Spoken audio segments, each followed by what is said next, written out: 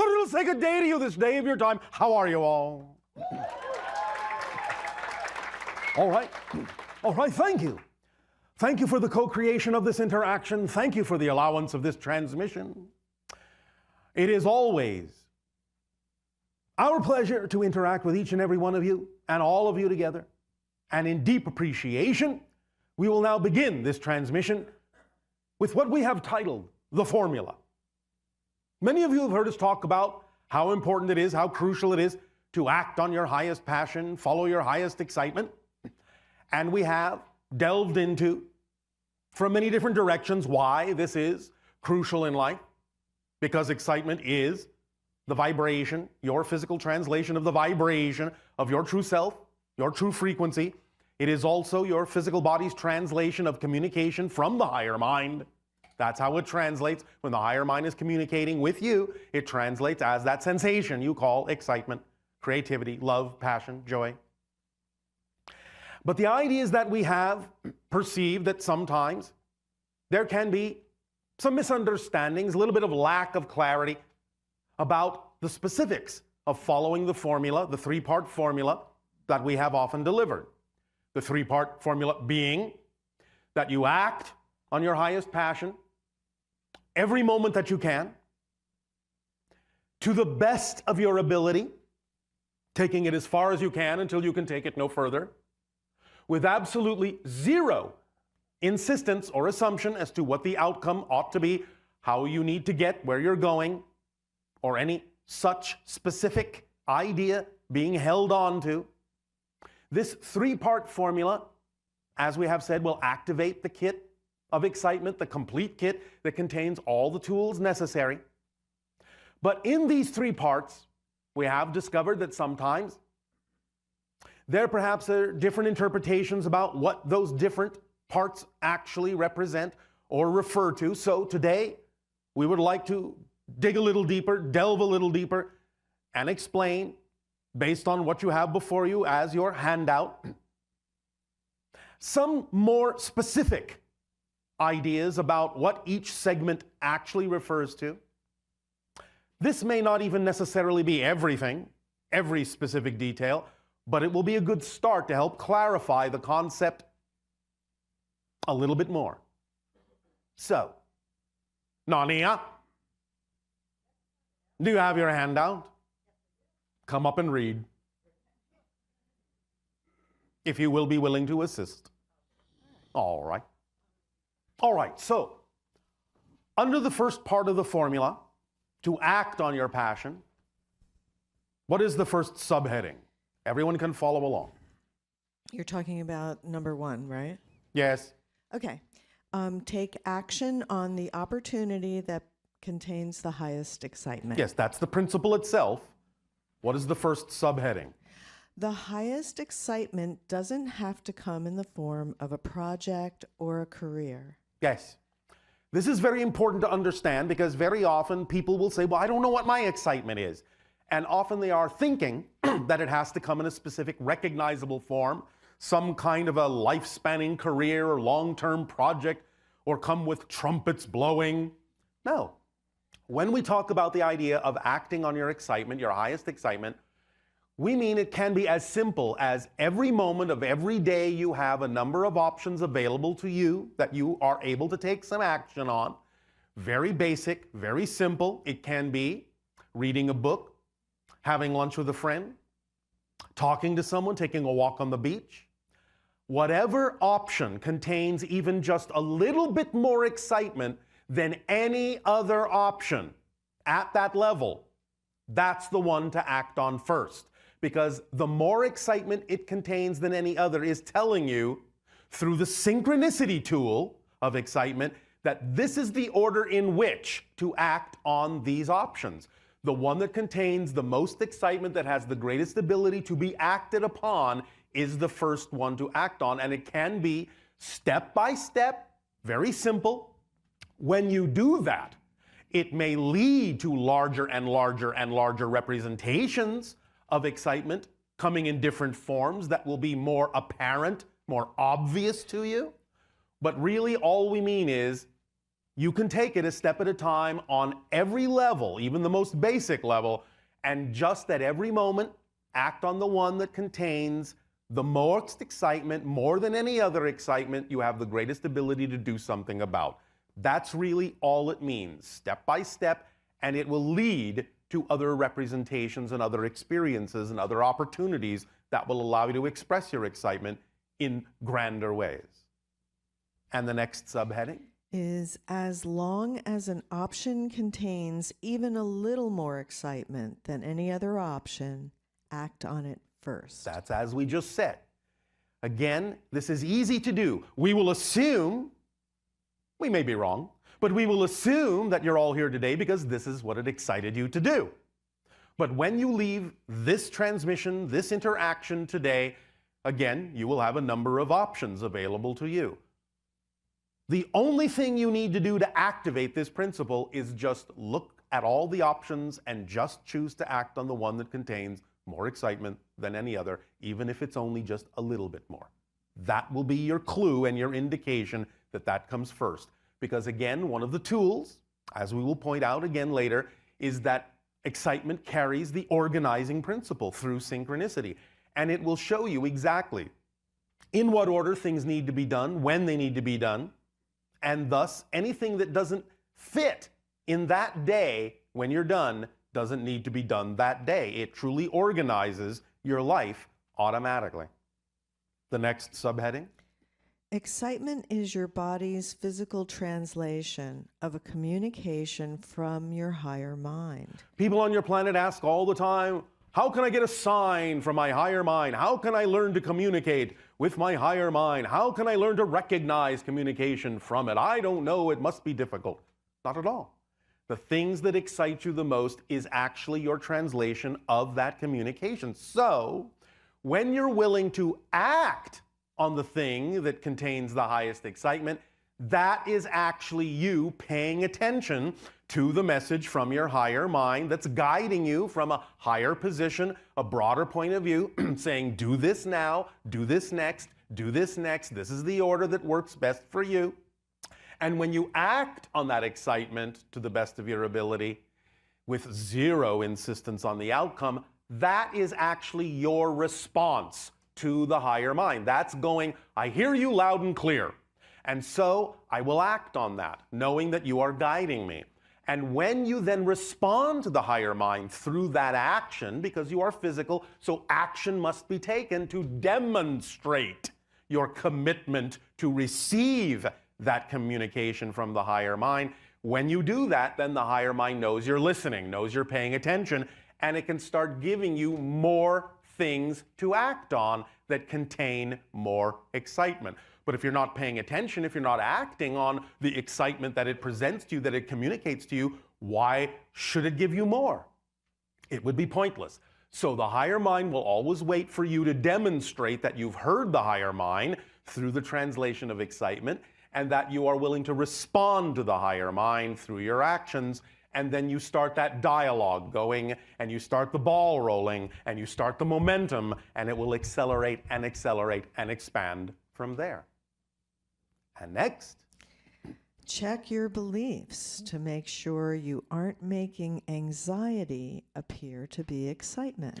this is crucial because many people will be afraid to face their fears because of negative belief systems within themselves about what it is they think they will encounter if they go exploring those things. And so many times they will gloss those anxieties, those fear-based beliefs over. They will ignore them. They will deny that they're there. They will not want to explore them, not want to admit that they're there. And so even though they may actually be feeling anxious, they may attempt to avoid looking at it or investigating it by making it appear or labeling it as my excitement. You have to be very clear in discerning within yourself what is truly excitement-based and what may be anxiety or fear-based.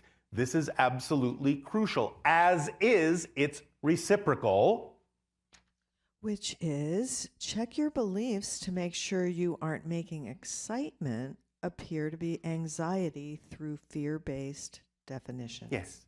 Many people on your planet will not be willing to act on their excitement because of fear-based definitions of what they think will happen if they do. Oh, something bad will happen, or this will happen, or I'll lose this, or people will laugh at me, or judge me, or I won't belong, and everyone will walk away from me, and many other different kinds of fear-based beliefs if you are actually acting on your excitement.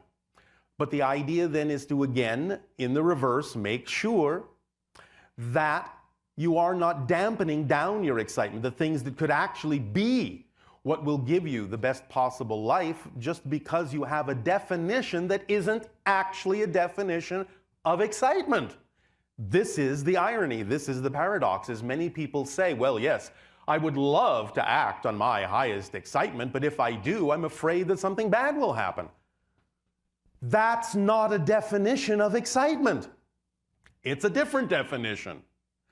You have to understand that in the purest form, excitement, by definition, cannot contain anything that would actually create a negative experience.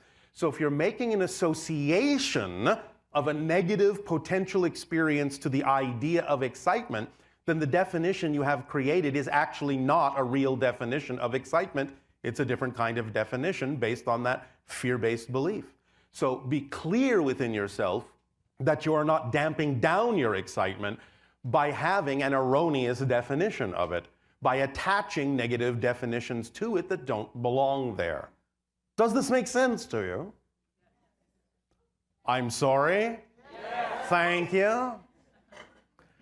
And so, the next principle? All right, the next, number 2, Yes. is act on that excitement to the best of your ability. All right, now, as you can see in this diagram, there is a lot of clarification in this particular section, because there are many different interpretations on your planet from different people about what acting on it to the best of your ability actually means. What is the first subheading? Well, the first subheading is use all your skills, talents, imagination, and abilities in taking action. Yes. Basically, this translates to the idea that if you actually are passionate about something, really, truly, you will use everything you've got. You will stop at nothing to allow yourself to express, to act on, to mimic, to mock up, to model, to mirror. Every skill will be brought to the forefront. Every ability that you have will be sought out and utilized and applied in your life to match the frequency of the passion you say that you are passionate about. So allow yourself to go forward full steam ahead when you know you are clearly acting on your excitement. Don't hold back. Otherwise, again, you're not really committing. You're not really demonstrating to the higher mind that it's a full commitment, that you actually believe that this frequency is representative of your passion, or this opportunity, or this doorway. Use every skill you have as best as you possibly can, and it will accelerate you greatly. And next. Okay. Act to the fullest degree you are able to act. Again, this is a reinforcement of understanding that you must go all the way to the degree you are truly able to act on it. Not only bringing all the skills, but taking it as far as you can until you can take it no further. Exhaust every possible avenue. Take it all the way out. Again, if you are truly, truly passionate about something, you will stop at nothing. It will be your driving force. You will look for every nook and cranny, every doorway, every window, every path you possibly can to take it as far as you possibly can until your reality through synchronicity shows you there is simply nothing else that you can possibly do. And next. If more than one opportunity has equal ability to be acted upon, choose either, and it will show you whether or not to continue down that path. Again, through synchronicity, the idea is that if it seems to be that there are equal opportunities with equal abilities and equal excitement, it really won't matter which one you choose first. You might as well just flip a coin. Because if it is not the path of least resistance for you, it will be self-contained within the toolkit of excitement, and something will happen synchronistically to demonstrate to you that that wasn't necessarily the choice that serves you best. That ability, that reflectivity is built into, automatically built into every single opportunity that you act on if it is being acted on to the best of your ability from your highest excitement. And using the coin analogy, we are serious about that because sometimes the idea is you don't really know which one might be representative of your highest excitement sometimes until you actually flip the coin. You may think they're equal, but sometimes when you flip a coin and say, all right, if it's heads, I'll take path A. If it's tails, I'll take path B. And you flip it and it comes up tails and you go, oh, path B, oh darn, I really wanted path A. You will reveal to yourself in that coin flip what really contains more excitement. But if after even the flipping of the coin they still seem equal, then again, it doesn't really matter which path you take, for if it is not the path of least resistance, if it is not the path that serves you best at that moment, it will contain what it needs to contain to reflect to you that you need to choose the other path, because this is an automatic guidance system. It is an automatic, self-perpetuating, self-guiding system, self-correcting system. It contains everything that you need. So you can utilize it that way as well. And next. Keep acting on it until you have no more ability to act. Again, take it as far as you can until you can take it no further. And again, be clear about the idea of what it means to have an ability to act on something. And this is where we get into some of the other definitions in this segment, is there are many different interpretations on your planet in people's minds about what it means to have the ability to act on something. So let's continue with the clarification. When you can act no further, choose the next most exciting thing you are able to take action on. Again, you will come to crossroads in acting on your excitement when it seems the excitement is exhausted, when it seems there is nothing else you can do, you've taken it as far as you can. Then again, when you come to those crossroads, you just repeat the process. You look around for the options that are available to you at that moment on any level, and you simply act on the one that contains more excitement than any other. And you keep repeating that process over and over and over and over and over and over again. And if you always do that, then your life will always be as exciting as it possibly can be at that moment, because you're always choosing the thing that contains more excitement than anything else. And you just keep on doing that. And why? Because you have given yourself no other choice, no reason to choose anything else. That's why. And that's as simple as it needs to be. And recognize the signs, reflections, and agreements that indicate an inability to take action. again, this comes back down to the definitions of what ability means. Now, each and every one of you has different abilities. Each and every one of you has a different relationship with the collective. Each and every one of you may have different ways of doing things, and so what works for you may not work for someone else, and vice versa. So you have to really be aware of what your abilities are and what the synchronicity of your reality shows you you are able to actually do and not do. And physical parameters, laws of society, moral values, and ethical standards can all indicate whether or not you have the ability to take action. this is the biggest one that needs the most clarification on your planet. Now, some of them are relatively obvious. Physical parameters. If you are literally, physically unable to take action on something for whatever reason, then that means you are unable to take action on it, and that is as good as a crossroads. It's as good as an arrow pointing in another direction saying, this direction that you are unable to act on is not the path of least resistance. So please don't stand there banging your head against a brick wall. Turn left, turn right, go around, do something else. Choose another thing that excites you. The things that may look like obstacles physically are not obstacles. They're road signs guiding you that you need to turn left, you need to turn right, You need to turn around here and now. And that actually will be the path of least resistance. Please remember that even though the path may seem to be winding and longer than another path you could take, if it is actually the path of least resistance, it will actually be the fastest path. Because even though another path may look shorter, if it's not the path of least resistance, it will take you longer to walk it. So don't be afraid of the winding path. If it's your true path, it will actually allow you to go with the flow much more easily. Now, the idea again of what your society in general has agreed are different kinds of ethical and moral parameters are important for you to pay attention to because you agreed to be part of this society.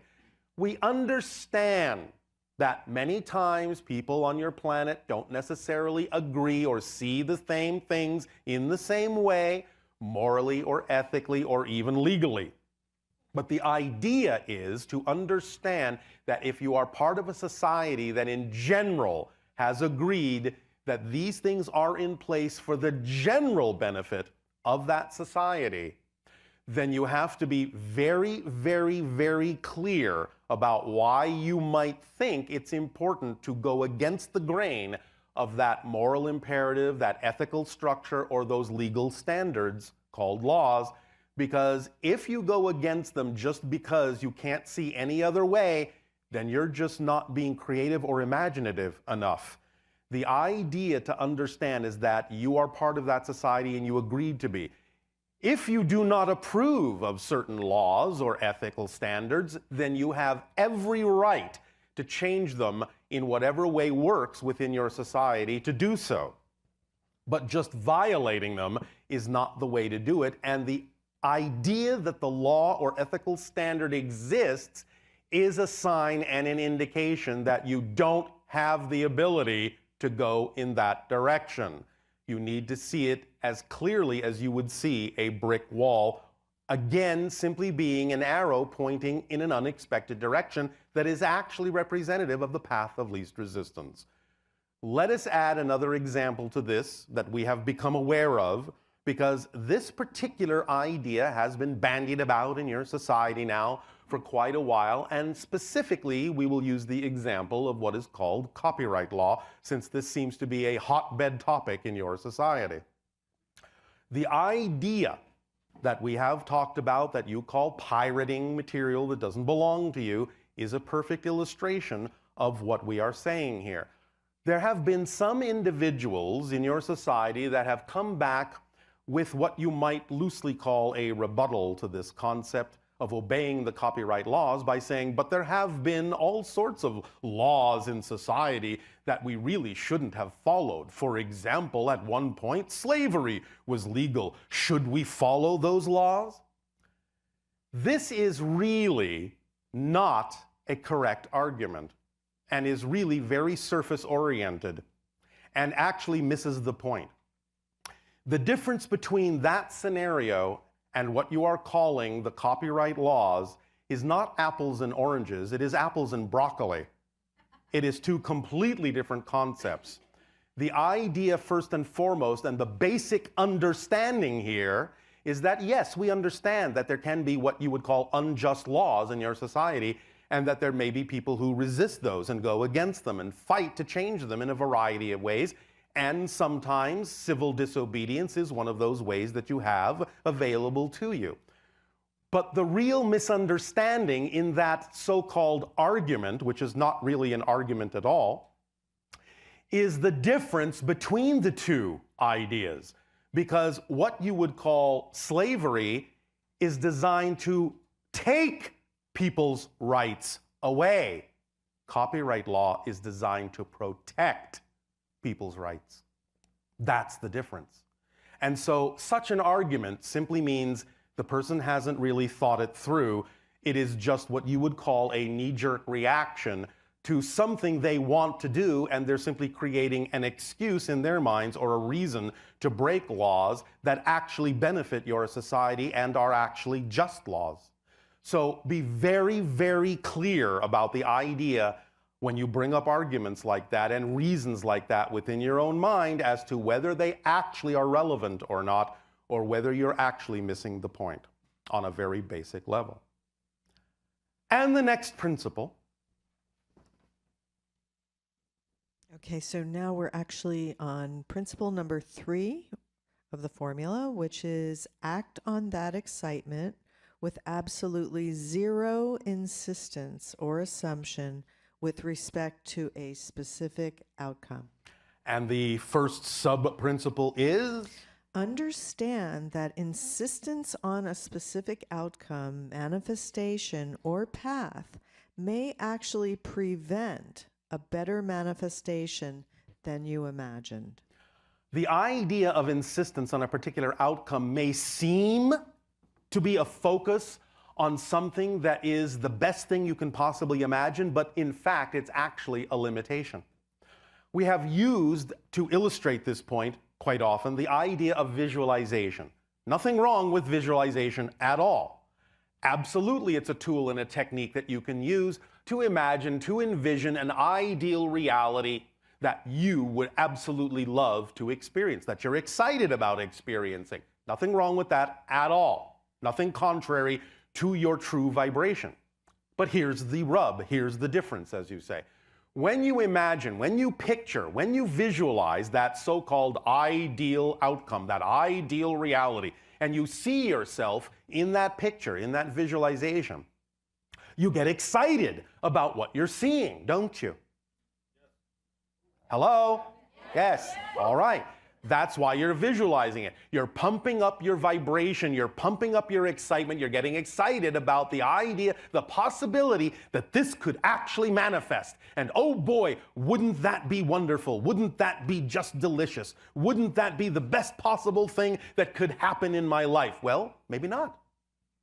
The idea is that maybe something even better than you were capable of imagining could happen. So if you insist on the picture that your physical mind created, how do you know you're not limiting yourself from something even better?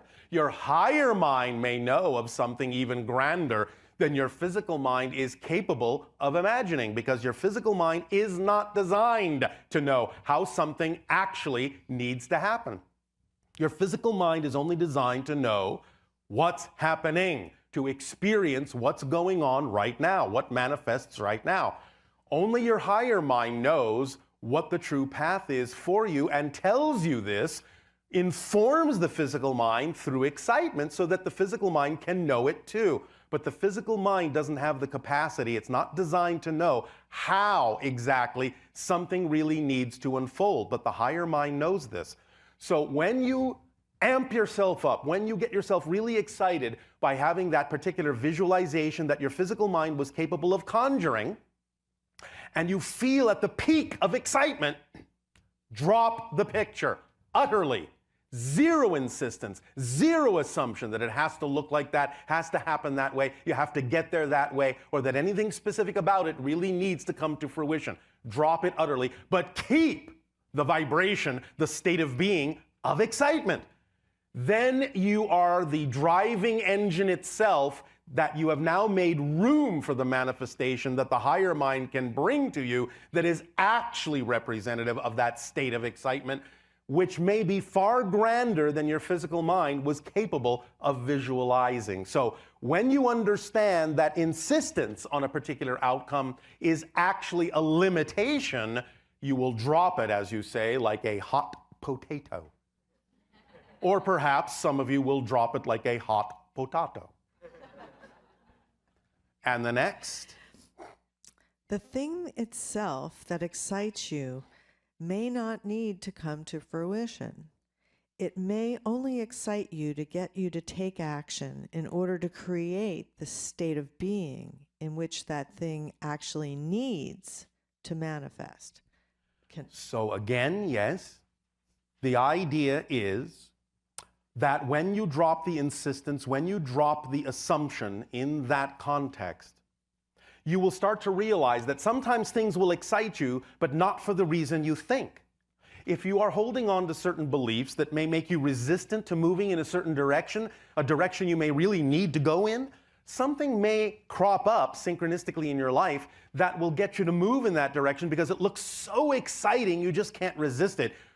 But never assume that the thing that excites you and gets you to move is the thing that actually has to manifest, because its job may only be to get you off your butt. And that may be it. And once you are moving, and once you are acting on your excitement, and once you're in that state of being, then the thing that really needs to be acted on and may really need to manifest can crop up as an opportunity and a circumstance before you. But never assume that what crops up actually has to be it. It may only be the thing that ignited you to start moving so you would have the momentum to take advantage of what really needs to manifest in your life. Okay, well, acting on this three-part formula with integrity aligns you with the complete toolkit of excitement that... When we say it's complete, we mean it's complete. If you need a refresher course on what that word means, please consult your local dictionary. Complete means it leaves nothing relevant out. That's the final piece of the toolkit. But first and foremost, and again, please remember, the toolkit is automatic, self-guiding, self-perpetuating. It works flawlessly all the time. And it becomes, when you activate this three-part formula of acting on your highest excitement every moment that you can to the best that you are able, with zero insistence on the outcome or how you get there, the methodology or anything like that, then you activate the kit to work for you in a positive way, and the kit becomes the driving engine. That's the first tool that moves you through life, accelerates you. It becomes the organizing principle in your life. Again, as we mentioned, through synchronicity, showing you exactly what needs to be done in what order and when, and whatever doesn't get done by the end of the day when you are excited about being tired and going to sleep, which is also an excitement, then it didn't need to be done that day. Because again, it's the organizing principle, and it knows exactly how to fill your day perfectly. And again, please remember that when we talk about acting on your excitement, we don't mean, as we have said very often, that you have to be jumping up and down with your hair on fire. Excitement can be a sense of balanced peace. It can be a very relaxed meditative state expressing your excitement. You don't have to be running around the room, bouncing off the walls to say, I'm excited. Look at me, I'm excited. And so, not only is it the driving engine and the organizing principle, but it is also the path of least resistance. It is also that which connects you to all other expressions of excitement. Even if on the surface they look unconnected, it's the excitement that tells you that they are. It is also what gives you support in life, in all the ways you need it, in all the forms it needs to come. Whatever form of abundance that may be will be the form that needs to be there. So again, drop the insistence on what form in which abundance may need to come. Because again, you don't know what form actually may serve you best. If it's money, which we understand you have on your planet, then that's the form it'll come in. But if that's not the path of least resistance, another form of abundance may need to crop up, such as simply being gifted something. That's a form of abundance. But you must trust the synchronicity and the way your life unfolds in order to be open to all forms of abundance and not be insistent that it must come in a certain form, which again, paradoxically, closes the doors to which all other forms of abundance may actually reach you through. It also contains the reflective mirror, this kit, that reveals to you, as you're acting on your excitement, as you're moving forward, it reveals to you, in no uncertain terms, by bringing them up to your attention, anything that may be in your subconscious or unconscious mind that is out of alignment with your true vibration. Any negative fear-based beliefs that are out of alignment, it will bring them to your attention. So when you're acting on your excitement and suddenly one of these fear-based beliefs comes up, don't label that as something having gone wrong. That's exactly what needs to happen, because you need to be aware of these things. You need to identify these negative beliefs consciously in order to see that they don't belong to you, in order to see that they make no sense, in order to see that that's not what you prefer, in order to consciously realize that's not what you prefer to choose. And once you let that go, then you will add its energy to your excitement and you will continue to expand from there. And once again, this being a complete kit, it leaves absolutely nothing relevant out of your life. That's what we mean by complete. It will contain everything you need in perfect place, in perfect timing. You will find yourself synchronistically where you need to be, when you need to be there, with whom you need to be, doing what you need to be doing. All these things are automatic, and if you're willing to go with the flow, you will start experiencing this synchronicity in that way more and more and more and more. Life will become more ecstatic. It will become more effortless. It will become more joyful. It will become more creative. It will become more loving. It will become more aware of who and what you are. Know thyself. This all boils down to that. Know thyself. The ultimate formula. Be aware of your definitions. Be aware of what you're choosing. Be aware of what story you're telling yourself and living out. And choose the ones that you prefer instead. Again, this may not necessarily contain every single detail, but for now it is sufficient. And if you are willing to follow these guidelines and allow yourself to learn very effectively and make them your own, these principles and sub-principles, and remind yourself, if you find yourself slipping a little bit, go back to the sheet, remind yourself of the details here, of the precise definitions here, and then just move forward. Does this sound like fun? Yes. All right. Thank you for your assistance, Nania. Thank you, Tadeo. That was beautiful. And now, in return for the gift you are giving us and allowing us to experience all of you, I ask, in what way may we now be of service to you?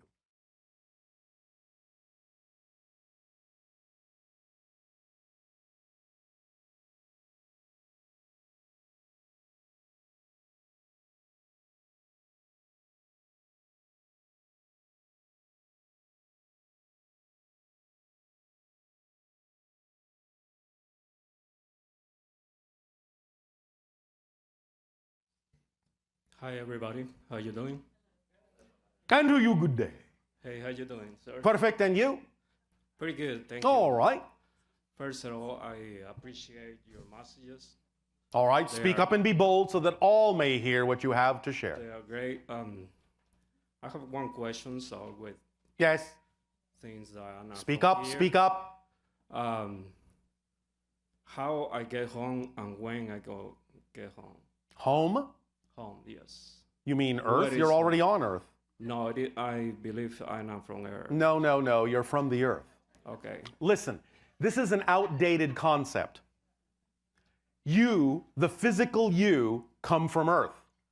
We understand what you're referring to, however, but you're stating it in a very outdated, old-fashioned way that allows for a misunderstanding of this concept. It's an old idea that has outlived its time. It's time for a new definition in your 21st century of this concept. What you're actually saying is, what other realities that exist simultaneously with this one am I making connections to and becoming more aware of? That's what you're actually asking. Because you don't come from anywhere in particular, because everything, everywhere, every when, everyone, everything exists all at the same time. Do you understand this concept? Now I do. All right.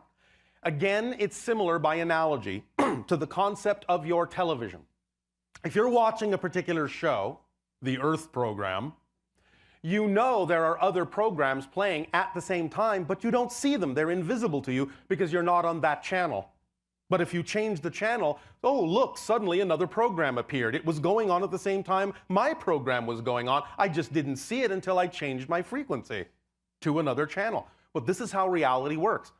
All realities, what you call past, what you call future, what you call parallel realities, what you call other lives, are all existing right now.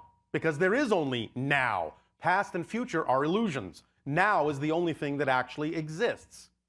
But you create the appearance of a separation and the appearance of time and space in order to have a linear physical experience. But that's an illusion. So when you say, well, where's my home? Well, you as a physical human on Earth are from Earth. That's your home. But you are connected to many other places and many other times. And the fact that you are becoming aware of that is what you're experiencing. Because your senses are expanding, you're exploring consciousness. Your senses allow you now to tap into things that were heretofore invisible to you or unable to be sensed by you. But you're interpreting it as coming from someplace else because you're interpreting it through the linear space-time frame of reference. That things happened in the past and things will happen in the future, so you're putting it in that context. Does that make sense so far? Yes, sir. All right. Oh, sir. Oh, so formal. All right, then, sir. The idea is that you are connected to many different things, and in those energetic connections you are making from here, now, to those other lives that also exist now, you are drawing information and experience from them, just as they're doing from you to them, to aid and assist them in their lives, just as you are drawing information and experience from them in their lives to aid and assist you in this life. So it's a cross-connecting web of the exchange of information and energy to aid and assist you in exploring the theme you chose to explore as this version of you, while all the other versions are also exploring their own themes, drawing from your life experience what they may need to help them in those lives that are going on right now alongside yours, even though they may be invisible to you. Does that make more sense? Yes, sir. More, sir. All right. All right. So you have connections to many different kinds of things, obviously different lives in different places, historically speaking, on your planet, which are all going on at the same time. But in terms of other civilizations, as many of you are right now, you are connected to the Sirius civilization, the Orion civilization, the Pleiadian civilization, the Arcturus civilization, many different things, hybrid civilizations, including our own and many other hybrid civilizations, and a few other things we're not really allowed to talk about right now. Nevertheless, you have all these connections in general, and you're drawing upon them in whatever way you need to. So that's what it means to say, where's my home? It's what connections do I have that are relevant for me in this life that I'm using to aid and assist me in exploring my theme in this life. Does that make more sense? Thank you. Does that help? Yes. All right. Anything else? That's it. All right. Well, thank you. I appreciate it. Thank you. All right. You may go home now. Thank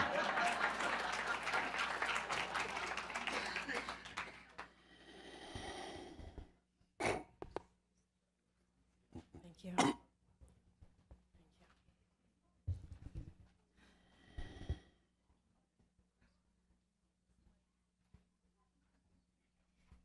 Remember also that when you think of things that way, in that sort of old-fashioned way, you're making a separation between where you are and where you think you would rather be.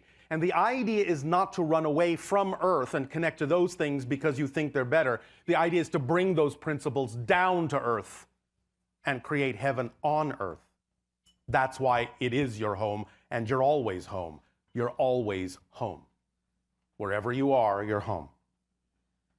And so, Hello, Bashar. and you good day. I'm so happy to be here. I'm so excited. All right, we are happy that you are happy to be there. About 3 years ago, I was doing one of your meditations, and it was about what train do you want to get on? Yes. Getting on aboard a train because things are changing. Yes, the tracks are separating. Yes. So be on the train you want to be on the frequency level you want to be on. Yes. And I really enjoyed the meditation. All and right. after I finished it, I Yes. looked out my window and I saw Yes. falling lights coming down Yes. from the sky. Yes. What was that? Can you tell me? Well, you are shifting your vibration, as we said earlier, so that you are increasing the ability of your senses to see things that were heretofore invisible. There's all sorts of energy movement and different dimensional kinds of phenomenology all around you all the time, but your senses don't often stretch far enough to be able to perceive these things. But you began to see movement of energy in different dimensional ways once you had stretched yourself and allowed your senses to expand to that degree. You understand? Yes, yes. It was really exciting. I It really is. enjoyed it. Yes. And? I'm looking forward to more of that. Oh, all right. And also, I have a question about relationships. Yes. I know that you said that we have versions of everybody, and we're in a room, and we have, Each of you are creating your version of everyone else in your reality in order to interact with them, yes. Yes. So when I interact with somebody, I'm creating my version of them Yes. to learn what I need to learn. Yes. And somebody else could have a completely different version of Absolutely. that person than I have. And That's why sometimes you have different stories for the same event or encounter. Yes. And so even if I just meet somebody, Yes. it's like just a casual meeting. Is that happening in those kinds of relationships Yes, too? because that's Yeah. just the nature of the structure of physical reality experience. Everything is a reflection. Yes. So you have to create at least some version of it in order to experience it in your so-called physical reality, or you wouldn't be experiencing it all. There are actually many, many other people, I'll just put it this way, many other people walking around you all the time you never see, because you don't need to include them in your reality, so you don't create a version of them to interact with. But there are thousands, millions of people walking around you all the time that you never know about. I feel like when I'm in a close relationship with somebody that I'm seeing, it's almost like I'm seeing aspects of myself. Of course through it is, them. because that's the purpose of relationships. And it's very interesting, and Yes.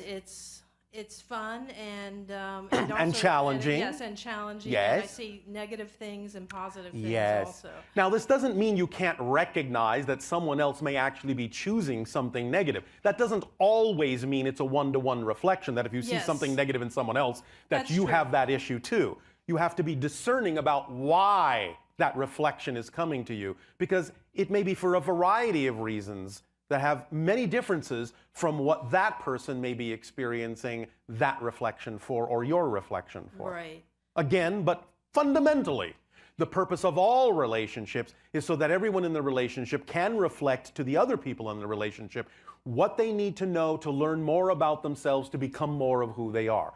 That's the purpose of relationships. That's how you serve each other. Great. Yeah, it's a lot of fun too. It is. And I'm also interested in channeling, and I Yes, started. well, you're channeling right now. Okay. All of you are. Yes. Remember, your personality is an artificial construct, an artificial projection. You have to channel your personality into being, so all of you are channeling right now. Okay. It's a natural state. You do it all the time, but you can do it in different ways on different frequency levels. Channeling, again, the channeling state is very natural when you're doing anything you love to do, when you're in the zone, as you say, when you're operating at peak performance, when you're completely focused and you don't even notice the passage of time, you're in a channeling state. Just depends on what you want to do with it at that point. My question about that Yes. was, I using these CDs to learn more about channeling, and I Yes. wanted to know if Do you mean vocal channeling?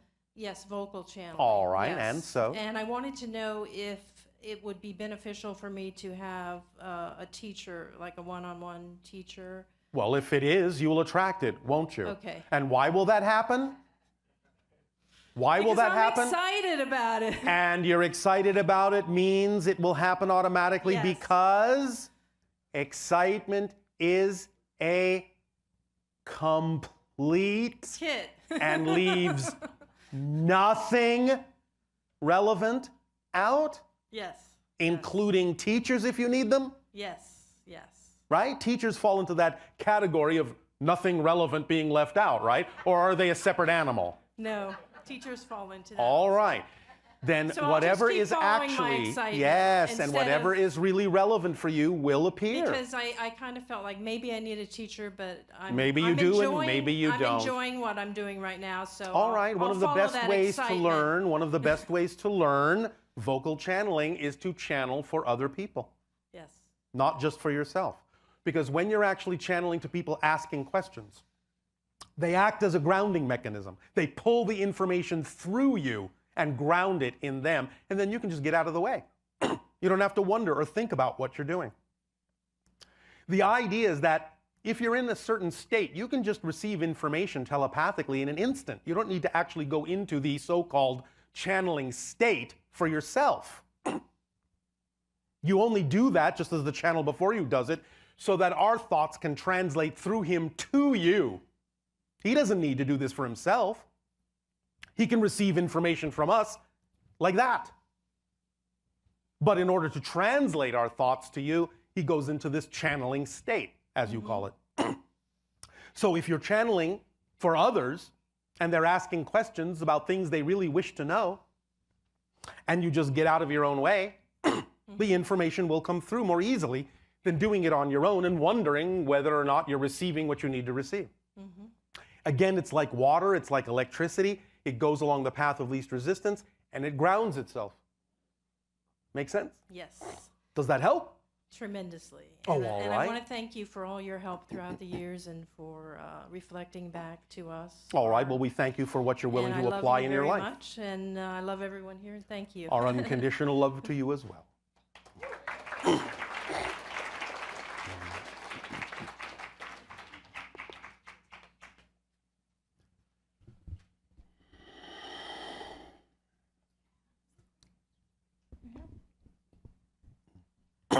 Hello, everyone. Hi, Bashar. And to you, good day. Hi. So my question is not a question, but a question. Not a question, but a question. Yes, I know it sounds weird. I feel that you have been me, or beings of your kind have been with me for a long time. I felt as if you guys were with me before I came here. Yes. I was guided to you. I have only found you 7 days ago. All right. And so? And so I guess what I'm trying to say is my family lineage comes back far, and I believe that we were part of a hybridism in France of some sort many generations ago. We all can channel on my mother's side. With my daughter will be 6 generations. All right. And so, what I are you believe- doing with that information in your life? Well, I keep getting synchronicity. Yes. I landed on hybrid after I talked to my husband about how I felt that I was. Well, Yeah. all of you are hybridized. That's what you are as a human, but there have also been other alterations Yes. in many of you. Yes. And so, again, And so I believe that yes, that if that's been something that's happened to me, and if but it doesn't really much matter. The idea is, what do you do with that knowledge? How do you apply it in your physical reality to act on your excitement? yeah, I mean, Do you have an answer to that? I really don't know. No? I mean, I do. I mean, I know that I have hybrid children, Oh, all right. I Well, have 12. yes. And so? and my husband has over 20. All right. And so? I don't know really what to do with it. I just came. You know all what to this do with it information. exactly. We've been explaining it all along. Act on I your mean- highest excitement to the best of your ability with no insistence on a particular outcome. Yes. And it will lead you where you need to be led, and you will experience what you need to experience. But you need to act on something that contains excitement every moment that you can in order for your life to unfold in an automatic way and wind up where you need to be when you need to be there with whom you need to be. Exactly. That's it. You said it. Okay. I'm sorry. One more. Well, you don't have to apologize. I always do the sorry thing. I don't know why. All right. Well, why don't you work on that? I know, right? I've been working on a lot, I'll tell you. Well, that's the challenge, isn't it? Yes, it is, and I love it, and I want it to keep coming. It will. Awesome. Trust me, it won't stop. No. Ever. Ever. Even beyond this life, it won't stop. That's awesome. Okay, so with this hybridism, I guess, maybe I should do a one-on-one session with you. 'Cause I Well, have if a you lot. wish. Yes, I have a lot. All right, well, you can avail yourself of that opportunity, and again, it will happen when it needs to. I've been kind of stuck with an illness for a while. And Stuck? It's been kind of a stuck feeling, yes. And I've been trying to do All everything right. I possibly can. To, All right, well, we don't really do health readings anymore. No, it's not. It's not a health reading. It's kind of like I know what I need to do and get All up right. and do it. And I have so many different entities like coming through to me, if that makes sense. Beings, like one day, like I could be Yes. communicating with you guys, and then I'm communicating with the Arcturians, and then I'm So that's an average day for us too. Is that? Because I'm kind of, I've had it my whole life, but I've kind of had a lot of events that drowned in, a lot of memories, and here I am, and now I'm fully awake almost, I feel, All right. as if. And so, again, the question still comes down to what are you going to do with that? How are you going to apply it? Get it going, just do it. Yes, thank you. That's my excitement, yeah. That's it. Yeah. So there you go. Yeah. Do you believe, one question, can you foresee, do I have hybrid children? Yes, you do. Okay, is 12, I get the number 12, I got 12, no more than 12. I've asked 13, no. 12, it's a yes. It's guaranteed, like they're saying 12. So I don't know, it's just a number, Yes, it is just a number. I'm just, it's so weird just to think, and this all just happened within 7 days. I was guided right to you. That's how things accelerate. I love it.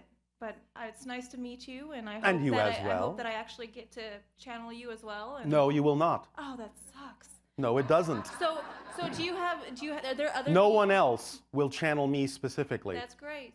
But you may tap into our collective and okay. something else may come through. Okay, so but it that- won't be me, even if it feels like it. It's just that you're familiar with our energy, and therefore you may think it is, because many beings in my society are similar in vibration, but it will be something else. Do you know of any that start with like Nahara or Nahara? Or We don't have names. no names. No, Bashar is not my name. It's an Arabic word that means messenger, because we know you needed to call us something other than, hey, you. Okay. Okay, because I was asking for a while, like, okay, so who is it that I am channeling? What is this? And I got the name Nahara. That's fine. That actually is more representative of your higher mind. Okay, and I kind of was thinking that. One of the first things that most of you, when you go into the idea of vocal channeling mode, will encounter is the integration of the different aspects of your own consciousness. And some of those aspects of higher mind and so on and so forth may come through first to prep you for other things. You don't have to assume that those things or those beings or those levels of consciousness are anything in particular in order to channel the information that's important and necessary for you to channel. In fact, in many cases, you want to actually lessen your desire to be that specific, because being that specific and that detail-oriented about who's coming through now and what is your name and where do you come from can actually get in your way of bringing the information through that's important. You are correct. I know, that's why I said it. So does that help you? Yes, it does. But I have a question about crystals. Yes. I was guided. I'm from Arizona, Bullhead City, where I lived there for many years. In the Yes. valley. I was guided. Went to my husband. I said, "Hey, I think we have to go to Arizona. First mountain. All right. We find these crystals. It's full of crystals. I'm on Yes. the mountain. I just shake when I'm on this mountain. I feel like there's underground caves. How exciting! It is. And these crystals that I'm guided to, I have so many. And then I know that I'm guided back out to this mountain to keep getting these crystals. And I'm wondering, what am I supposed to be doing Do with you these understand our concept of permission slips? crystals? Yes. I just actually watched the video. Then that's all you need to know. Okay. When it works for you, it works for you. If It's it no working. longer works, do something else if you think you need a permission slip at all. I don't Because believe you it. are the ultimate permission slip. I am. Thank you so much, Bashar. So these things, these objects, rituals, techniques, and tools that reflect certain things to you are just reflecting where your belief system is at.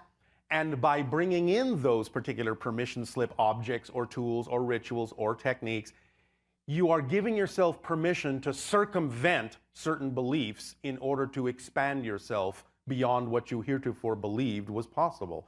That's how they work. They're just a reflection of what you're now willing to do because you believe the permission slip is giving you the ability to do something you didn't think you had the ability to do before, but you're doing it anyway. Yes, I am. All right. Well, thank you. And I Well, appreciate thank it, you. And it was nice to meet you. And you as well. Thank you.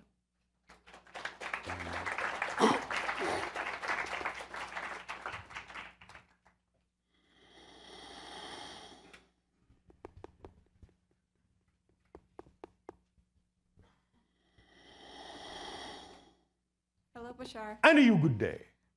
I was wondering if you could give any advice on channeling, vocal channeling. I just did. I know. Now I don't have a question. That's all right.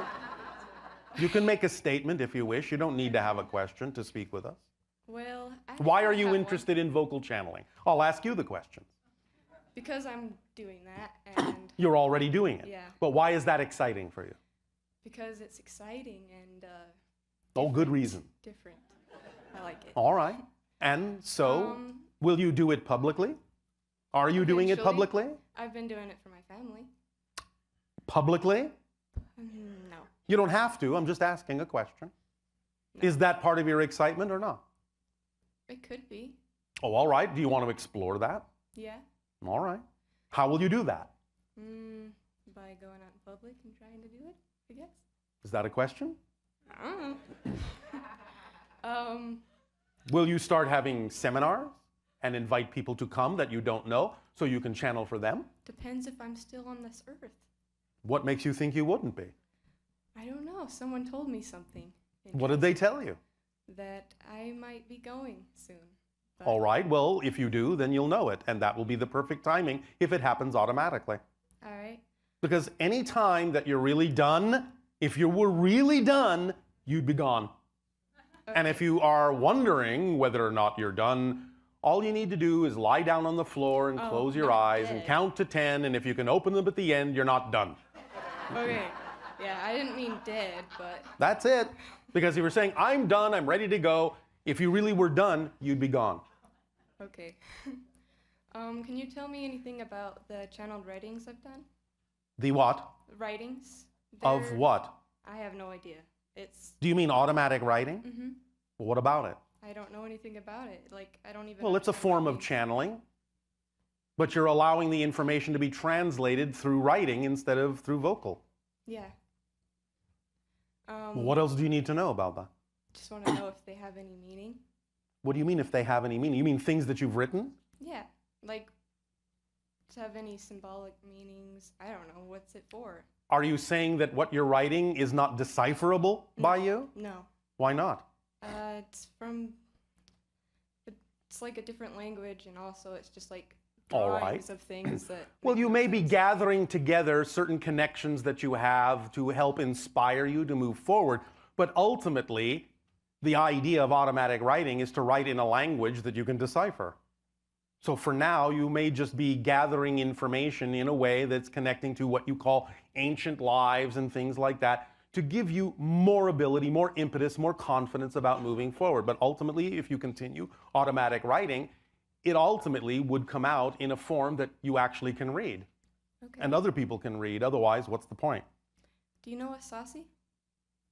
Not by that name. What is it? He's the person I channel. All right. I was just What is wondering- it to you? I don't know. He told me you know him in some form. Well, all right. We know many of your higher minds in some form, so it may be that. But we can't always discern specifically because you're dealing with millions and millions and millions of entities. Is there anything that I need to know There are many things you need to know, at this time? but you'll find them all out if you keep acting on your excitement. Okay. Why? Thank you. You will know what you need to know when you need to know it. Not a second before you need to know it, but I guarantee you not a second later than you need to know it if you remain in the present. All right. Yes? Yeah. Does this help you? Mm-hmm. All right. Thank you, Bashar. Thank you.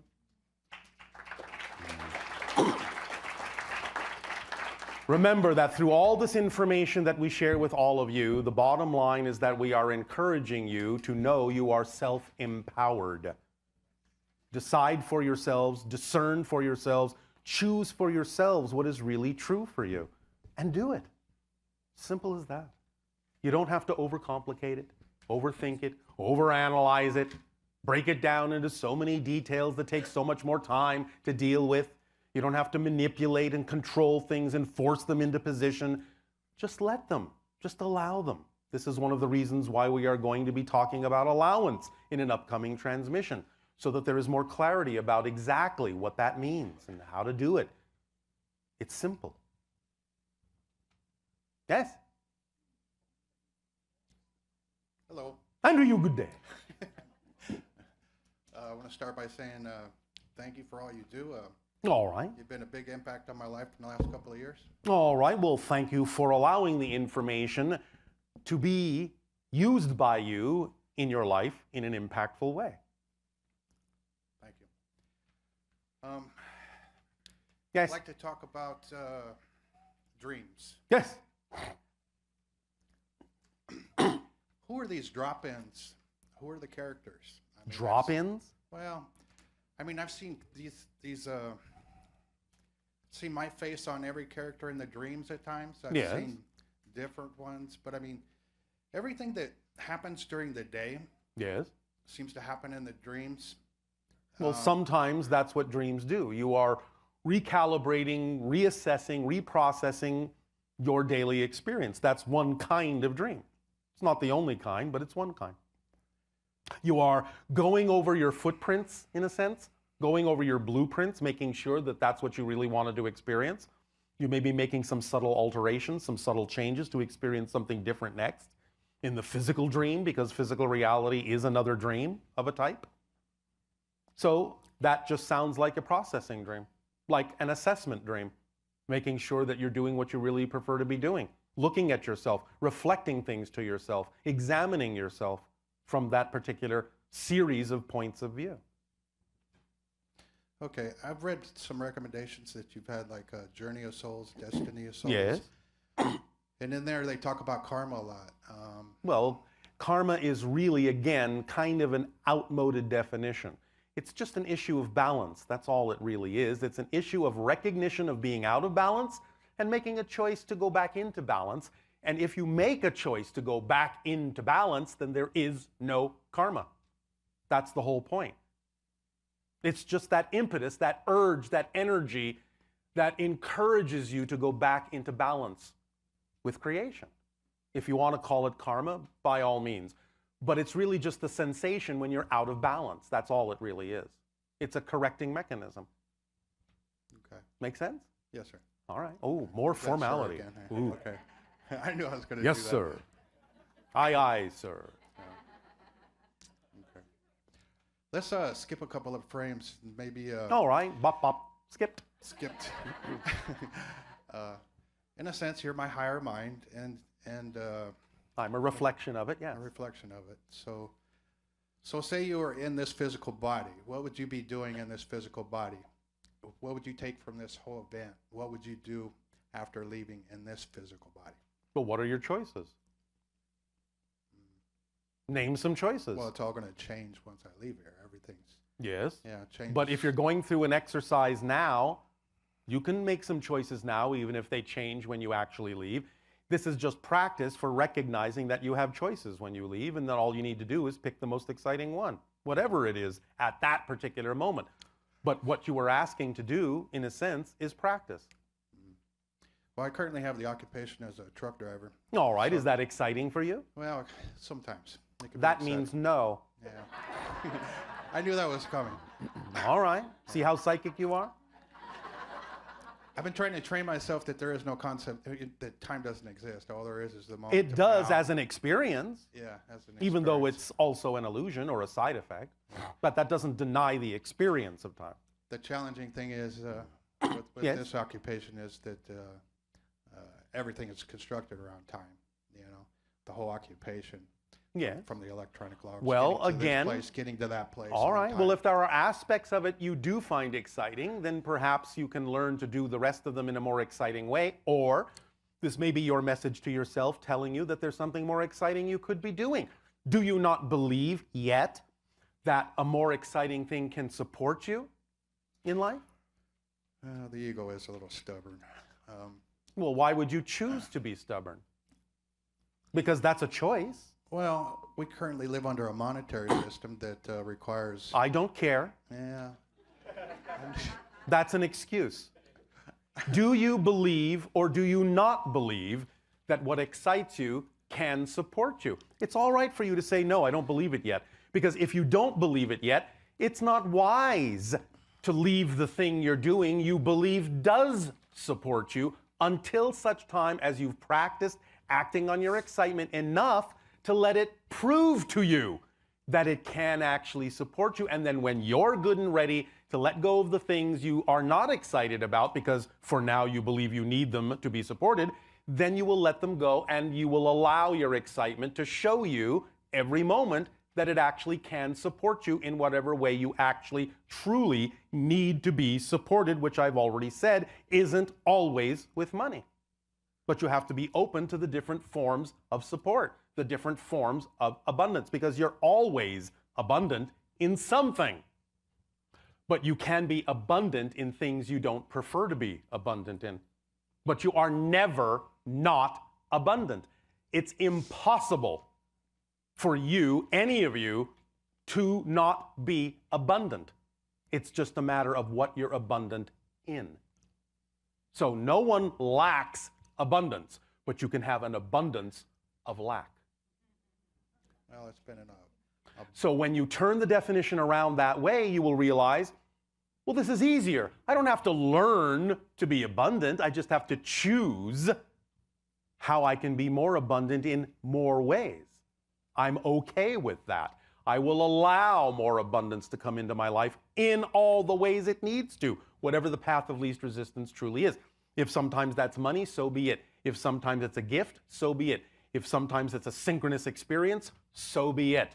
Because you're not making a differentiation between the different forms of abundance as one being more valid than another, because it isn't. Is this helping? It is helping, absolutely. All right, so when you allow yourself to practice doing what excites you more than what you're doing, it will eventually show you that it can support you. And when you're ready, maybe you'll make the switch. When you finally believe it can, you will make the switch. But until you believe it can, don't make the switch. Because it's not wise, as we say, to jump off a cliff if you don't believe you have a parachute.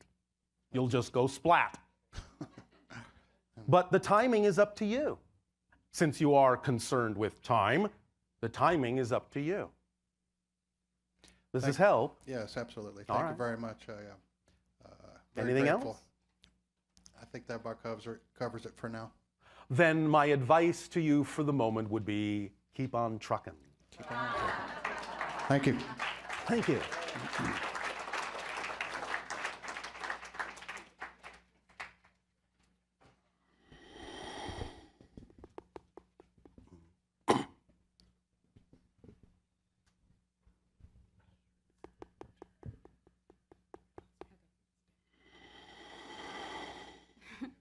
Hello, Bashar. And you good day. I just want to say you're awesome. I only have some awe? I thought I was full of awe, which makes me awful. Okay. All right. But thank you. Okay, I wrote down my question, actually, before I got here, because I knew I would be called. All right, well, speak up and be bold and be clear so that all may hear what you have to share. All right. I am told, and I intend to use beauty as a doorway toward obtaining wealth, power, in order to bring forth occult practices, magic, art, healing, science, and technological advancements for humanity. Well, good for you. But after that statement, there's a but? My goodness. I know. I need to know two things. Yes, number one being what? What is beauty in its truest form?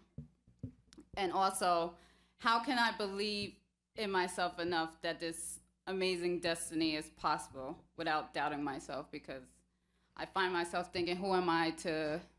Oh, yes, who am I, poor little me, loathsome, unworthy, undeserving me. Why should I experience grace and beauty and alignment and love and creativity? Even though I can imagine them, perhaps I'm just being tortured by being able to, because I'll never achieve that because I'm not worthy of the things that I'm capable of imagining. What kind of a reality are you imagining here? One where you can imagine such things but not be capable of them? That's not possible. What's your definition here? Look at your definitions, because that's where all this is coming from. The idea of doubt is not a lack of trust. You don't have a lack of trust. You have a 100% trust in a definition of yourself that's out of alignment. Do you understand? Yeah. You are trusting a definition of yourself that's out of alignment. That's what doubt is. Trust in a definition that's not true for you. So when you realize that and start looking for the definition and creating the definition that you believe is true for you and start trusting that, you will experience life in a very different way, in an expanding way, in the way that you have described it, as long as, again, you're not insisting on the particular way in which those things may unfold. Do you follow? Yeah. Yeah, meaning you're not sure? No, I'm not sure. Well, thank you for being honest. Okay. So, are you following what we're saying here? That's beauty. Being in alignment with yourself is true beauty. Yes? Yeah. So be beautiful and don't consider yourself ugly by being out of alignment with your true self and buying into negative fear-based beliefs about yourself that allow you to buy into definitions that have nothing to do with you. You may have bought into these definitions and they may have been spoon-fed to you while you were growing up from your parents, from your friends, from your society, from your school. You're not good enough. You're not worthy. You're not deserving. Blah, blah, blah. Those are usually statements that they fear are true about themselves and have nothing to do with you. You understand? You're carrying around baggage that doesn't belong to you.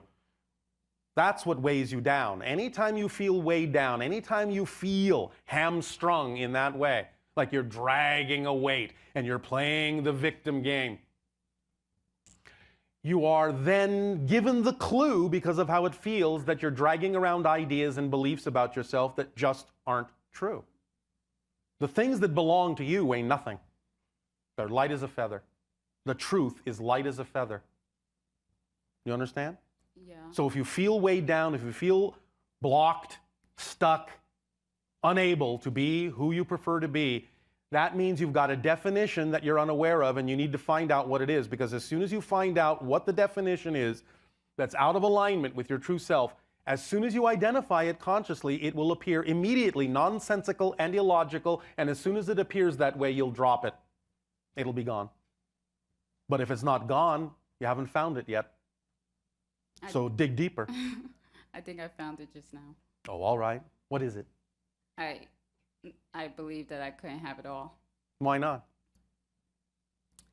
I don't know, because of everything You you understand that you may not have everything that exists, but certainly you are entitled to everything that is relevant for you, which means you can have all of what's relevant for you. And why would you want anything else but that anyway? Yes? said. Yeah, Yeah. Makes sense? it does. Yeah, simple, isn't it? Yeah. Bring it down to the proper definition, and it will be very simple to understand. If it's still difficult to understand, still seems too complicated, then you have negative definitions that you need to let go of. Because the truth is simple. Beauty is simple. You understand? Yeah, Does this help you? it does. All right. Anything else? One more thing. Yes. Why has Reiki worked so well for me? Well, it's a permission slip that obviously resonates with you. Do you understand permission slips? Yes. We've explained them. All tools, all techniques, all rituals, all practices, all exercises, all objects, all of them are permission slips. You believe with your belief system will allow you to be more of who you are. They allow you to give yourself permission to be more of who you know yourself to be. You don't really need the permission slip, but you can use them in beneficial ways for yourself, for other people who gravitate with their belief systems to those particular permission slips that allow them to become more of who they are through those interactions, through those relations, through those interchanges and encounters that you call Reiki or meditation or yoga or crystals or anything.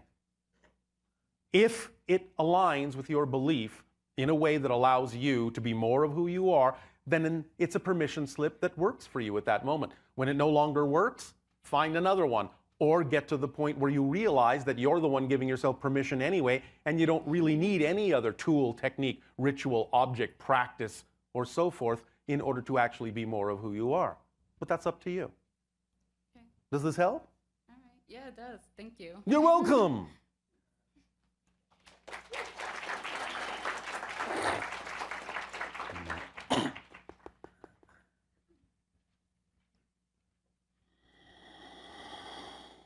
How you doing, Bashar? Perfect, and you? Perfect as well. All right.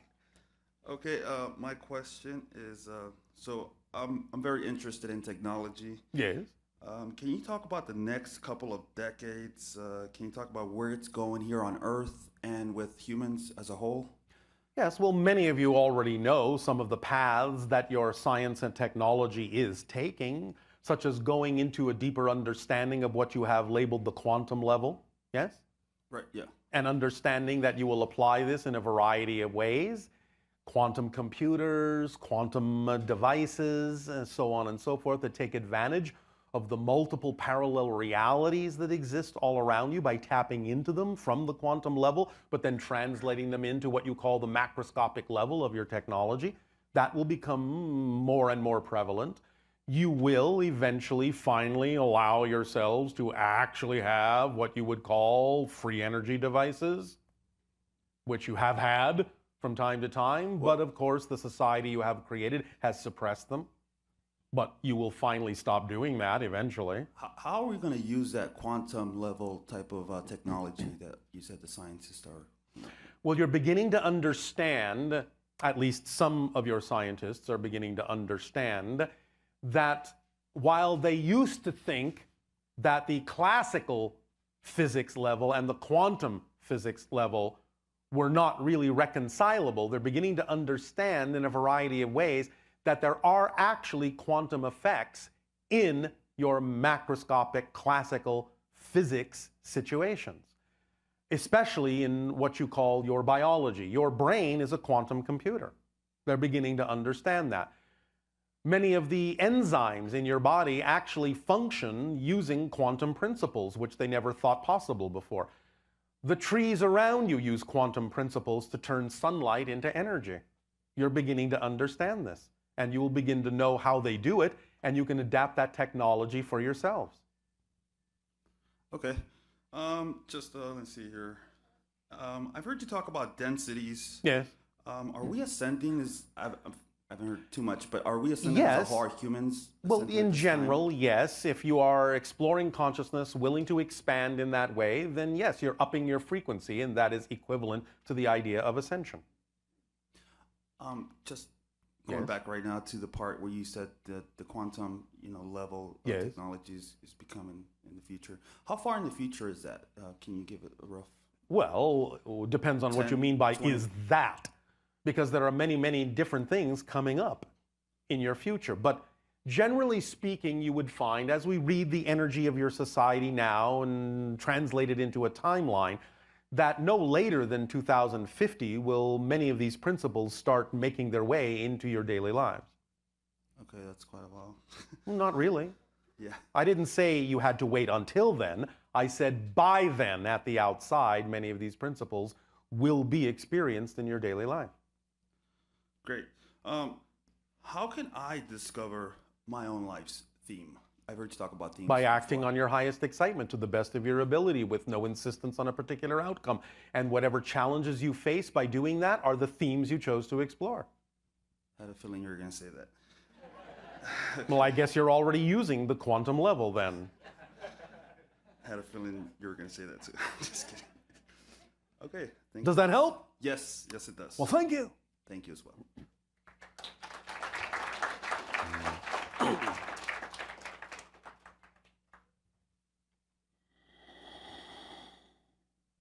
Hey, Bashar. And you good day. On the 10th of September, I was coming out of the mountains after elk hunting, and up on the skyline was a big ship. Yes. I love What how did it's- it look like? It was round, Yes. You and mean big. disc-like or spherical? Spherical. All right. Like it wasn't like a disc, it was just completely round. A ball. A ball, yeah. All right. And bright. Yes. Gold, kind of bronze. Yes. I saw it when I topped out of the mountain, and I drove for about 3 to 5 minutes. Yes. And could see it in the sky. Well, yes, as opposed to on the ground or in the water. Well, like that, there was nothing else around. Like Oh, there's all right. Meaning there were no mountains in the way. It was just All completely right. sitting in the sky. All right. And so then what happened? So the amount of information, the feeling state was so overwhelming. Yes. A lot of a lot of information, a lot of clarity. Well, that's exciting, yes? Oh, Yes? No? Not Yes. exciting? yes, amazing. Oh, exciting. all right, yes. Maybe the most exciting thing ever in my whole life. Well, so far. Yeah, I'm just getting warmed up. Oh, all right. So can you share who that was? Whose ship that was? I would love to know that information. Why would you love to I know knew that you would information? ask me that. I sat here, I was like, if I could answer that question, I wouldn't ask this question, and I could not come up with why. Other than that it is a permission slip to uncover and explore deeper into this next reality. And the state of being that you experienced while you were observing the craft was also given to you to know the state of being you need to come from when you act in life. Yes? All I got was you are the light of the world. That Exactly. was just over and over and Yes, over. yes, yes. You are made of light. Thank you. And if you match the frequency of that experience and act from that frequency in everything you do, in a sense, will be on the level of the highest frequency of light that you can manifest at this point. So can you tell me who I'm was in working that on ship? it. I'm warming up to it. The other thing that happened was I realized that being human, Yes. that not everybody sees each other as we relate to ourselves. Of course Like, not. We have these relationships where it's like, I feel like I'm this, and that person's relating to me Yes. other than that. As we already said, you're creating your own version of everyone else to suit whatever it is you need to experience in life in one way, shape, or form. Okay, so my relationship to them was that they knew me as I knew myself to be. Yes. Completely, clearly. I wasn't convincing them. I wasn't trying Yes. to explain myself. I was just Yes. light. Yes. Yes. And the message, you are the light, was a message that reflects that another version of you in a non-physical energy form was on the ship. Yeah, that makes sense. I know, that's why I said it. Well, yeah. Well, meaning It's an that that's what Arcturus energy. It's an Arcturus energy. Okay. So, how does that sit with you? The Arcturus energy gate is specifically for the purpose of allowing people to remember more of who they truly are on a bigger level. Therefore, it was reminding you that you are made of light, and that literally the version of you on the ship is also literally non-physically made of light. It's a non-physical consciousness, and so is the ship, not actually physical. So based on my vibratory state at that time, I was able to see that. Yes, In exactly. that reality. Exactly. Okay. When so I kind of cleared the mountains and then went through a gate, and it was still sitting there. As I said, a gate. All the symbols are there. Use your mind. Finally, I had a client with me, and he was on his phone the whole time, and I said to him, "What is that?" And he turned and looked at it, and said a few cuss words like "what," and then it disappeared. Yes. As soon as he saw it, they Yes. left. Well, it wasn't exactly for him. Yeah, it felt very specific in that Yes. moment for me. Yes. Well, you had a date to meet yourself. It actually even felt like it had, and I know time is Yes, that it yes, all yes. is now, but it felt like in my linear timeline from my current experience, from this point of view, that it had been put in place. Yes, exactly. You put it there. Yeah, it felt like From the other side. Yeah, that's how it felt. And it actually felt like a reminder. Yes. Because something left, like a It's your giant post-it note in the sky. Remember who you are. Note to self.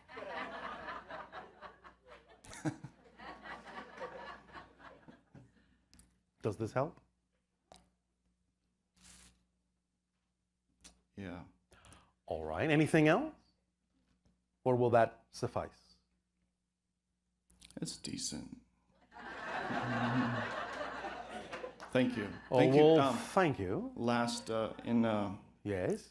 California, I got to talk to you and changed my whole relationship to my imagination as myself. Oh, well, thank you for doing that. Yeah, thank you. And thank you for your enlightening conversation.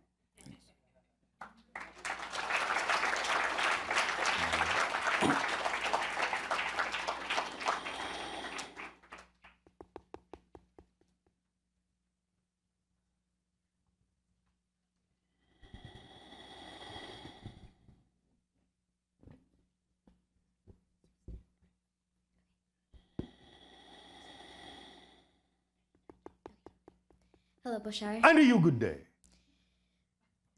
Oh, this is exciting. Oh, all right, yes. A lot of things in life don't really make sense, And why should they? so you can understand them, I'm guessing. You're guessing? Oh, all right. You know there is a famous quote on your planet about that, yes? No. Well, you have a saying on your planet that truth is stranger than fiction? Yes?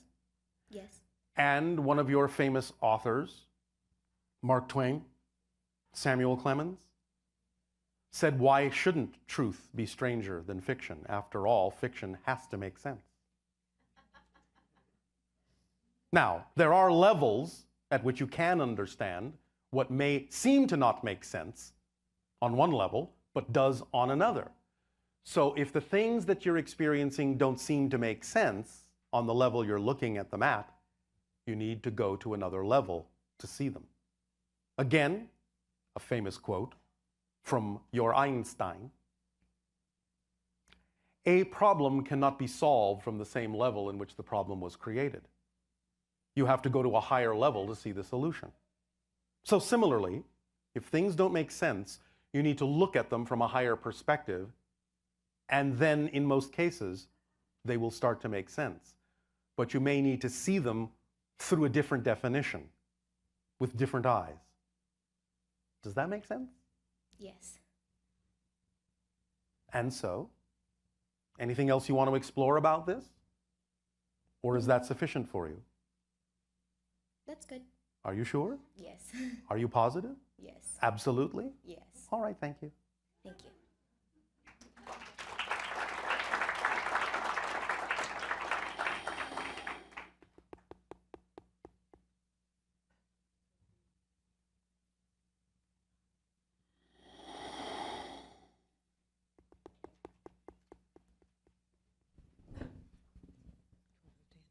Can we have about 15 more minutes?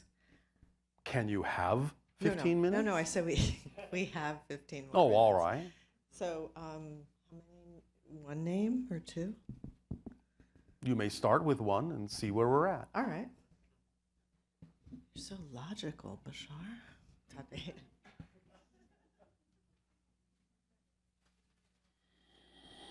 It's nice to have logic. Okay, the next name is Jory C.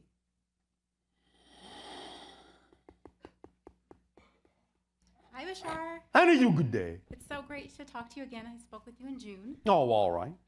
My first question is, as a child, there was a book series called The Berenstain Bears. And lately, I've seen some buzz on the internet that now the title of the books is The Berenstain Bears. Yes. And everywhere people are looking, even at their old books from their childhood, Yes. it now says The Berenstain Bears. Yes. But about 95% of the people I've spoken with remember them as Berenstain Bears with an Yes. E, not an A. And so? So, is this an example of a parallel reality? Yes. Awesome. Okay. That was easy. Yeah, so would you say that the people who grew up with the Berenstain Bears have now merged into the parallel Earth where it was always the Berenstain Bears? Yes. Awesome. And yet you've also maintained the ability to remember the other parallel reality difference. I love it. Because you do this all the time, you shift into parallel realities and very often don't remember the differences. Right. Makes sense. But in this case, you are using that as it comes from your childhood as a marker to be able to start noticing the differences and being able to see more than one parallel reality simultaneously. That's what I hope To know that you are shifting more consciously. Perfect. Thank you. If you can bear it. Okay, my next question. Yes. Got a couple in my head here. We make no apologies. Puns come from your world, and we learn them from you, so. And I think we all appreciate them, at least most of us. My next question is, gotta go in the brain. Hold on. I noticed I don't have the memory like I used to, so I gotta. Neither do we. Yeah. We have no memory at all. Okay, so I'm gonna We remember simply what I know need what to we know. need to know when we need to know it. Okay, well, what do I need to know now? Let's see. One of my questions was, what was the Ark of the Covenant, and who gave Moses the 10 Commandments, if they actually occurred? The Ark is a device that was mostly a communication device, but also could be used to channel energy in a variety of ways for a variety of purposes. It was a communication device between those humans and an extraterrestrial society. The 10 Commandments were not originally 10 commandments. They were guidelines that explain the idea of the relationship between you and creation.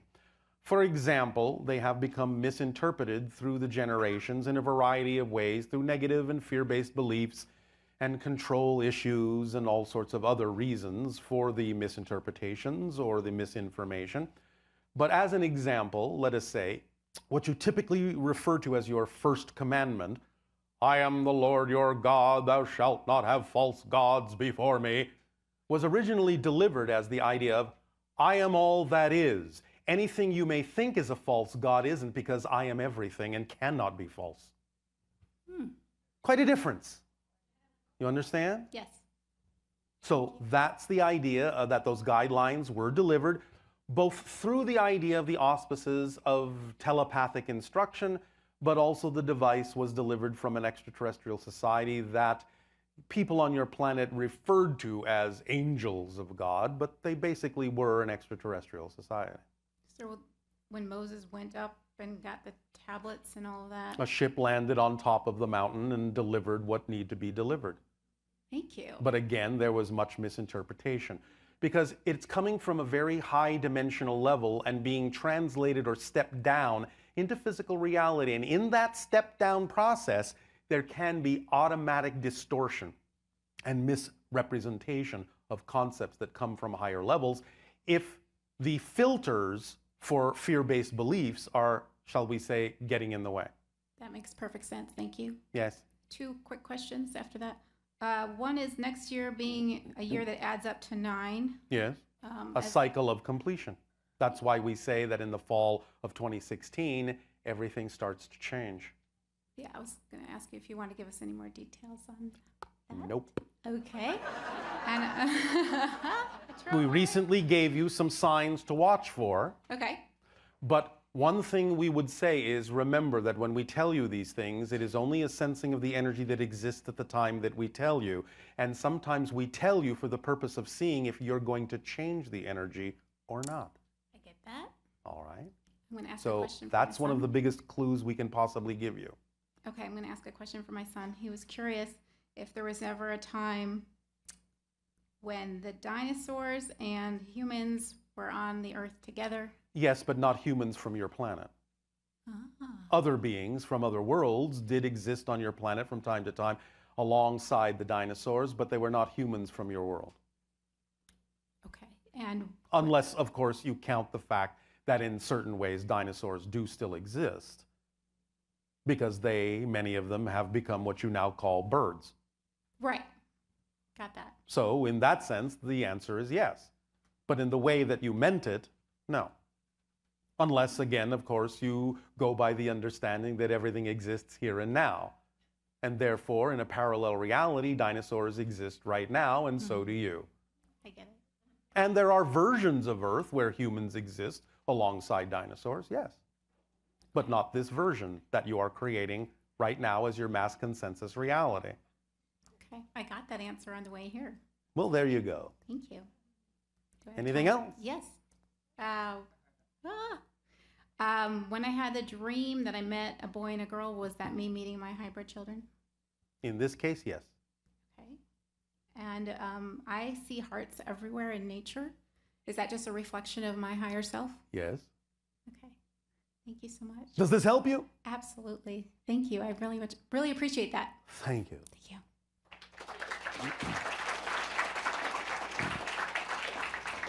At this timing, we will allow you to go and refresh and nourish yourselves, and we will resume this transmission after your midday nourishment.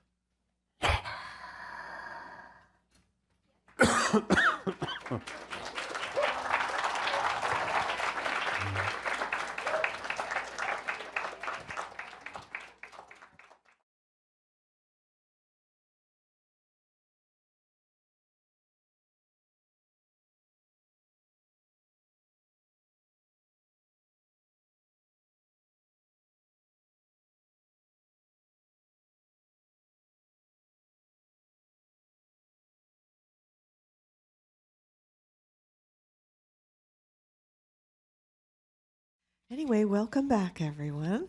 Hope you enjoyed your lunch and our great environment here. We just love this hotel, and we love being in Vegas. So, we will. We're right now. We're kind of on a pattern. Well, we'll come twice a year, in June, the beginning of June, and in the beginning of November. So just keep that in mind. All right, everyone, have a nice break. All right, welcome back, and goodbye.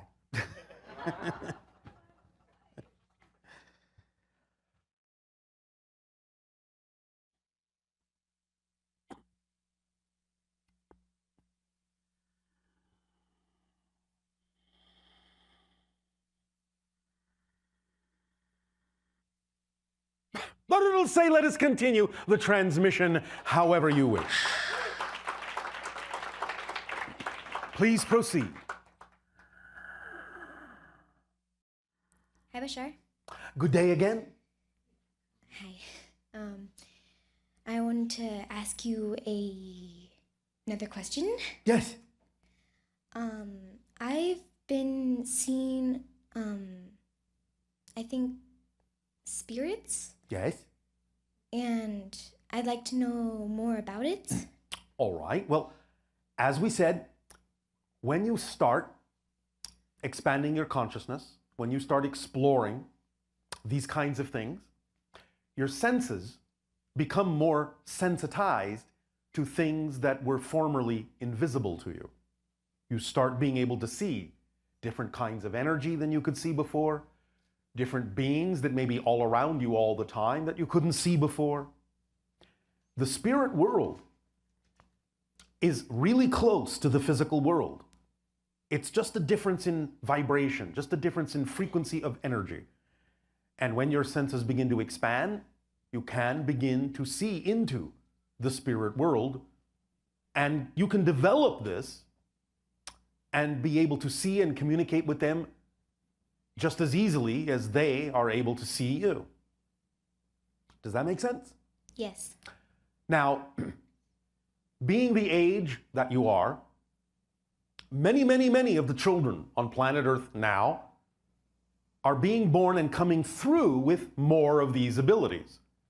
They don't have to unlearn them because you haven't forgotten them. You are being born into and living in a reality that is now more open about these ideas. Many of the adults are exploring these ideas, and so it creates more of an environment and an atmosphere that makes it all right for the children to also retain the ability to have stronger senses, more expanded senses. Does that make sense? Yes. Is this answering your question, or is there something else you would like to discuss about the spirits that you are seeing? I'm thinking that it solves my question. All right, you understand that they are just people, but they're in a different state of being, a non-physical state. Yes. Yes. And that all of you, in actual fact, are also already in spirit. You, the greater part of you, is in spirit right now.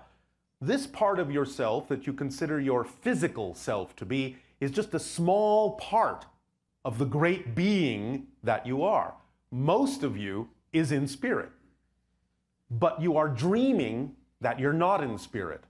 And the dream you're having that you're not in spirit is what you call the experience of physical life. But it's just a dream that you're having while you're in spirit. You never actually leave the spirit world, the spirit realm. Does that make sense? Yes. So this is a physical dream. And the more you become aware that this is a dream, the more awake you can become in the dream, and the more you can allow yourself to consciously create the physical life dream that you prefer.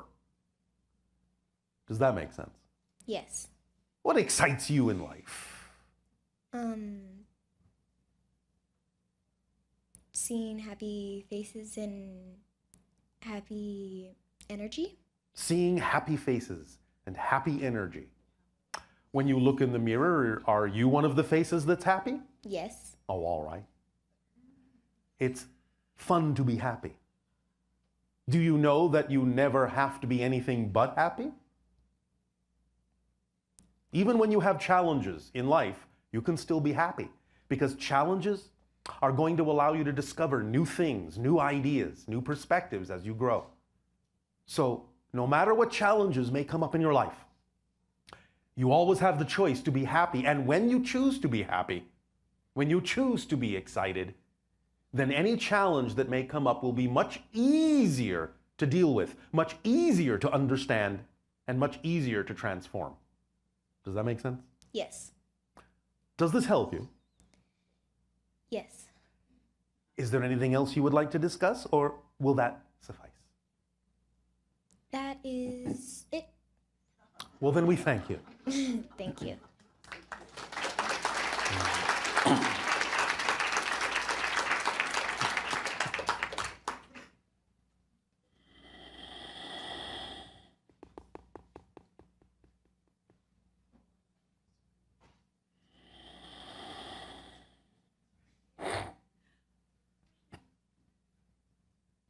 Okay, so for those of you whose name was One called. moment.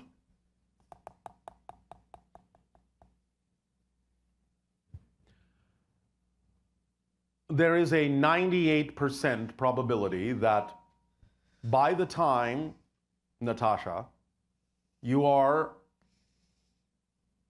nearing the age of the channel or your parents, that you will have an opportunity to be on a spaceship.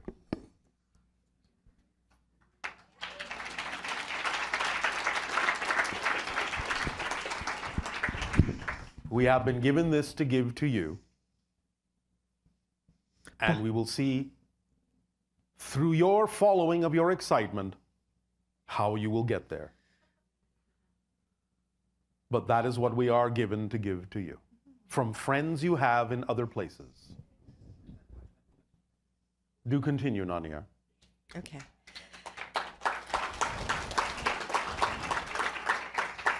There's a spaceship in your future. Hello, Bashar. And you good day. Thank you for coming back to Las Vegas. Well, I'm not in Las Vegas, but thank you for the sentiment. Well, I started coming to you in the 90s. Yes. When you were coming once a month, so it's great to have you back here. All right, well, thank you. I have 3 questions. The first one is, who created the Nazca lines and for what purpose? There are different purposes to that. They were created by the indigenous tribe that lived in the area under the guidance of both extraterrestrial beings and also non-physical higher dimensional beings. The main purpose is for the instruction of mastering out-of-body experiences, which would be proven you had been out of body when you could tell from above what the symbols were. Oh. They're not really landing strips in that sense. They are symbols that represent different energies that different people may have had affinity for, similar to what you use as your zodiac signs. And when the astral travel was successful, it would be known because they would be able to relate what symbol they had seen from above. That was the main purpose. Does that answer your question? It does. Thank you. Number 2? Question number 2. A lot of people around the world have been seeing the orange-red globes Yes. And no one seems to know what they are? We do. Could you tell us, please? Was that a third question? No, that was the second. Oh, all right. All right. All right. Again, in many cases, they are projections of a higher dimensional consciousness penetrating into your reality, who then appear to be those kinds of energy globes. It's not necessarily how they appear in their own reality, but that's how they appear in yours. They are taking stock, they're making observations, they're seeing what's going on, they are learning what their place may be in the transformations taking place that your planet is also involved in. They are participating from different dimensional states. Some of them might represent what you would think of as the past. Some of them might represent what you would think of as the future. Some of them might represent what you would think of as alternate dimensions of reality. But all are coming to a nexus point to observe and participate in a transformation taking place that affects far more than just your world. Does that help you? Thank you. I've seen them 3 times. Oh, all right. And they bring great joy. I love them. Yes. The third question is, I believe it was 2007 in Berkeley, California. I was looking across the water at the Golden Gate Bridge, and there were 3 globes of gold light, Yes. from my perspective, about the size of a basketball. Yes. They were in the shape of a triangle, but I could see no craft. I just saw 3. Yes. So what was that, please? Well, similar to what I just said. Some of them will come in triads. Some of them will come in other forms, other teams. There may be things there connecting them together that you don't see. I wonder. There may be only portions of them that are penetrating into your reality. But again, they represent either probes or intelligences themselves, and their form, their energy may simply translate as those spheres in your reality. But spheres of energy is much the way you look in spirit when you relax your need to present yourself as a physical being. Oh. So some of this represents actual beings, some of it represents a technology you have yet to understand that is similar or operates on a similar level to the beings.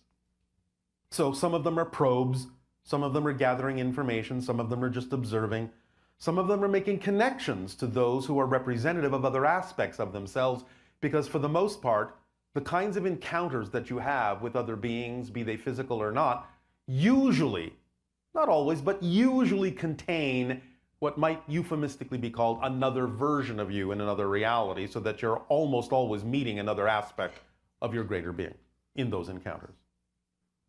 Does that help you? Thank you. Yeah, I was wondering because the 3 gold ones were all moved away at the same time in the Yes. triangle shape, and Yes. the spheres come and go in clumps. So I understand. Yeah. Nevertheless, some of them can be connected in a variety of ways, and many times you cannot necessarily perceive the connection in your reality, but you might perceive some aspect of it in the sense that they seemed to be connected by nothing you could see. But there is something there, just beyond the range of your senses or understanding. I suspected that. Oh, all right.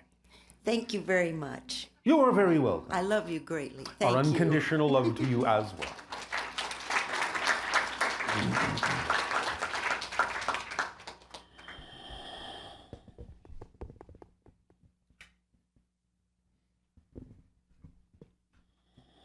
Hello, Bashar. And to you, good day. My question is about my pets. Pets? Pets. I have Pets. 2. Yes. And What are they? Dogs. Yes. And one of them became very ill. All right. And then the next day, the other one had the same symptoms. Yes. And all the tests that were done, everything came back normal. All right. And what are the symptoms? there was blood, a lot Yes. of blood coming From their rectum. Yes. And all the tests couldn't find anything wrong with them. Are they in an environment of high stress? I don't think so. My house, I don't think is very stressful. One moment. Have they been somewhere other than your house recently? No, I mean, I take them for walks every day, but One moment.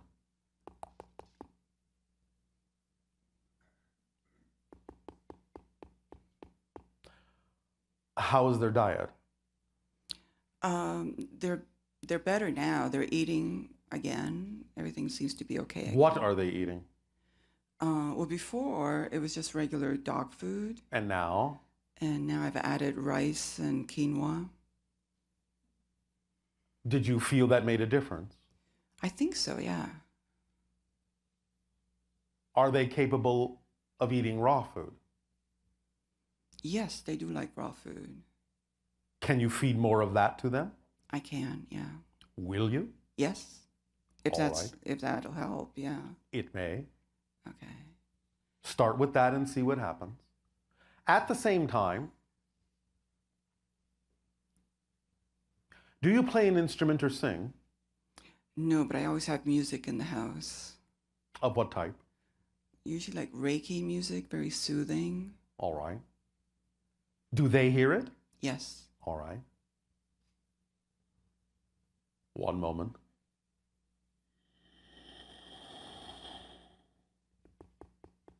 One moment.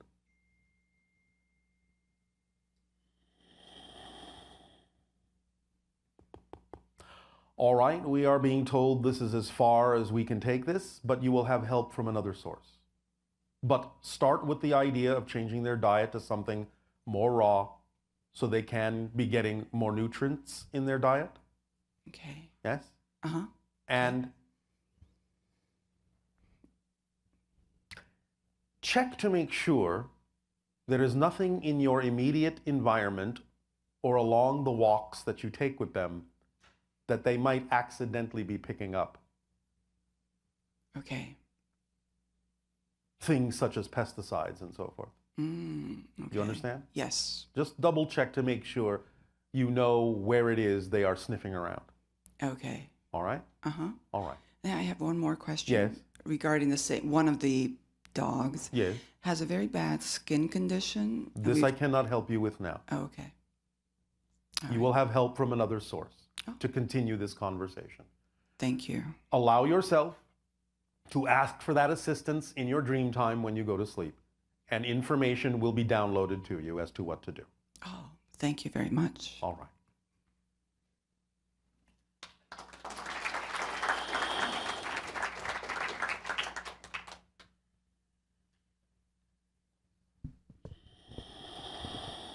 Hi, Bashar. Thanks for taking my I want to say call, but it's not my call. Oh, all right. Good day to you. Good day to you. I don't have so much of a question. That's all right. As I just want your perspective on a process that Yes. I've been going through. Such as? That I feel like my sense of self has been less, and I'm sort of disappearing. Disappearing? Where are you going? For lack of a better way of saying this. All right. And I don't know where to start with this, but I feel like maybe a good place to start is when I was a kid. I grew up in northern Michigan on a farm, and there's a lot of stars. Yes. And I remember looking into the stars and always feeling that two things. Number one, that a lot of comfort, and number two, that they weren't really out there. And that this sense of that same sense has been with me my whole life, and I feel like it's accelerating into different things now. All right. Is there Especially- some other location other than where you are now that you would rather be on the planet? Are you attracted to be somewhere that you're not? Not specifically. What do you mean by that? I've definitely thought about it quite a bit. But Such as? What locations? Santa Fe, New Mexico. Why that? I used to live in Albuquerque and used to really enjoy going to Santa Fe. And so you're not there because why? Because I have a house that I'm way upside down in. Upside down in? Yes. As far Did as you how hire much the I wrong owe. builders? What's that? I'm sorry? You hired the wrong builders and they built your house upside down? Yes, yes. So, do you really wish to be in Santa Fe? Is that really more representative of your excitement? Because do remember that when we talk about excitement, as a whole idea, all the components within it should also be aligned. What it is that excites you where it excites you, with whom it excites you, how it excites you, so on and so forth. Is it more exciting for you to imagine yourself in Santa Fe than where you are? I think, yeah, I live here, and there's things I like about Vegas, but Yes. in general, it's been a pretty difficult All right. 15 years. Yeah. And so you're saying that your upside down house is keeping you from moving to Santa Fe? Or at least taking some action in the direction of doing so? Is that what you're saying? Yes. And how is it preventing you from doing this? I just simply don't know the steps to take to get out from underneath it, and haven't actively pursued those, I guess. Well, more than the idea of figuring out the steps to get out, as you say, from underneath it, what about the steps you could be taking to move in the direction of your excitement and trusting that your excitement will bring you what you need to get out from underneath anything that is not representative of your excitement? What about that approach? I completely understand that. Will Yeah, you and do I've that and felt act that. on that and Yes. see what happens? Yes. All right. Yes. Then when you move in the direction of your excitement, it will always bring you, if you're open to it and if you're willing to act on it, it will always bring you the information or opportunity you need to let go of something that is not representative of your excitement. But you won't see that opportunity until you act in the direction of your highest excitement, because you cannot even have the capability of imagining, let alone perceiving, how you could get out from under it until you're already moving in the direction of your excitement, because you're not the vibration of your excitement, which is the vibration you need to be to see the solution or to attract the solution. So only by moving forward will you understand how to let go of the past. I have trouble trusting that it's been a theme that's come up for years. All that right. I want to go in a certain direction. You have trouble trusting? Trusting that it would work. Well, then you And don't understand the mechanism, that's Yes. all. Yes. Why not? It has already worked. It's working all the time. It's just that it's working against the grain for you instead of with it. If it's willing to work against the grain, why wouldn't it work with the grain? It's just a machine in a sense. It's just a reflective mirror. That's like saying you're going to stand in front of a mirror and you're not going to get a reflection. Why wouldn't you? That's just how it works. It's just the physics of it. You need to render it down to an understanding that's that basic. Okay. You're adding too many complications and belief systems that make it seem like a difficult concept, and that's why it seems like it can't work and you can't trust it, because you don't understand that it's already working. It's just working in a direction that's out of alignment with who you prefer to be, that's all. But it's working just fine. Okay. So, can you bring yourself to understand the basic concept of this mechanism? The basic physics of it? I feel like I do, and I have, but it's... Well, it's- obviously not. Well, you're probably right. I am very right. As witnessed by your conversation. Yes. Yes. Yes. So, what prevents you from letting it be simple? What prevents you really from trusting that it works for you, just like it works for everyone else? I don't know. Sure you do. Okay. None of you can get away with that answer. Yeah. I don't know. Sure you do. Yes. Sort of What at are a you bl- buying into? That's the answer. What are you buying into? It's just a belief in myself enough that what I really want to do is a certain thing. Yes. And what prevents you from believing in yourself? That I'm good at something else, but what I really want to do involves what I do, but it's different slightly, and Yes. it's that But I'm if it too is old also. representative of your excitement, wouldn't that by definition mean that you are capable of doing some version of it that works for you? Yes. Yes. Or at the very least, if it's representative of your excitement, don't you believe that even if that thing doesn't come to fruition, it's going to lead you to something that will be, again, what is correct for you? Yes, and the times that I have followed this and moved in the direction, it's gone in ways that I didn't expect. Exactly. Yeah. So the real question now is, and this is a common question for many people on your planet, because in many cases, many of you have the experience that this works for you perfectly in one area of your life, but mysteriously doesn't seem to work in another area of your life. So the basic question that you have wonderfully brought to everyone's attention today is, what's the difference between those areas? In your definitions, why are you making this different than that? If this works fine, what is it about this area of your life that you're defining that makes it seem so different that it can't work the same way? That's the question you need to investigate within yourself to discover the belief within about that. And the fact that this won't leave me alone, that almost my whole life it's been the same thing that's come up. A higher mind will never leave you alone. Yeah. And if you don't pay attention to it sooner, you will pay attention to it later, because it will do whatever it takes to get your attention, because this is what you want it to do. This is what you've asked it to do. This is why you had the life that you chose. Because when you pay attention to the message, when the messenger knocks on the door, yes, can I help you? I have a message for you. Oh, thank you very much. Then the messenger can deliver the message and go on its way. But if you ignore the knocking, then the knocking gets louder and louder and louder and louder. And pretty soon it's a slap in the face, and pretty soon it's a brick in the head, and pretty soon who knows what you'll do to get your attention to finally understand. So don't go that far. Yeah. You understand? Because you will get your attention one way or another, even if it kills you. Yes. Yeah? Yes. Because if that's what it takes, if that's what you're stubborn enough to say it takes, that's what will happen. And I feel like, you know, I teach and I tell people the same thing all the time. I know. I understand. And it's like, I know I'm really just trying to tell myself that. Yes. Yeah. Absolutely. It doesn't mean you can't share the ideas with others, but generally speaking, anything that is something you gravitate to share with others, there is usually something in there that is for you too. Okay. So, thank you. Yes? Yes. Does this help? Very much, yes. Then bon voyage. Thank you very much.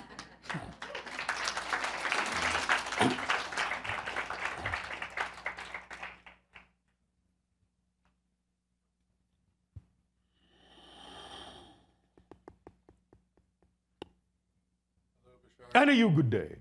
I have a couple different questions for you. Oh, all right. Rather than having a couple of the same question. Yeah. From different areas. Oh, all right. Earlier, someone had asked a question about physics and technology. You wanted Yes. to go a little bit deeper Yes. regarding that. Yes. I feel that I have a gift, and one of my highest excitements is seeing the clarity and simplicity in connecting quantum mechanics to, like you were saying earlier, the macroscopic level as human beings. Yes. So in the development of that, you had also mentioned that classical physics is sort of a hindrance that's preventing our society developing into these other quantum mechanics and principles that... Well, I never said it was a hindrance. Well, the construct of our society hasn't yet allowed us to be open to the idea Yes. of that. And I just wanted to know if you could maybe clarify, in order to advance our understanding of quantum mechanics and physics as it relates to the macroscopic level, do we need to find additional ways of measuring things, such as... Not so much. You just need to understand the difference between quantum coherence and quantum decoherence. That's it. Because quantum coherence exists on a quantum level. But when there are so many molecules that they jostle each other and create chaos and decoherence, it's that decoherence that actually creates your classical physics level. Okay. But if you can impose coherence on something macroscopic, you will actually render it back into a quantum behavior. Okay. This is how our ships work. This is how they travel from star to star in the blink of an eye. We impose a field on a macroscopic ship that is representative in general, typically, of quantum decoherence. All the different chaos of all the different molecules is creating such a jumble that the decoherence creates what you understand to be your classical physics, your physical reality. But the idea is that by imposing a field upon it of quantum coherence, it becomes literally like one giant quantum particle, and thus can behave as quantum particles do. It can be both a particle and a wave. It can tunnel. It can do all sorts of things that quantum particles do. And by imposing that on it, then it can behave very differently than things do in the macroscopic world. Yes? Yeah, very clear to me. All right. The next thing is I had a question about your civilization and you guys as beings. Yes. What is your, I guess, as we would perceive it, visible spectrum? As we can only, some people would see energies and some people can see just the visible color spectrum. Can you see X-rays, microwaves? Oh, yes, if we wish to, we can. Okay. We don't always, but if we wish to, we can, and even beyond that. Okay. And then the other thing is, are you guys subject or do you possess an autonomic nervous system? And are you subject to the natural body or brain drugs that we experience, such as serotonin, dopamine, oxytocin? That doesn't affect us so much anymore because we are in our evolutionary state what you would call quasi-physical. Okay. Therefore, we are deriving transformational energies directly from the electromagnetic field and the gravitic field, rather than the idea of what you would consider to be chemical fields. Okay. One other thing. Yes. Actually, two other things, I guess. Oh, all right. Regarding relationships. Yes. Within your civilization. Yes. Do you guys have what we call pair bonding, or are you? It can happen, but it's not like we have a ritual that says it must. So we simply allow synchronicity to demonstrate what is appropriate for any given individuals at any given moment. Our entire civilization runs on synchronicity. We are exactly where we need to be, when we need to be there, with whom we need to be, in whatever relationship we need to be, and we know this, therefore we can take advantage of knowing that and treat the relationship for what it is, rather than assuming it to be something it is not.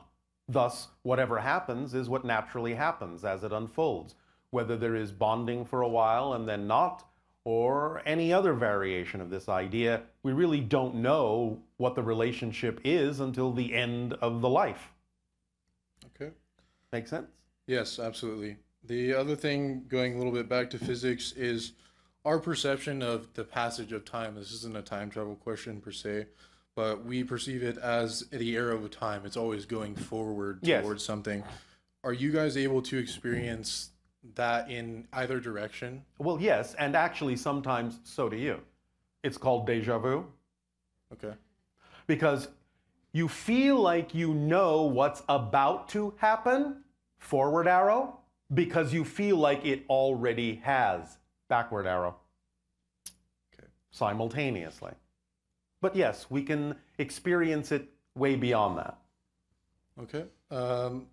One other question, I don't know if you can disclose this or not, but I feel as though I will be a big catalyst or someone who is instrumental in bridging this gap between letting go of the, classical physics and embracing this furtherment of technology. All right, well, that may be so. If you continue to follow your excitement, you'll find out. Will I work with your civilization or other civilizations somehow? You may have a high degree of probability of working with other civilizations on this. It is difficult to say at this particular point in your time frame whether or not it would be specifically with us or with someone else. Okay, thank you. Thank you.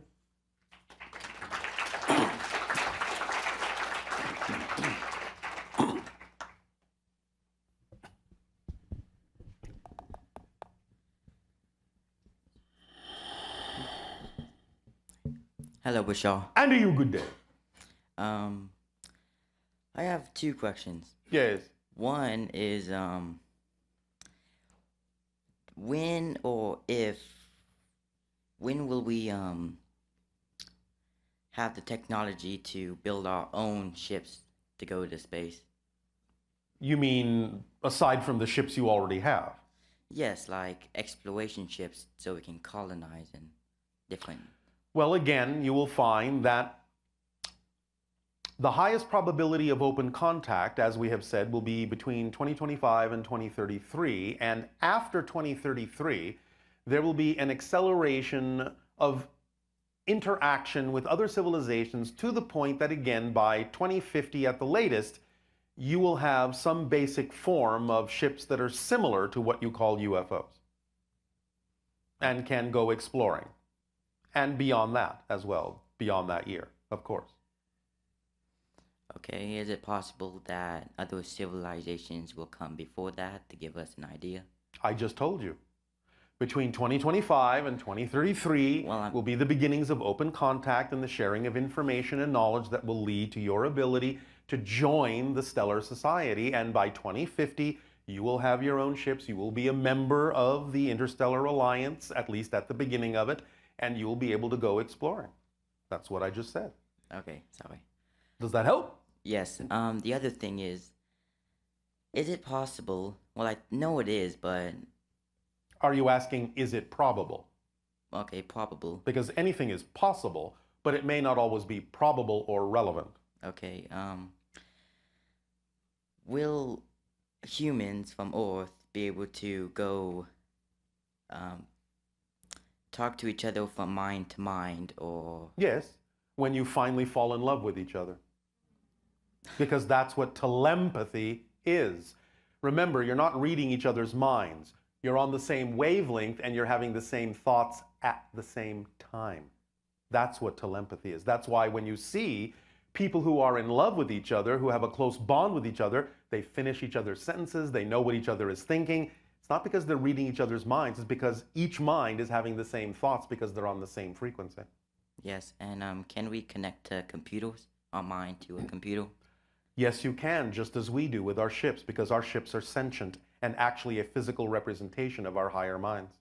And the pilots of the ships are keyed specifically to the ship, and vice versa. So no one else but the pilot can fly that ship, because the ship is a representation of the pilot's higher mind, and no one else's. Well, thank you. Yes. Well, that's all.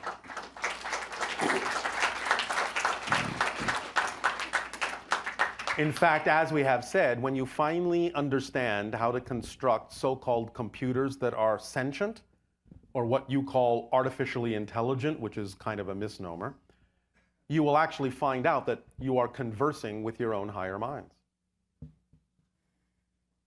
Hey, Bashar. And you, good day. I want to talk to you about integrity. You go right ahead. I notice in my life that I sometimes make agreements with other people. Yes. Usually around like going to the same event or doing the same thing or planning something with somebody. Yes. And then by the time it gets there or just somewhere along the road, yes, it's no longer representative of my highest excitement. All right. And so, how to use integrity and work that way? Yes. Is that your question? Yes. Do you let everyone know that might happen? That that's the person you are? No. Then there you go. You're out of integrity. All you have to do is say, well, you know, I'm excited about doing this right now, and if you're okay with it, I may actually find that something else excites me along the way, and I may not show up. And if you're okay with that, then we're okay. But if you're not, then I will attract people who may be okay with that. Okay, so will I naturally attract people? It's all people? about what you communicate. Okay, will I naturally attract people who are okay with that? Because I have done that in the past, and I feel like on the receiving end, people tend to not trust me as much if I do that. No, it's not about them not trusting you. It's about them trusting that what you've told them is true, that you may not show up. Okay. So if they have made a decision that they would prefer to be with people who will, then obviously it's not so much that they don't trust you. It's just that they're telling you, we prefer to interact with people who, when they say they will show up. One or the other is not right or wrong. It's just a matter of clarity of explaining to people that that's who you really are. At the same time, you may also, just to be sure, want to investigate your own beliefs to make sure that that pattern isn't happening because of the fact that you have negative beliefs that are creating that behavior when it doesn't necessarily have to happen. Yeah. But as long as you are clear within yourself and discerning within yourself and honest within yourself, that the idea of simply following your excitement will make it from time to time that you may change your mind about where you wish to be, and people know that, then they can work with that one way or the other. The idea, however, also to take it a step further is to understand that if you are really staying within your excitement, it will be easier when you're truly in that vibration to know what things you actually will show up for. There won't be so much confusion or change about that because you will be making a decision from within the pure definition of your excitement, and you know that it will be a high probability that you will actually manifest what it is you said you would manifest, because the knowledge is coming from that state of being as opposed to being uncertain about it. Got it. Make sense? Yeah, it does. So it's a self-correcting system if you're actually coming from your excitement. Yeah. It will allow you to be where you truly need to be when you need to be there. It's not even that you necessarily have to think about it. You won't be diverted if it's important for you to be there, because you recognize that it is actually a representation of your excitement to do so. Because again, remember, it's the organizing principle. Yeah. Yes? So just make sure you're not just flotsam and jetsam floating around because of uncertainty. Allow yourself to know that it may straighten itself out when you are truly centered and making decisions from within the state of being that is your excitement. And again, there may still be some fluctuation. And as long as you communicate that with people and they know who they're dealing with, then that's fine, because then it's their choice to decide whether they want to have a relationship with someone who does that or not. Yes? Yes. Because remember, most of the difficulties in your relationships doesn't come from what is said, it comes from what's not said. Totally. Yes? Yeah. All right. So be clear about who you are. Even if you will change, be clear about who you are right now. Let people know that, then they can decide. Yes? Yes. Whether or not to invite you. Great. And sometimes you will find they don't necessarily even have to invite you, because if you actually are acting from your excitement and it is relevant for you to be where they are, you'll just show up anyway without even knowing they were going to be there. That's what I mean when I'm saying our civilization operates on pure synchronicity. We don't ever have to ask anyone to be anywhere. We just know that where we need to be, all the people that also need to be there will be there. And that's it. That's how it works. Does that help? Very much. Thank you. All right. Thank you. Thanks.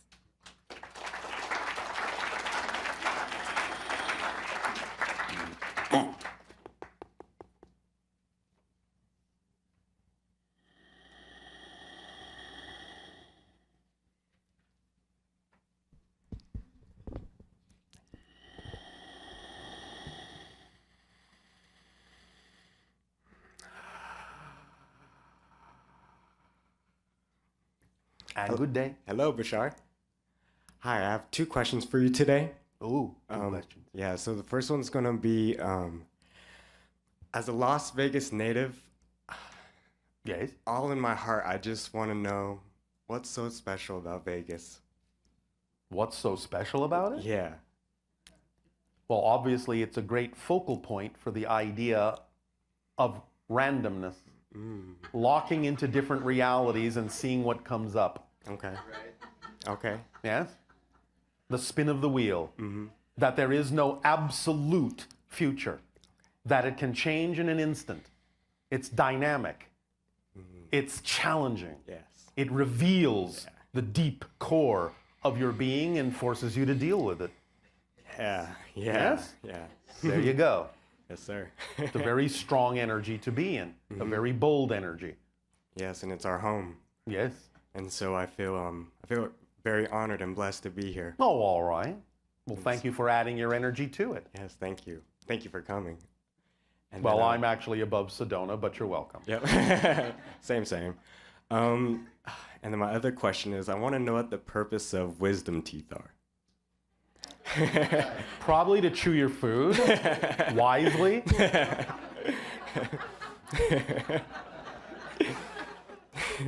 It's different for different people. Okay. Different things symbolize different things in different people.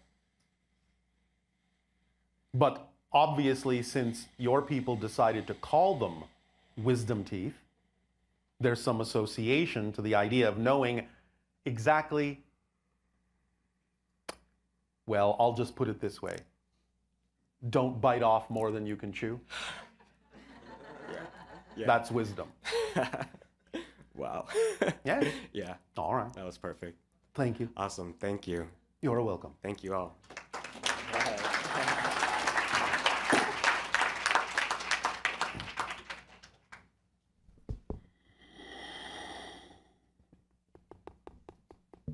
Hello, Bashar. And you good day. I have a question about the oversoul. Yes. It's this energy that houses different entities on different planes and planets? Well, in a sense, yes, the oversoul is, in concept, a combination of a multitude of souls in various experiences. Yes. So, for example, we might not be aware of them, but they could be aware of our existence? Absolutely, they are. Yes. And what is a way for us to communicate with them more consciously? Well, again, the basics. Acting on your excitement will expand your senses and allow you to tap into what you need to tap into from whatever source you need it. Whether you know it's coming from the oversoul or not is actually relatively irrelevant. But the idea is you can know that you're always receiving communion from the oversoul and with the oversoul for whatever information you need that will help guide you. Because through the oversoul comes down through the soul and through the higher mind into the physical mind. Yes? Sure, but how can we communicate to these different beings that are essentially part of our soul family? All right, well, again, I'm saying you are communicating with them. You don't always have to be aware that you are, because sometimes being aware of it will actually stop the process of the information you're receiving from them. But if you act on your highest excitement without any expectation or insistence on the outcome, and you need to know, specifically need to consciously know that you're interacting with another aspect of your oversoul, you will. It'll be brought to your attention. But more often than not, the information that comes through those channels comes through unobtrusively so as not to stop the process of you using the information in your life. Okay, I understand.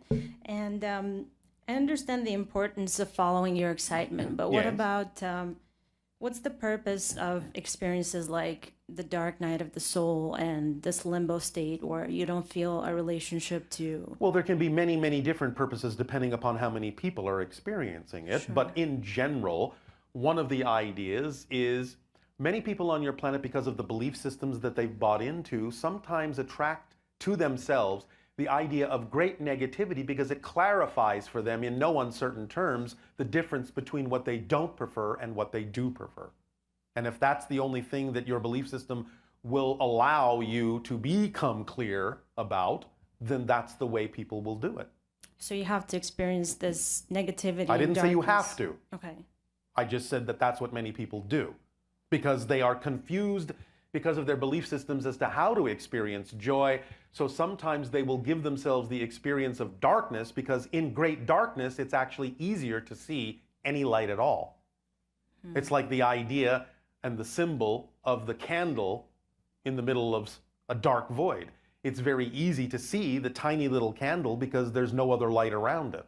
So it makes it easier to find the light when you surround yourself sometimes with darkness. That's just a methodology that some people use. So what are ways to get out of that state? Go to the light.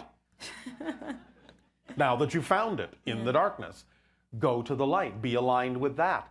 Act in ways that allow you to express who you truly are. Be in alignment with your preferred vibration by acting on your highest joy and knowing that anything that needs to be revealed to you that's out of alignment will be, so that you can identify it and let it go. I see. Yeah? Remember, your yin-yang symbol shows you that always, always in the darkness, there is always a spot of light. And even in the light, there is always the opportunity to experience the darkness. Sure. It can go both ways. It's up to you to choose what you prefer and just keep choosing that. You have to validate the darkness, not make it something more than the light, but when everything is equal, then you can choose what you prefer without invalidating what you don't prefer. Okay. Yes? What is your relationship to the Earth right now from the ship that you're at? Do you mean how high above the planet am I? Yes. About 1,300 of your miles, give or Okay. take. All right. That's not bad. Do you exist in how should I say this? Is the ship visible for? Not to you. No. Not yet. It can be sometimes, but generally not to you, not yet. And I mean you, meaning all of you, not just you personally. All right, I have this idea that I was in Sedona this Yes. summer and I experienced something called aura photography. Yes. Where you have your palm measured and it kind of measures the energetical field around you and colors. Yes, and, yes, we understand the concept. intensity. So my idea was to create a room that's a multi-sensory experience room where you get your Alright. energy measured. How exciting. Yes, so it would work in the way of transferring that energy through aromatherapy and music therapy and 3D projection mapping. All wonderful permission slips. When will you do this? That's my question. When will be a good time to do it so people are Now? open? Now would be a good time to do it. Yes. What's stopping you from doing it now? I'm not sure if people are open to this concept yet. I beg your pardon? Yeah? Have you All right. forgotten the one-sided coin concept? I don't know that concept. Oh, let me illuminate you. Tell me. If you have a gift to give that you're excited to give, that tells you there must be someone waiting to receive it or you wouldn't be excited about it. It's like saying there can be a one-sided coin. I have the head, but there's no tail. Not possible. If you have the head, there is a tail. If you have a gift, there is someone waiting to receive it, or you wouldn't be excited about giving that thing. There is no pointless creation. Do you understand? Yes. Your excitement is exactly who you are, and if you're saying there's no one in your reality waiting to receive what you have to give, you're saying you're pointless, and that doesn't exist. Does that make more sense? Absolutely. So now is a good time. Sounds good. All right. Thank you. you.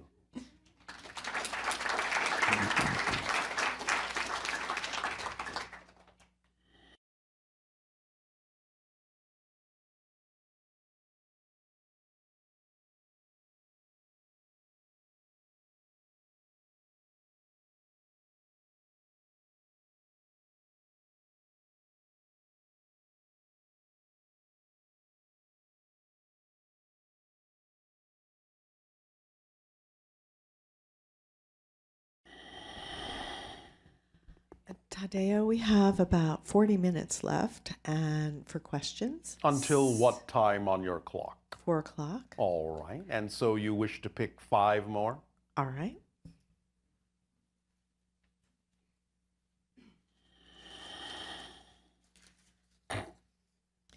Akshay. So just raise your hand.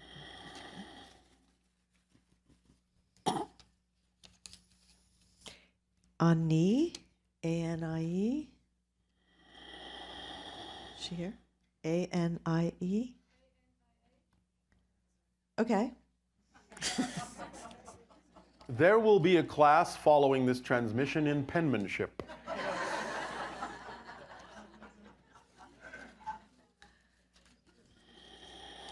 Not really. I know people might take you literally. Diane Click.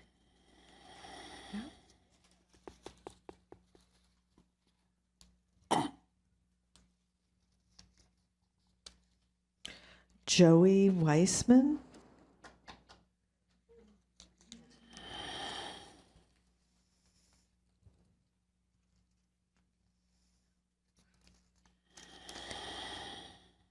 No, I think that's Emma again. Only one time, Emma. But obviously, that was a nice synchronicity. And then Eric Ramos. There you go. Okay. And then we'll have a question from our Ustream listeners. Yes.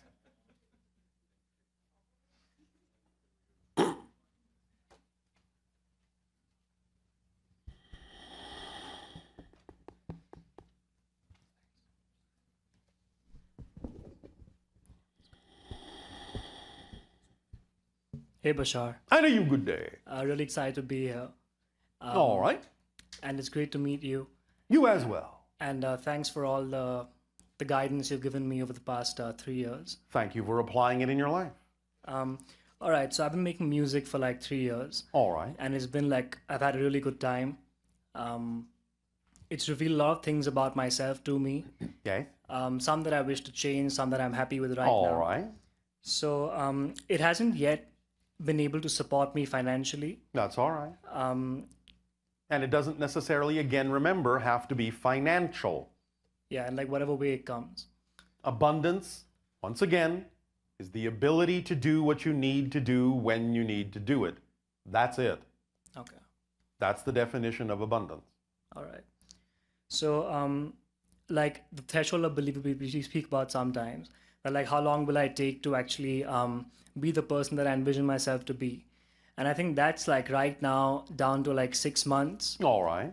And so I want like, what do you think? Like, is it kind What of? I think is irrelevant. What you believe is the only relevant thing. But is it like accurate? What I think is irrelevant. All right. Because it might be accurate right now, and the next second it might not be. Okay. It's up to you to keep choosing the idea of how relevant that is for you. Okay. Because you may change your mind tomorrow. Okay. And all right. So about past lives, can you give me some information about like what I've done in my past It's lives? not you. All right. Remember, everything is simultaneous? Yeah. So like a parallel version of me. Yes. Okay. So like, why? I might be inspired to write about it. Well, then be inspired to write about it. If you feel inspired to write about it, what comes to you? What's the first thing that pops into your head when you feel inspired to write about it? That's the way to work it. Okay. Not say, well, what is it? And then I might get inspired about it. Okay. Be inspired and the information will pop into your head if it needs to. All right, cool. Yes? Okay. So are you inspired to do that? Yeah. Are you excited about doing that? Yeah. What just popped into your head? Just to write. About what? What life? What era? About Atlantis. All right, thank you. You can start there. Okay. So any information give me about that or no? Not going to write it for you. All right, cool. Despite the fact that we are quasi-physical, we do not function as a ghost writer. All right. Okay. And so like 2 years ago, I watched this video of you where you said that 11/11 will be where I move into my new house. Yes. So was that like for me or it wasn't relevant to me? If you believe it's for you, it's for you. Because again, like anything, it's a permission slip. And if you're attracted to it, it will work for you. If you're not attracted to it, it won't. Okay. And do you see it like going there soon? Like. Do you think I'm a soothsayer? Sorry. All right. We are helping to explain how these things work so you can use the tools for yourself rather than coming to ask us or anyone else to simply tell you what is going to happen, which very often, by being told what is going to happen, will make it not happen. Yeah. Because now you have new information and you've changed the outcome of the prediction. Okay. So you get to decide what's true for you. Just keep moving in the direction of your excitement. Let yourself be inspired and see what comes up. And you will know what the timing is. You don't need to be impatient. It will happen exactly when it needs to. Remember, the only reason that any of you become impatient is because you think you need patience. You don't. If you're doing what you love to do and you're living in the moment, you don't need patience because you're simply having too much fun to care what happens next. Yeah, and therefore, if you don't need patience, you will never become impatient. Okay. It's that simple. All right. So have fun. Be creative. Yeah. Lighten up. Remember, again, enlightenment, the first step is to lighten up on yourself. Yeah. Yes? Makes sense. Does this help? Yeah. Just one more question. Yes. Yes. I lost it. Oh, well, maybe that's for the best. All right, cool. Thank you. Thank you so much. Thanks. Sometimes when you actually allow yourself to come fully into the moment, you will lose questions that are irrelevant for the now.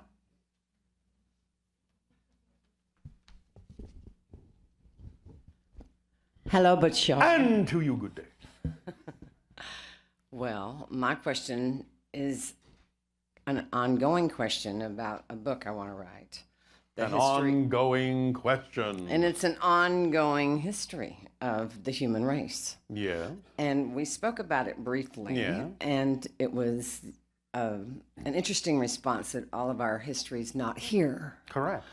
And it's one of the gifts you will be given when open contact occurs. You will be reminded of what the real history of your world actually is, and all the missing gaps, or at least most of them, will be filled. Well, then, if I'm going to write this book, I'm going to live to be 105. Maybe. Okay. That's not so far-fetched anymore on your planet, is it? It is not. All right. I like it. Oh, all right. But that doesn't mean you can't start writing now if you're excited to do so. And I am. All right. There was another thing that I hope it's not too personal, and you can say if it was. Oh, all right. Okay. We were discussing, and you stopped what we were discussing because there was a synchronicity between you and April when I brought up the DNA work that I'm doing. Yeah. And I find some interest in the DNA work that I do everywhere. Yes. And I was going to incorporate that into my book. Go ahead. I will, thank you. All I right. was wondering if you could give me any pointers on that. There are different cultures around the world that would assist me in Well, a again, broader, the idea unified now version. is that many of the markers that were turned off in the Anunnaki hybridization that created Homo sapien are now being turned on in your DNA. This is why you're experiencing expansions of consciousness, becoming more sensitive to formerly invisible energies, becoming more what you call telepathic and psychic. Even the desire to explore spirituality is the result of certain genetic markers being turned on that have been turned off for thousands upon thousands of years.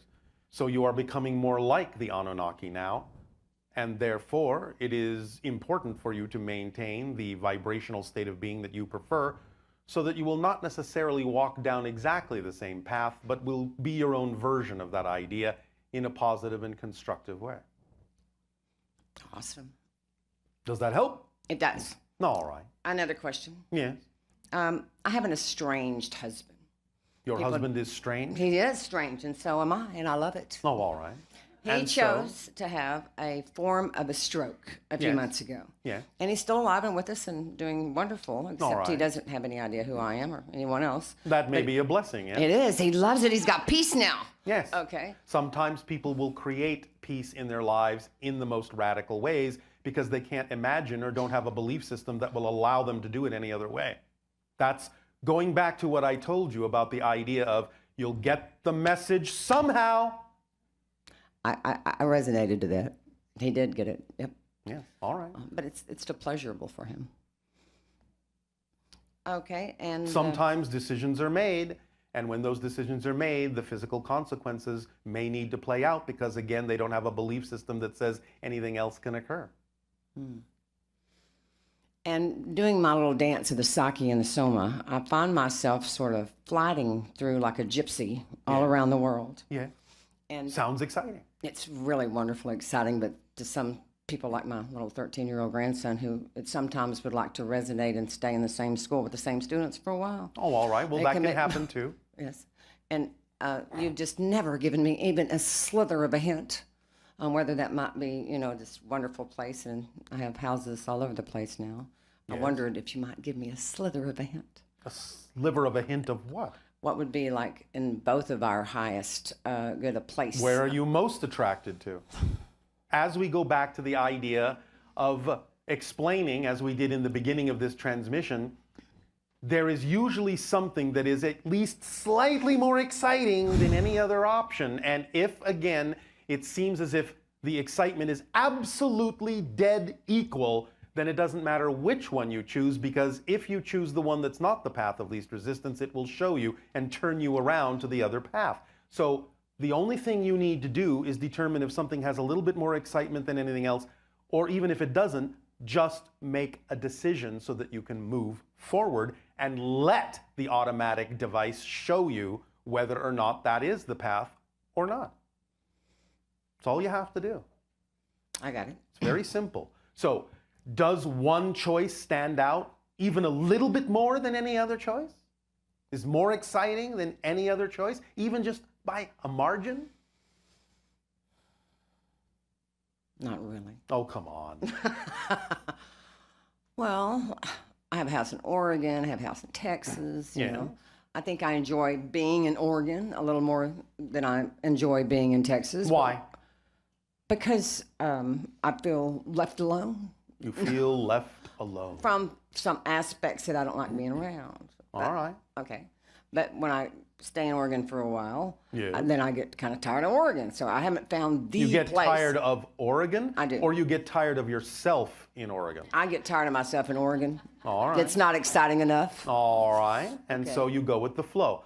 So in general, what you're saying is your highest excitement is that there is no one place. That's true. There you go. That's your highest excitement. And so Your place is every place. I love it. That's what I keep trying to tell my grandson, who continues to tell me, hey, I would really like to settle down in high school. Then let him. Okay. Does he have to go with you all the time? He does not. There you go. Awesome. Problem solved. Problem solved. That was difficult, wasn't it? Freeing. All right. Last question. I have a parrot. His name is Oscar. All right. It's just uncertain at how old he is. My grandson was kind of wondering if he was between 35 and 40 and some message from my parrot. He's just a wonderful friend of mine. And what do you wish to know? His age. His age? Yeah. 39. Thank you, Bashar. Love you. You as well.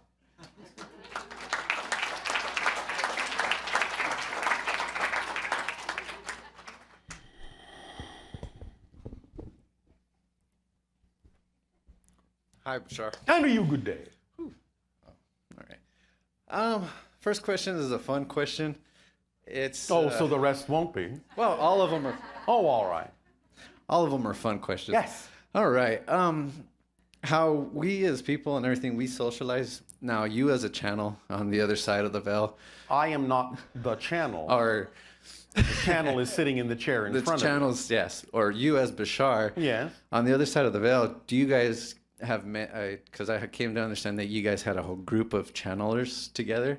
Now, after that, did you guys, on the other side of the veil, get together? And Other meet? side of the veil? Or why are you talking about us like we're dead? No. Well, on the you other mean in our civilization? In your civilization, if you've met other channels in our, on our planet, but then you You guys. mean other entities that are being channeled? Is that what you mean? Yes, other entities that are being channeled in Yes, a way. of course. We're aware of many other entities that are being channeled and interact with many of them quite often. Oh, okay. That's cool. Because how we do we socialize and get together. I was just wondering if you guys do the same thing. Well, not like you do, not exactly. Not exactly. Not with the entities. Most of them are non-physical. Oh, okay. Some of them are physical, and we can sometimes, as you say, get together. Mm-hmm. But again, we trust the synchronicity of when that is relevant. Oh, okay. So how it happens is unknown until it happens. It happens. We Okay. don't organize or send out invitations in a sense. Okay, cool. And then the second question I had was, maybe it's the chaos of, I tend to think of, I like to see how things work and all that. And then Yes. in our reality is that I'm experiencing this reality with everybody here, but then they're experiencing their reality at the same time. Yes. And then But you are experiencing what you call a shared reality by agreement, by each of you creating your own version of each other that is similar enough so that you can have the experience of a so-called shared reality, yes. Oh, okay. So that means that they're together with me at the same time in my reality that's my reflection? To a certain degree, not completely 100%, but to a Okay. certain degree, enough that you can experience the concept of a somewhat shared reality, yes. Oh, okay, okay. A mass consensus agreement as to what the game is that's being played and what the rules are, so that you can all experience a similar game enough so that you can interact with each other in certain ways. Oh, okay. Okay. That was about the two questions I had. And that's it. That's, Oh, all right. Well, that's great. thank you. No, thank you very much. All right. Okay.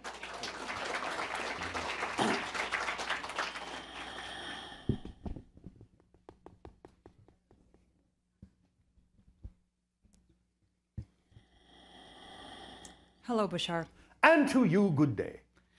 I'm really happy and excited about my life, and I love to share it in relationship with other people. And my highest excitement, often I'm wanting to include others Yes? that sometimes don't cooperate with my highest excitement. Then that's not your highest excitement. But sometimes I feel that is my highest excitement. It can be your highest excitement to include others, but your highest excitement has to include their ability to say no. Or it's not really representative of excitement. Because if you need them to say yes and agree with you, that's not a definition of excitement. Okay. Excitement allows others to be who they are, knowing that whatever their response or reaction may be to your offering of sharing is exactly appropriate for them at that moment, and therefore you allow them to be who they are in the same way you would like them to allow you to be who you prefer to be. Perfect. And one of the things that I'm hoping for in my life right now is Hoping for, all right. desiring Go ahead. is Something that you're excited about. I'm excited to find relationship in that partnership with someone who would share that time with me in my life. All right, and do you trust the timing of your life? I- Big hesitation. Yes, I guess I'm a bit impatient. Well, you know what we just said about that. You are not yet the person that you actually prefer to be who would attract the person you prefer to attract. Would you rather attract a person when you're not yet the person you prefer to be and get a reflection of that? No. Thank you.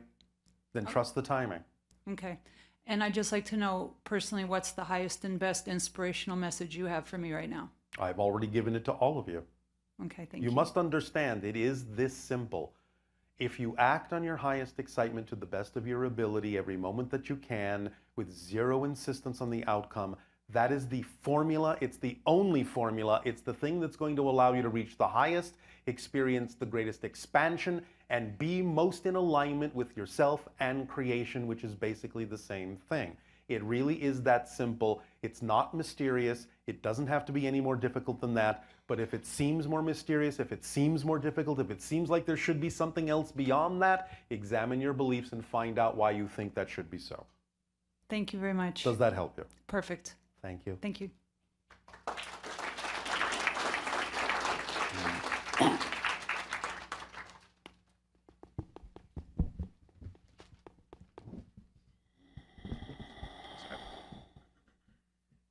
Hello, Bashar. And to you, good day. Good day. So my highest excitement in life is creating like processes or like permission slips for people to use to understand that beliefs create their own reality. All right. And my interest lately has been understanding the belief systems of like enlightened masters. Yes. So like when it comes to They are beyond belief. They they've risen- know who they are. That's why, again, I said it renders down to the two simple words, know thyself. Right. So ascended masters know who they are, and knowing is above and beyond belief. Right. So my question is, can you give examples of maybe Jesus or Buddha that how they transcended limited beliefs that they had and what permission slips they used to get from the limiting belief and then transcending it? What kind of permission slips did they use in their lives? They used life itself. Does that make sense to you? They trusted that whatever would happen in life would be exactly what they needed to achieve that transcendence. They trusted life perfectly, 100%, that it would deliver exactly the processes they needed to experience transcendence. That's what they knew for a fact. So were they were they born with that, or what Some were. Well, in a sense, all of you are. Right. But some are born with the realization of that, and some of them have chosen to go through a process to gain realization of that. What would that process be? Whatever process happened to them is what I'm saying. It's not a specific process that works for everyone. Right. I'm simply saying some of them chose to go through the process of whatever would come to them that would put them through a process. In other words, again, they trusted how their life unfolded. So can you give me an example of something that happened maybe in Buddha's life or Jesus' life that got them to go to transcend that, to know thyself? That's something. Well, being nailed to a cross did it.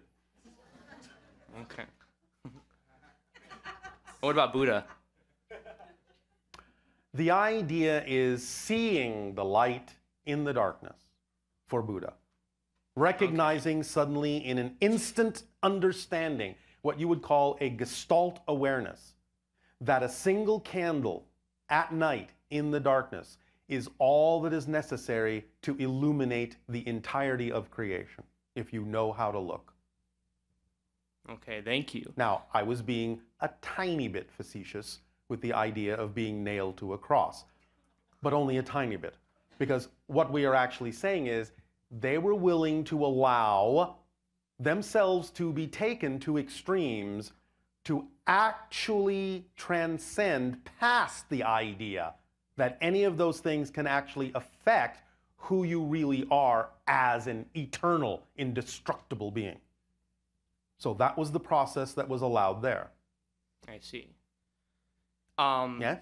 Yes, thank you. So when it comes to my feeling as I've been studying. No, one moment. Are you sure? Oh, all right. We are being asked to ask you. This may come in the form of what you call a joke. What were Jesus' last words on the cross? Nailed it.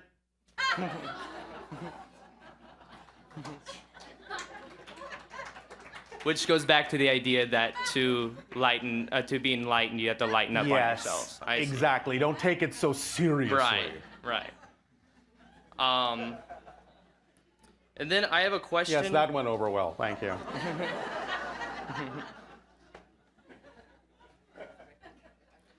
And then in the prior transmissions, you've talked about how the... One moment.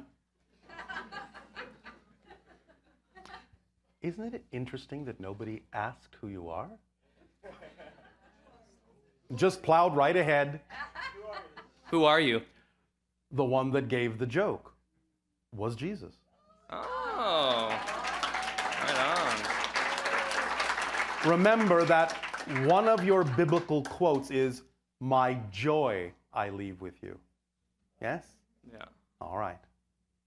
So now you may plow ahead. Thank you.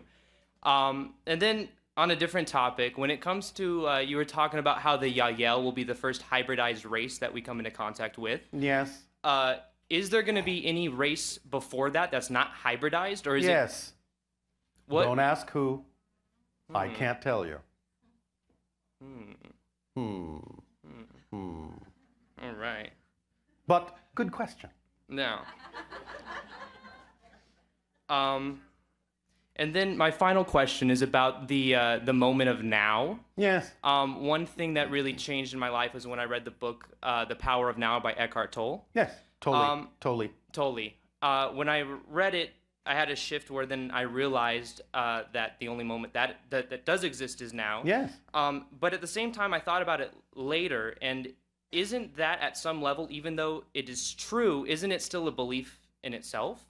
Or is it No, transcended? it's an actual description of the structure of existence and one of the 5 laws. Remember? Laws are the laws. They are not beliefs. They are a description of the structure of existence itself. I see. Yes.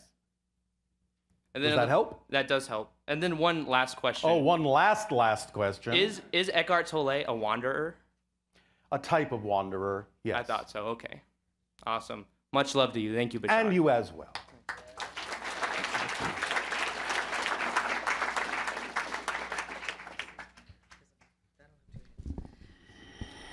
So we're actually a little ahead of schedule. So not really. I mean, can we? Not really. Perfect timing. Okay, so you don't want another question or beyond what I was. You may ask your Ustream question. All right. Well. Okay. Well, there are several. Well, so. there you go. Okay. We'll see how far you get. We'll see. Okay, what if your highest excitement includes something long-term, such as having a child, yes, and you run out of that excitement? You are stuck in a position where you can't get rid of the child, but being a parent is no longer your excitement. We would suggest that you re-examine the idea that the initial creation then was not made within the vibration of excitement, but within the definition of an idea that excitement would wane. And that's a different definition than the definition of excitement. So the person had the definition of excitement that you can never really keep that level of excitement going. Exactly. It goes away after a And while. that is not a definition of excitement. And so they manifested a child that supported the reflection of that belief. Absolutely. You understand perfectly. Okay, good. Okay, and why is the contact crystal a hexagon? Are you looking at me? Well, it supports the idea very specifically that what is attached to it, around it, as the central hexagonal crystal, are 6 others, which represent the 6 hybrid races, and altogether the 7th that we have talked about many times. Oh, that's nice. Therefore, it's appropriately designed. Okay. And then Earth being the 6th hybrid race, because there are already 5. We are the 3rd. But altogether, the 6 and the 1 in the center will be representative of the 7th hybrid race, when all 6 hybrid races exist and blend together into the 7th. That's the core of our common evolution and what we share as family and where we're going into what you call the future. Together. Okay, and then the last one is, well, there's another one after this, but... Oh, another last one. Yes. It's amazing how many last questions you people have. What is the link between reincarnation and balancing our masculine and feminine poles and sexual orientation? This question may not really translate properly in the context of the way these things actually work, because as we have said, reincarnation, in a sense, can be a real experience, but it's not an accurate description mechanically of what's actually happening, since all lives exist at once.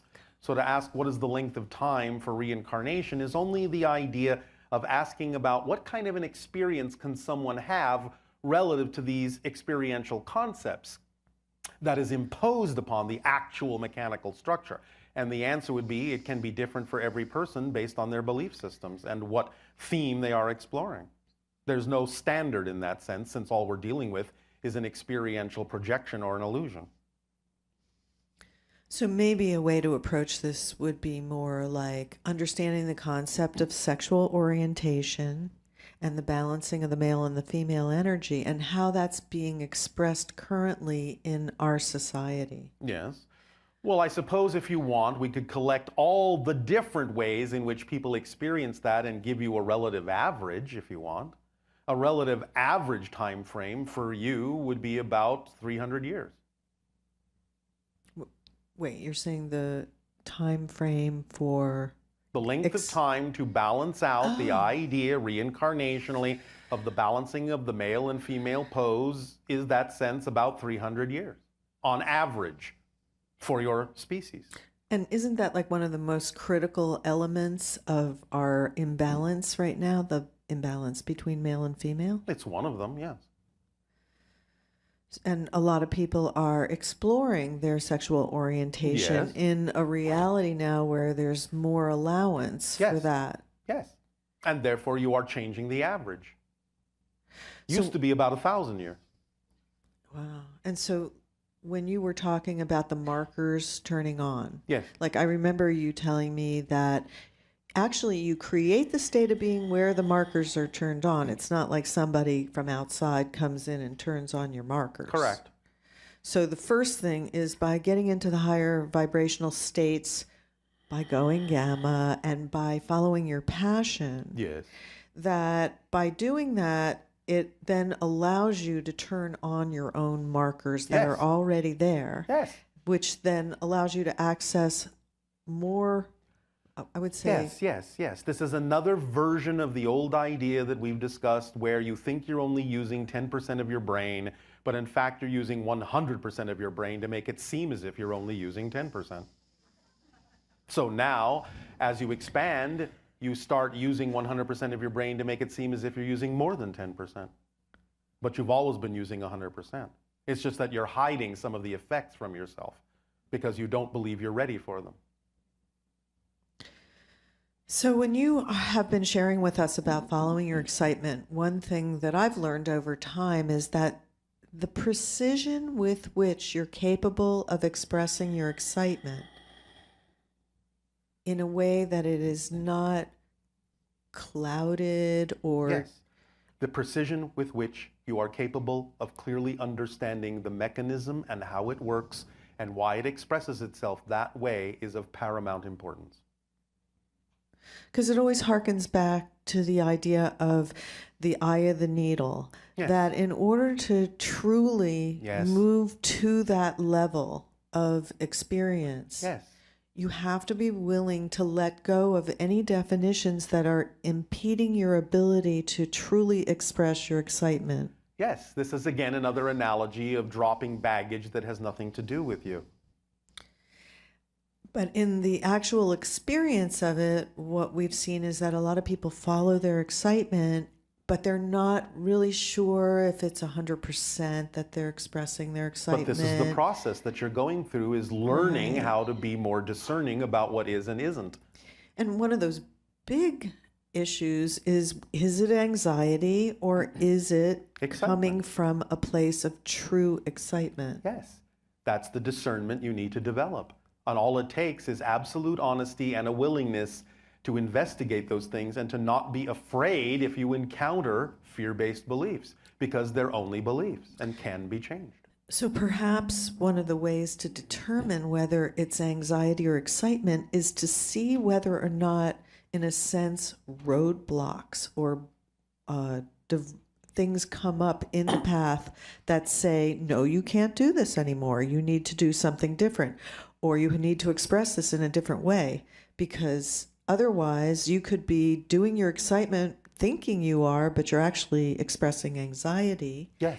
And then That can be one of the ways. That's So- why we said there are things to look at that are specifically the things that make you unable to actually take action on your excitement that you have agreed to abide by. And it can be as simple as another person who's in a more, I guess, has more dominion in a situation saying, no, you can't do that. It can come In that a sense, way. it can come that way, as long, again, as the person saying that this is not appropriate is coming from a place also of centeredness. Yes. So I know it's just so challenging. I mean, it's juicy in the sense Exactly. that You live on there a juicy is- planet. there is a complexity to really getting in touch with what's anxiety and what's excitement. Yes, That's there is a big rich thing. complexity, but it's still not complicated. Yeah, I wonder, is there almost like a litmus test. Good grief. A litmus test that you can use with yourself to test whether is this anxiety or is this excitement. Yes, there are many. You want to share one? But what if I don't? It's okay. How do you feel about that? How do I feel about that if you say you don't feel like it? Yes. Well, then I'll probably think of something myself. If All you right, want me well, to. that's a litmus test. What, because I'm not getting upset with you Yes. for not doing it. Oh, Exactly. and that was the other thing you were talking about, where it's like the way to test, like you were talking about when you're in a situation where another person has a different point of view than you Yes. do. Yes. And the idea is to go within and see if you're reacting to the other person's point of view, particularly if what they're suggesting is making you feel disempowered. Because they're not making you feel disempowered. You're making yourself feel disempowered. That's the honest litmus test, is to take full responsibility for what you feel. Right. It doesn't matter whether anyone else's intention is to get you to feel that or not. You are utterly responsible, all of you, for what you feel. And when you take full responsibility for it, then you'll be able to clearly understand what belief systems exist within you that are generating that feeling, and you'll understand the purpose that the interaction served to put you in touch with something within yourself you needed to be in touch with, so you could clear yourself regardless of whether the other person clears themselves or not. Right. Or even needs clearing or not.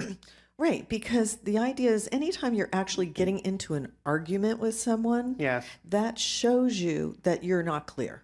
Yes. Because otherwise, you would be approaching the other person with the recognition that they're experiencing a limitation, Yes. and that you are wanting to be helpful, supportive. You truly are coming from a place of support and helpfulness. If you not, truly are, yes. not the idea of, well, you should change because you're not the way I want you to be, or you're Exactly. creating a limitation for me that I don't Yes, like. because it doesn't matter what anyone else chooses. You know it has no effect on you if you don't choose to be affected.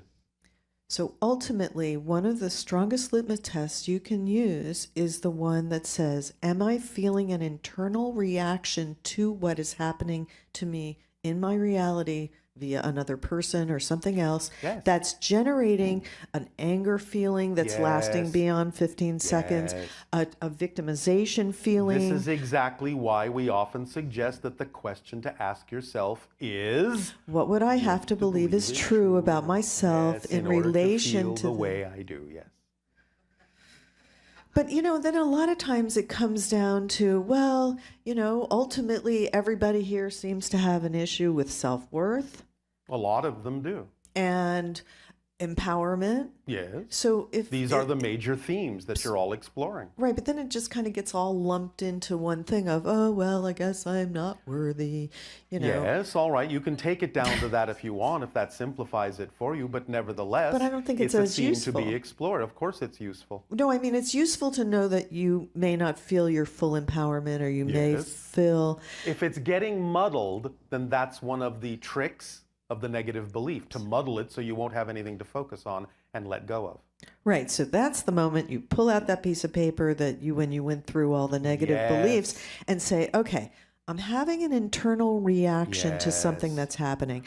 Yes. When something doesn't seem to work, you know your definition isn't clear. Why your definition isn't clear will always be based on a belief that's out of alignment with your true self. Yeah, it's almost like the idea of if you ever find yourself in a situation where you go, I should be able to manifest this. I should be able to attract this. Why am I not doing that? It's really so simple to do. Well, but yes, if it's relevant at that moment, yes. But again, it comes down to trusting how things unfold. And if something isn't manifesting that you think ought to be, getting in touch with the ideas and the beliefs that you have, using the threshold of believability test to see if you can let go of things that might accelerate the manifestation. But when you get it down to a certain point where no other beliefs can be let go of, then whatever time it takes is the time it needs to take for you to appreciate the process you chose to experience by choosing to have a physical life. Because physical life is all about the process. That's what life is. The process is the point. And that's all there is to it. So, speaking of processes, yes, Tadeo. now it is time for you to take a very short break, and we will resume the transmission for your holotope meditation, yes? Yes, that sounds great. All right, so very short break. We will resume transmission soon.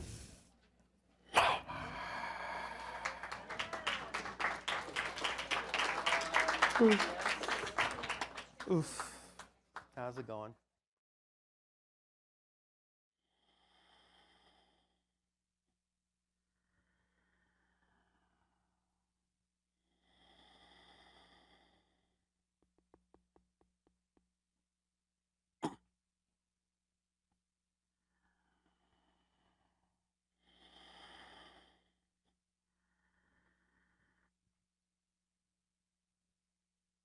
But it'll say we will continue the transmission by asking each and every one of you to become relaxed and start breathing deeply in and out.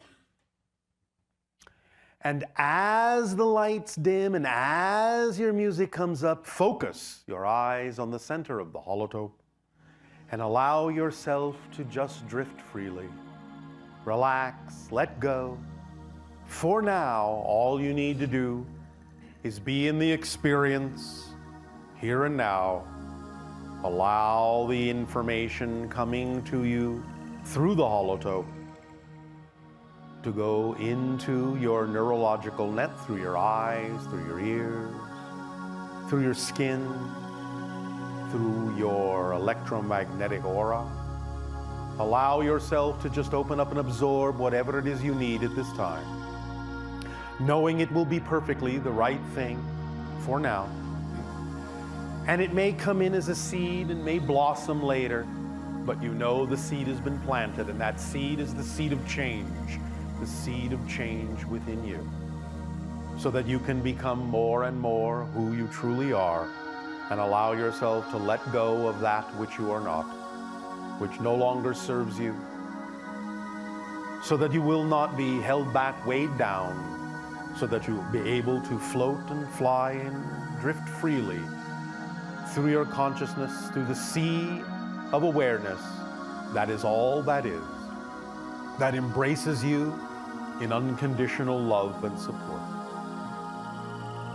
And as you focus on the center of the holotope and breathe deeply, gently, in and out, and begin to truly let go and relax, and feel everything melt away that is not you. Allow yourself now the opportunity to remind yourself that this is just another form of mirror, that you are looking at a reflection of your greater self, represented by all the lines and connections and colors in the holotope, and that the center of this structure is the eye of your inner mind, your higher mind, looking back at you, giving you all the information that you need in its gaze, so that you know you always have access to everything you need here and now. And as you continue to breathe gently in and out,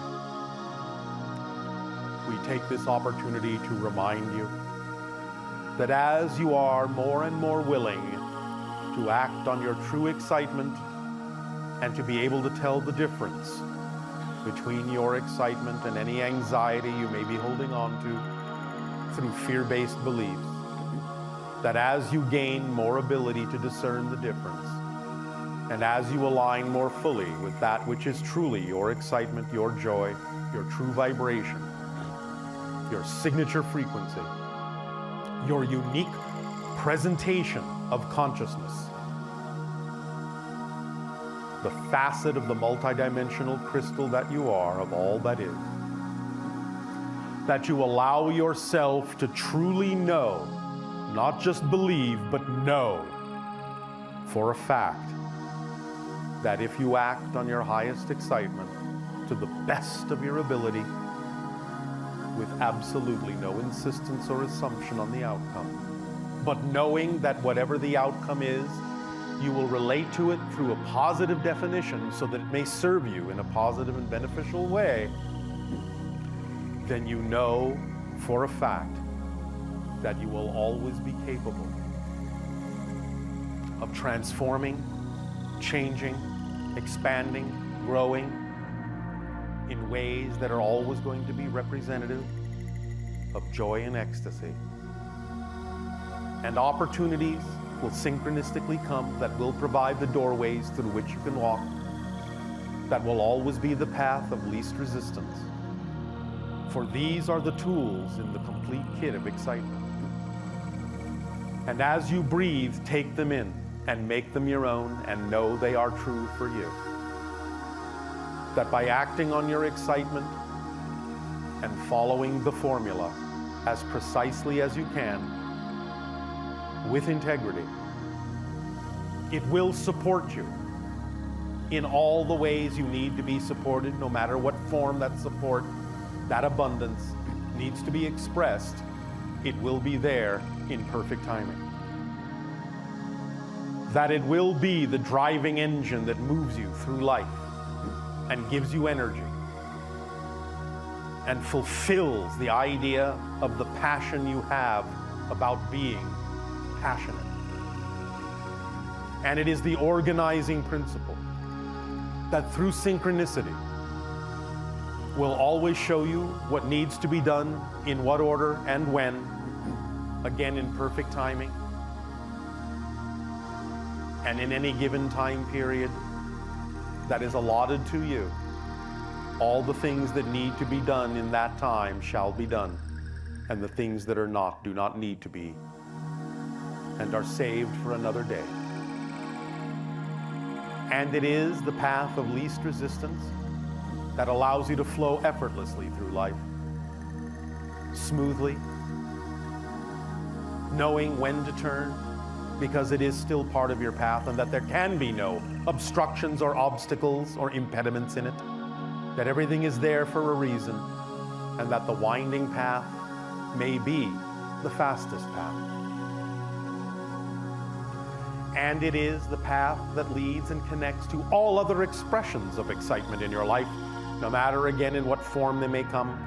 For it is not by how they look that you can tell they are connected, but by the fact that they contain more excitement than anything else at that moment.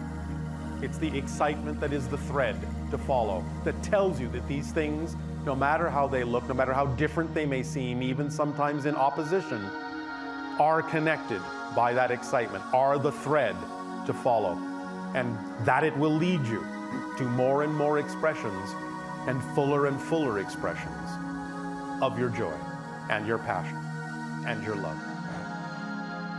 And that it is also the reflective mirror that will reveal to you, even as you act on your excitement and bring up for your attention anything within your unconscious or subconscious mind that may be out of alignment as a fear-based belief with the true vibration of your being, so that you can identify it consciously. For once you do, any belief that is out of alignment will appear illogical, nonsensical, and you will know it has nothing to do with you and came from someone else, and you can drop it, for it is not yours. And it will lighten you up, and you will fly free, carrying that which is only your own, which weighs nothing at all. And you will know that this kit of excitement, being complete, will absolutely leave nothing relevant out of your life that needs to be there, that's important for you. And so you will know that anything that is not there does not need to be there. And that anything you really truly cannot do does not need to be done, for it is not you. But you will always be shown what is. You will always be given the opportunity to know what is you, if you will only but look with open eyes and know that these things are presented automatically. For excitement is a self-guiding, self-perpetuating, self-expanding principle that always works. Whether it works positively or negatively for you is your choice, based on how you choose to define your relationship to every experience in your life. You do not need to push. You do not need to manipulate. You do not need to make something happen. Allow yourself to allow it to flow, knowing that that already knows best what will work for you. For you, the unique you that you are, tailored specifically for you. For all that is that great, that each aspect of it, infinite though they may be, is taken care of in perfect timing and in perfect support with exactly what it needs and exactly when. All the pieces fit. Allow yourself to let that in. Breathe it in with absolute certainty, with absolute knowingness, with absolute love, absolute conviction, absolute commitment, and absolute integrity and impeccability and precision. And in all that, and that state of being that is truly you, you will know thyself and see yourself anew and see clearly the nature and structure of existence that exists within the here and now, eternally and indestructibly. For you exist and you always shall. For your point of view and your perspective is unique and shall and cannot ever die. no matter how much you may change, what you actually are is your unique perspective of all that is. That is your nature, and that is indestructible and eternal. Take a deep breath in and let it out. Take a deep breath in and let it out. And take a deep breath in and hold it, and hold it, and hold it. And blow it out, creating the atmosphere that will contain the vibration of knowingness, the vibration of peace, the vibration of support and love and joy and creativity that will contain everything you need so that you may float free in an infinite sea of possibility and unconditional love of all that is. Allow yourself to continue to breathe, crystallizing these ideas, and allow your music and your lights to soften, more and more soften, so that you may float freely in a timeless moment, in an infinite void of velvet blackness, so that you may know that as you are surrounded and immersed in what appears to be darkness, in what may appear to be emptiness, you know that you are the light that shines therein. And you will always see a reflection of that light when you look through the eyes of all that is at yourself. For you are the light of life itself. Drift freely now in that peace, in that beauty, in that grace, and in that gratitude and appreciation.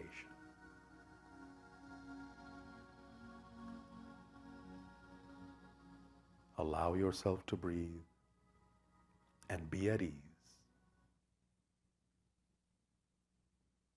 Our unconditional love to you all. Sweet dreams and welcome home.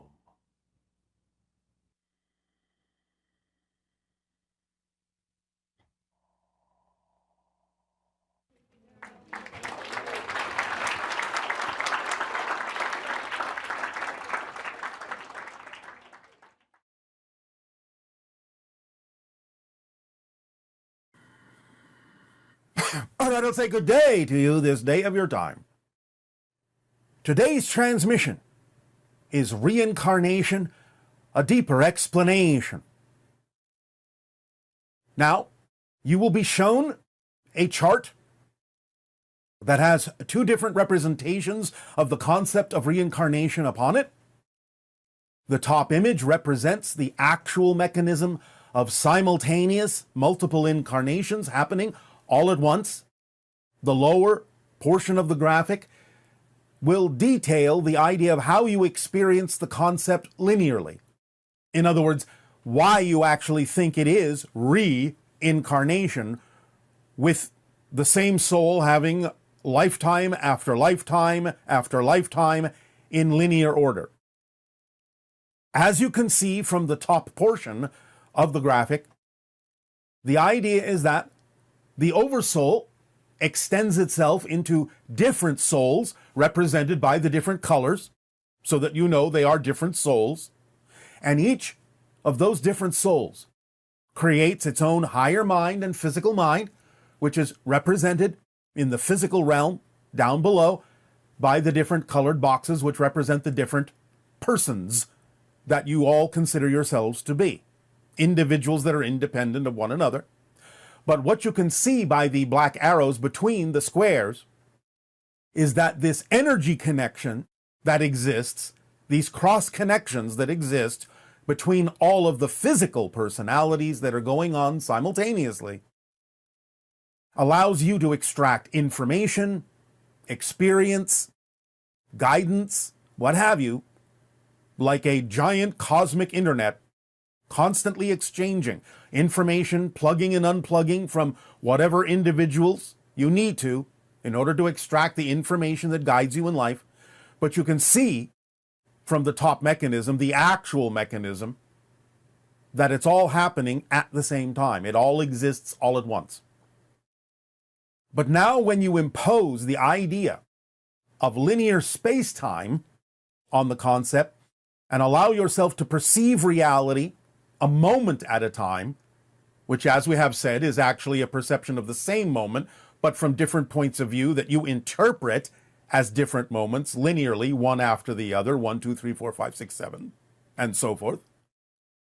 What happens then, from your perspective, is that the space-time reality, the space-time perspective, or what could be called the space-time lens, or space-time prism, or space-time filter that you impose upon your consciousness, just like a prism bends light, the space-time filter or lens bends the idea of how the interconnections exist between different individuals, so that it no longer exists simultaneously or is perceived to exist simultaneously. It is now bent upwards to make it seem as if the same soul, that is an extension of the oversoul, is experiencing over and over and over again an incarnation in linear terms, one after the other. You can now see that the black arrow in the chart below is bent upwards to go back into the soul level, so that it appears as if the same soul is having different physical incarnations, one after the other. But the mechanical truth is the graphic up above, without the idea of the bending of the space-time reality. So you can see that just because the space-time lens makes it appear as if the same soul is having incarnation after incarnation, the truth is these are different souls, different extensions of the oversoul, each of which is having its own physical experience that's connected to every other physical experience through those horizontal little black energy arrows. But again, because those arrows get distorted by the space-time lens, you perceive it in a linear fashion. Knowing that it's actually all happening at the same time, and knowing that the idea of reincarnation is an illusion, can help you understand how to live more in the moment, how to plug in and unplug to the other entities, the other physical beings that you may need to extract information and experience from to aid and assist you and guide you in this particular life, as they may be doing with you as well to guide them in their lives. And you can understand that all beings exist simultaneously. All things do. So if you can allow yourself to begin to see the illusion, the distortion, in a sense, that is created by the physical space-time lens, then you can begin to operate in a more immediate, more present way, living in the moment, knowing that you can make whatever connections you need to make, knowing that you are making whatever connections you need to make, plugging and unplugging in a dynamic way. It's not a static thing. A life that you feel you're connecting to now may not necessarily be the life that you will connect to in the years to come, or you may keep recreating that connection if you feel it is of benefit to you. But this is why. This is the explanation for why. You have heard many people say, "Oh, I used to be Cleopatra. I used to be Julius Caesar in one of my incarnations." That's the perspective of the distortion caused by the space-time lens. But if you understand the simultaneity of everything, as represented by the upper portion of the graphic, you can realize, of course, any being can connect to any other being. And that's why you can have 50 people, 100 people, 1,000 people all saying, I used to be Cleopatra, because it's not that they actually were Cleopatra, because Cleopatra exists exactly at the same time you do, but 1,000 people can make an energy connection to Cleopatra in the present, and thus download information that may, through the distortion of the physical space-time lens, make it seem as if that was you, because you're assuming that the same soul is having these incarnations over and over and over again. So this explains the idea of how a multitude of people can connect to the same individual and download whatever information they need from that individual, and understand that it's not that it was your past life, but that it is another person existing at the same time that has their own life, but you get to extract whatever information from their experience of life that you need, while they can do the same to you. Who knows how many connections Cleopatra has? Who knows how many times Cleopatra may have assumed, oh, this must be coming from one of my future lives, when in fact, again, it's all simultaneously coexistent. So, again, this helps you live more in the moment, understand the mechanisms and how different a description of the mechanism can be from a description of what appears to be the experience from a space-time lens perspective. Again, the most important thing to take away from this is the changing of your definitions from outmoded ones, outdated ones, old-fashioned ones, so that you understand that there can be a vast difference between a description of the experience, or how the experience appears to be happening, as opposed to how the experience is actually mechanically happening. So if you start from the premise of understanding that everything exists now, you can then decode, in a sense, and decipher and translate the experience, and realize that the description of the experience, again, is not necessarily a description of how it's actually happening, how the experience is being truly created. And you can start to deconstruct these ideas of old-fashioned definitions of experience and begin to truly understand the modern understanding, the modern definition for your 21st century of the actual mechanisms behind everything you experience in physical terms.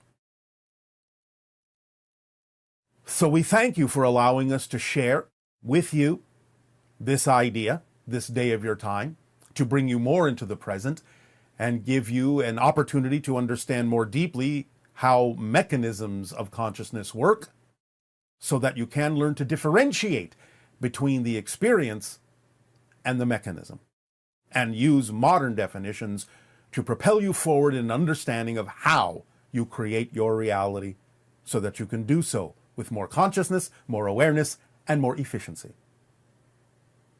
And this will make all the difference in how you experience your reality.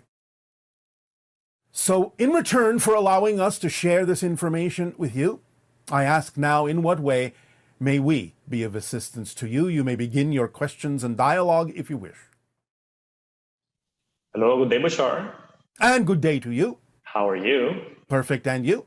I'm very excited to be here. Thank you. As are we. Thank you.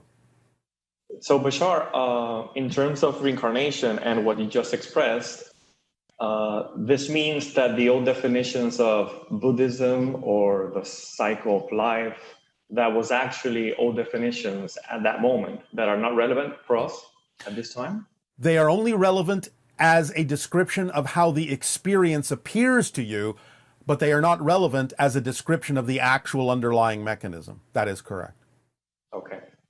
And when we talk about lives, the lives of our oversoul, yes, we talk about the physical lives and the non-physical lives. Yes. In all the densities? Well, it depends on what density you're coming from. Because again, there can be oversouls, there can be oversouls of oversouls, and on and on and on, all the way up to all that is.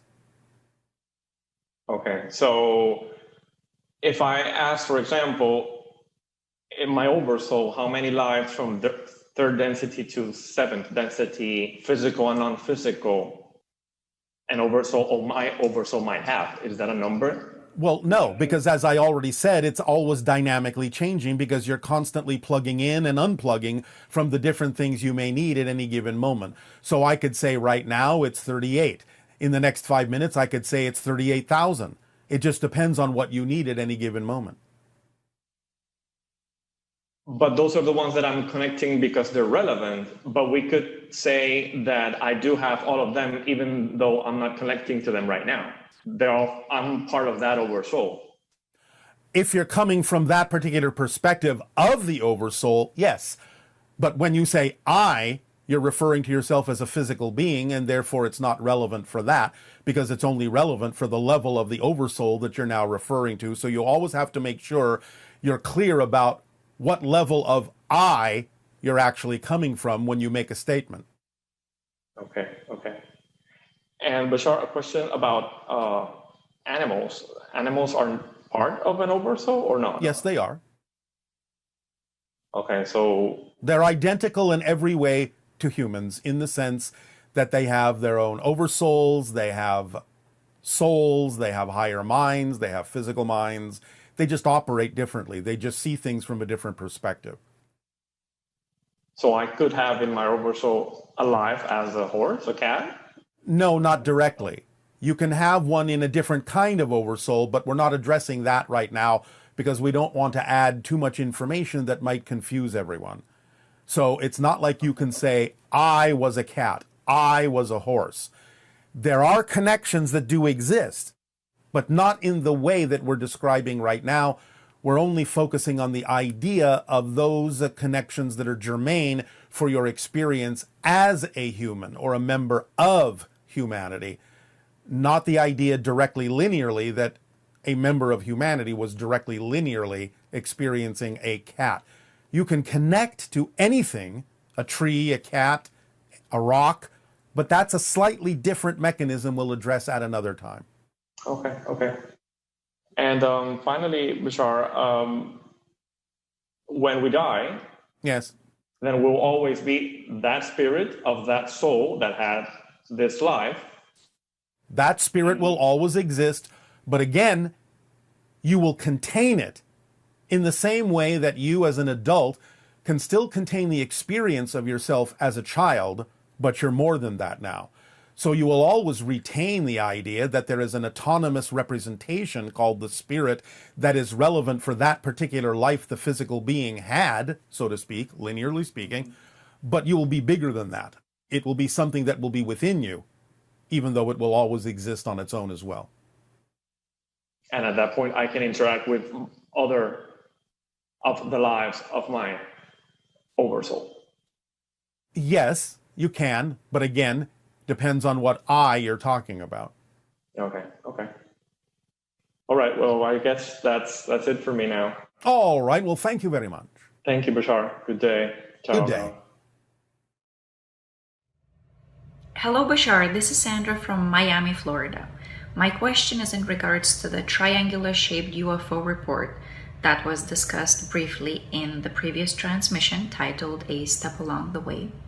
You had mentioned that there may be an agenda attached to as to why they're releasing that information, although you did confirm the video in the report was authentic.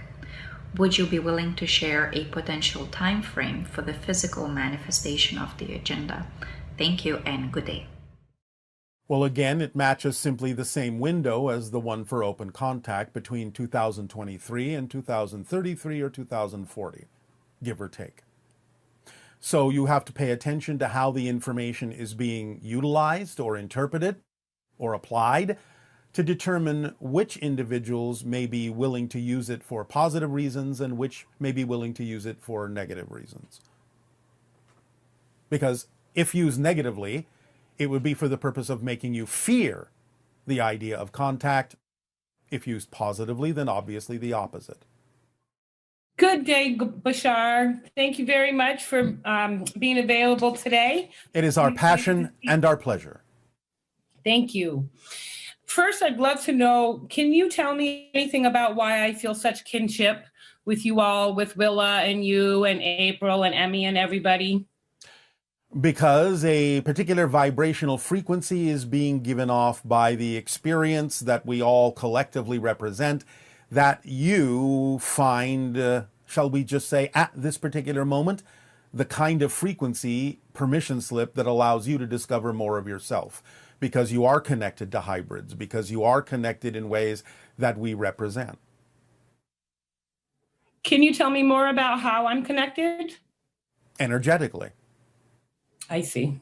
And you may yourself have connections to what you call alternate counterparts, alternate versions, simultaneous incarnations in different civilizations that represent hybrid realities.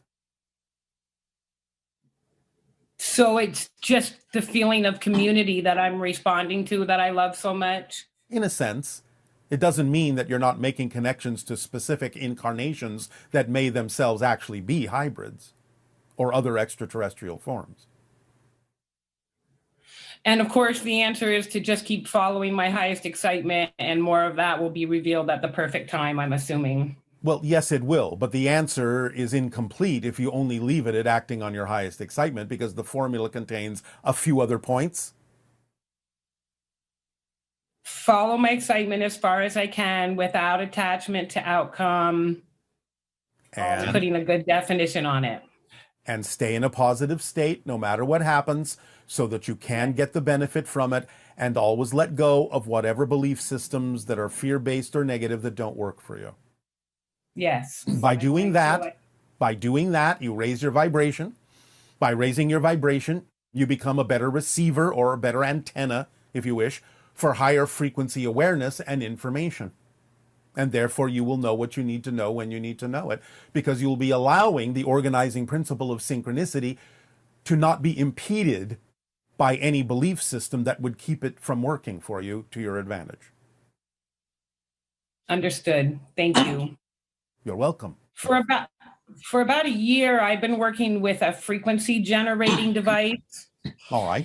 Tesla said that frequencies were the medicine of the future, and I've heard you talk before about frequencies being able to diagnose and support, and that we're all moving towards that. Generally speaking, yes.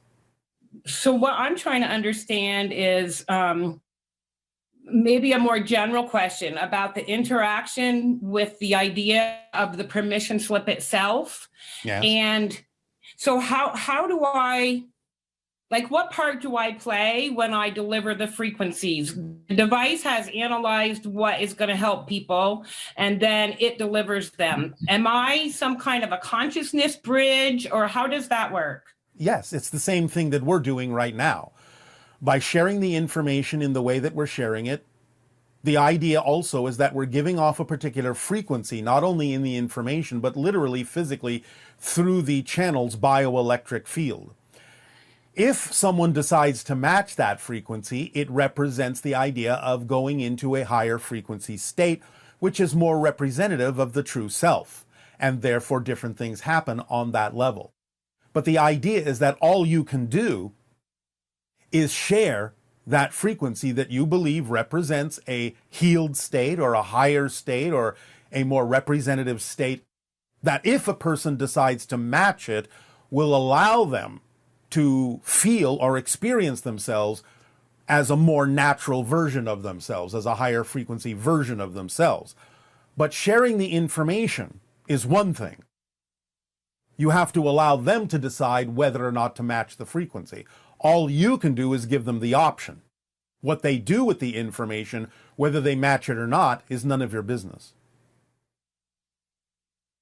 Right, I understand that. And so I guess the piece that I'm trying to push through to some more understanding on my part is the permission slip, in this case, the frequency generator, has its own purpose and device and frequency.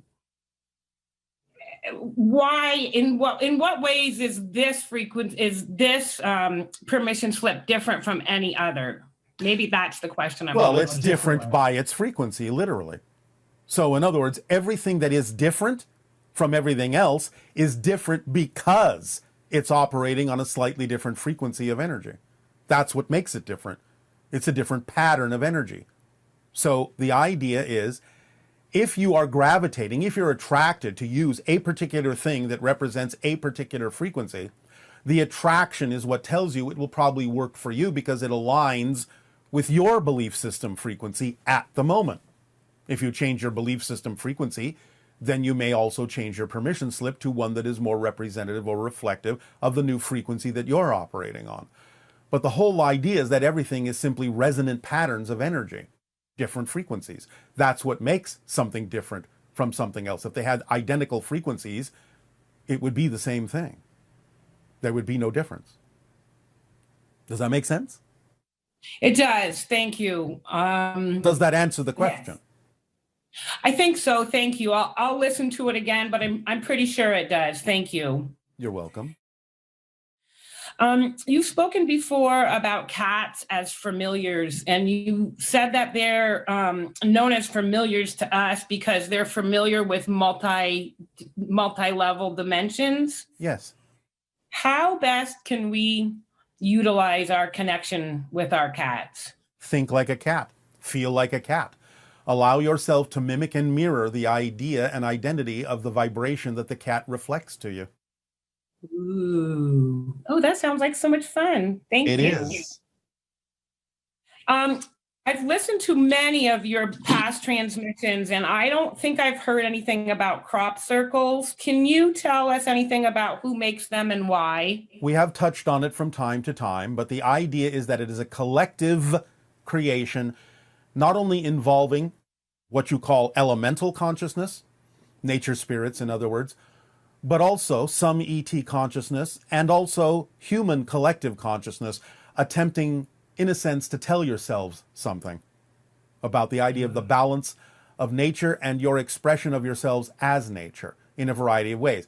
They are multidimensional structures of which you are only seeing a slice in 2 dimensions. So it's a kind of language that your own collective higher consciousness is attempting to communicate to you through the idea of nature, so that you can connect yourselves and express yourselves to nature and as nature more solidly. Wonderful. Thank you very much. As always, I appreciate your time and your wisdom. Again, it is our passion and our pleasure. We thank you. Thank you. How are you? Hope all is well your end, and hi to everybody else who's tuned in. This is the first time that I am asking a question, and I am super excited. So I feel that I am ready to have an initial contact, with open contact with the Yael, since according to Bashar on this timeline, they may be the first in which we have open contact with. If I was meeting a friend from Earth, we would put in our calendar, in our diaries, the date, the time, and then we would meet there. So what is the best way of contacting the Yael on a specific date, time, and place that we can all meet and have first open contact? If not, can I just choose a date and see who shows up? Looking forward to the answer, and thank you. Bye. You can choose all you wish. Some may or may not show up. Again, the way to ensure this happens, at least to the best of your ability, is by following the formula, because it will raise your frequency to the appropriate level in order for that contact to take place. You may not be able to insist upon or determine the exact date from the level you're already operating on. And you may think that you're ready, but you may or may not be. So the idea is to trust that by acting on the formula, you will make yourself ready without insisting on what that readiness must look like in terms of an interpretation of date or time. It will happen when it needs to, in perfect timing. Don't focus on it. Just get on with your life, follow the formula. It will happen when it needs to. Hello, Bashar. And you good day. Unconditional love to you and all of your civilization. It is nice to make contact. It is. I have a question about your phone number. The Yes. black triangle with the light on the back. Yes. When I meditate on it, sometimes I try to see the light behind it. And I consider like it's a triangle that's blocking it. I don't know if it's some information that I'm trying to perceive. Any insights on that triangle? Again, are you referring to the idea of imagining the image that we described? Yes. Well, what other information do you feel you need? I feel that there's this light behind the triangle that I need to see or perceive that information that is being blocked by the black triangle. Is this accurate? No. The idea of the image with the blue light coming from behind it against the black background is what puts you squarely into the information stream of our collective consciousness. From that point, you will know that you are on the right frequency to download information from our reality. But from that point forward, it has to be wherever you direct your consciousness to what you are interested in downloading. So you have to direct it like a conversation from that point forward. Information isn't being blocked. It's simply that what you've created is an open line. You have to direct your consciousness through some sort of dialogue in your mind to what kind of information you want to access once the line is open. Correct. Thank you. Yes. Can I ask about Zen philosophy, mindfulness? I consider meditation as a few years back. Yes. I studied Eckhart Tolle's teachings of silencing the mind and just be the observer and being in that consciousness. Yes. But after a while, I found it boring. Or then it's no longer your permission slip. Remember, these are all permission slips. You get to decide at any given moment what works for you. Sometimes you will use part of this and it will work for a while, but then you may change. And if you change as a person, you may need to attract a different permission slip that will now work for the new person that you are. First step is to always make sure you're not the one making the excitement go away because you're holding on to a fear-based or negative belief that is in fact blocking the information that could be exciting. But as long as you clear that from yourself and you're not blocking information or dampening the excitement, then it may simply be an indication that that's no longer representative of your passion. Switch to something else that is. And isn't blocking thoughts or not thinking a kind of escapism from reality? Well, it depends on how you use it. So again, anything can be used for positive or negative reasons. If you are blocking things as an escape, well, you have to be honest with yourself about whether or not that's what you're doing. But the idea also of simply suspending thought for a moment can allow other forms of communication on different levels of consciousness to come into you because you're getting your mind out of the way and not allowing your mind to block information from another level. But again, you have to know what you're doing and why. And you have to learn to tell the difference between when you're doing something from excitement or doing it from anxiety. You just have to be honest with yourself about the reason why you're choosing to do something. Thank you. Yes. And a question about abundance, specifically to money. I understand there's 5 forms of abundance. Well, there's more, but we have talked about 5. We have talked about those 5, and I have practiced several of them, but about money, yes. I like that one. I like that form of abundance. Yes, that's fine, but you have to let them all be equal. Otherwise, you're putting insistence on one form over another.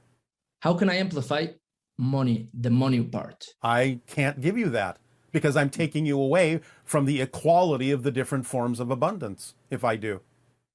Okay. So it's my process. Yeah. In other words, if that is truly the way that works best for you, you don't have to focus on it. That's the way it will unfold.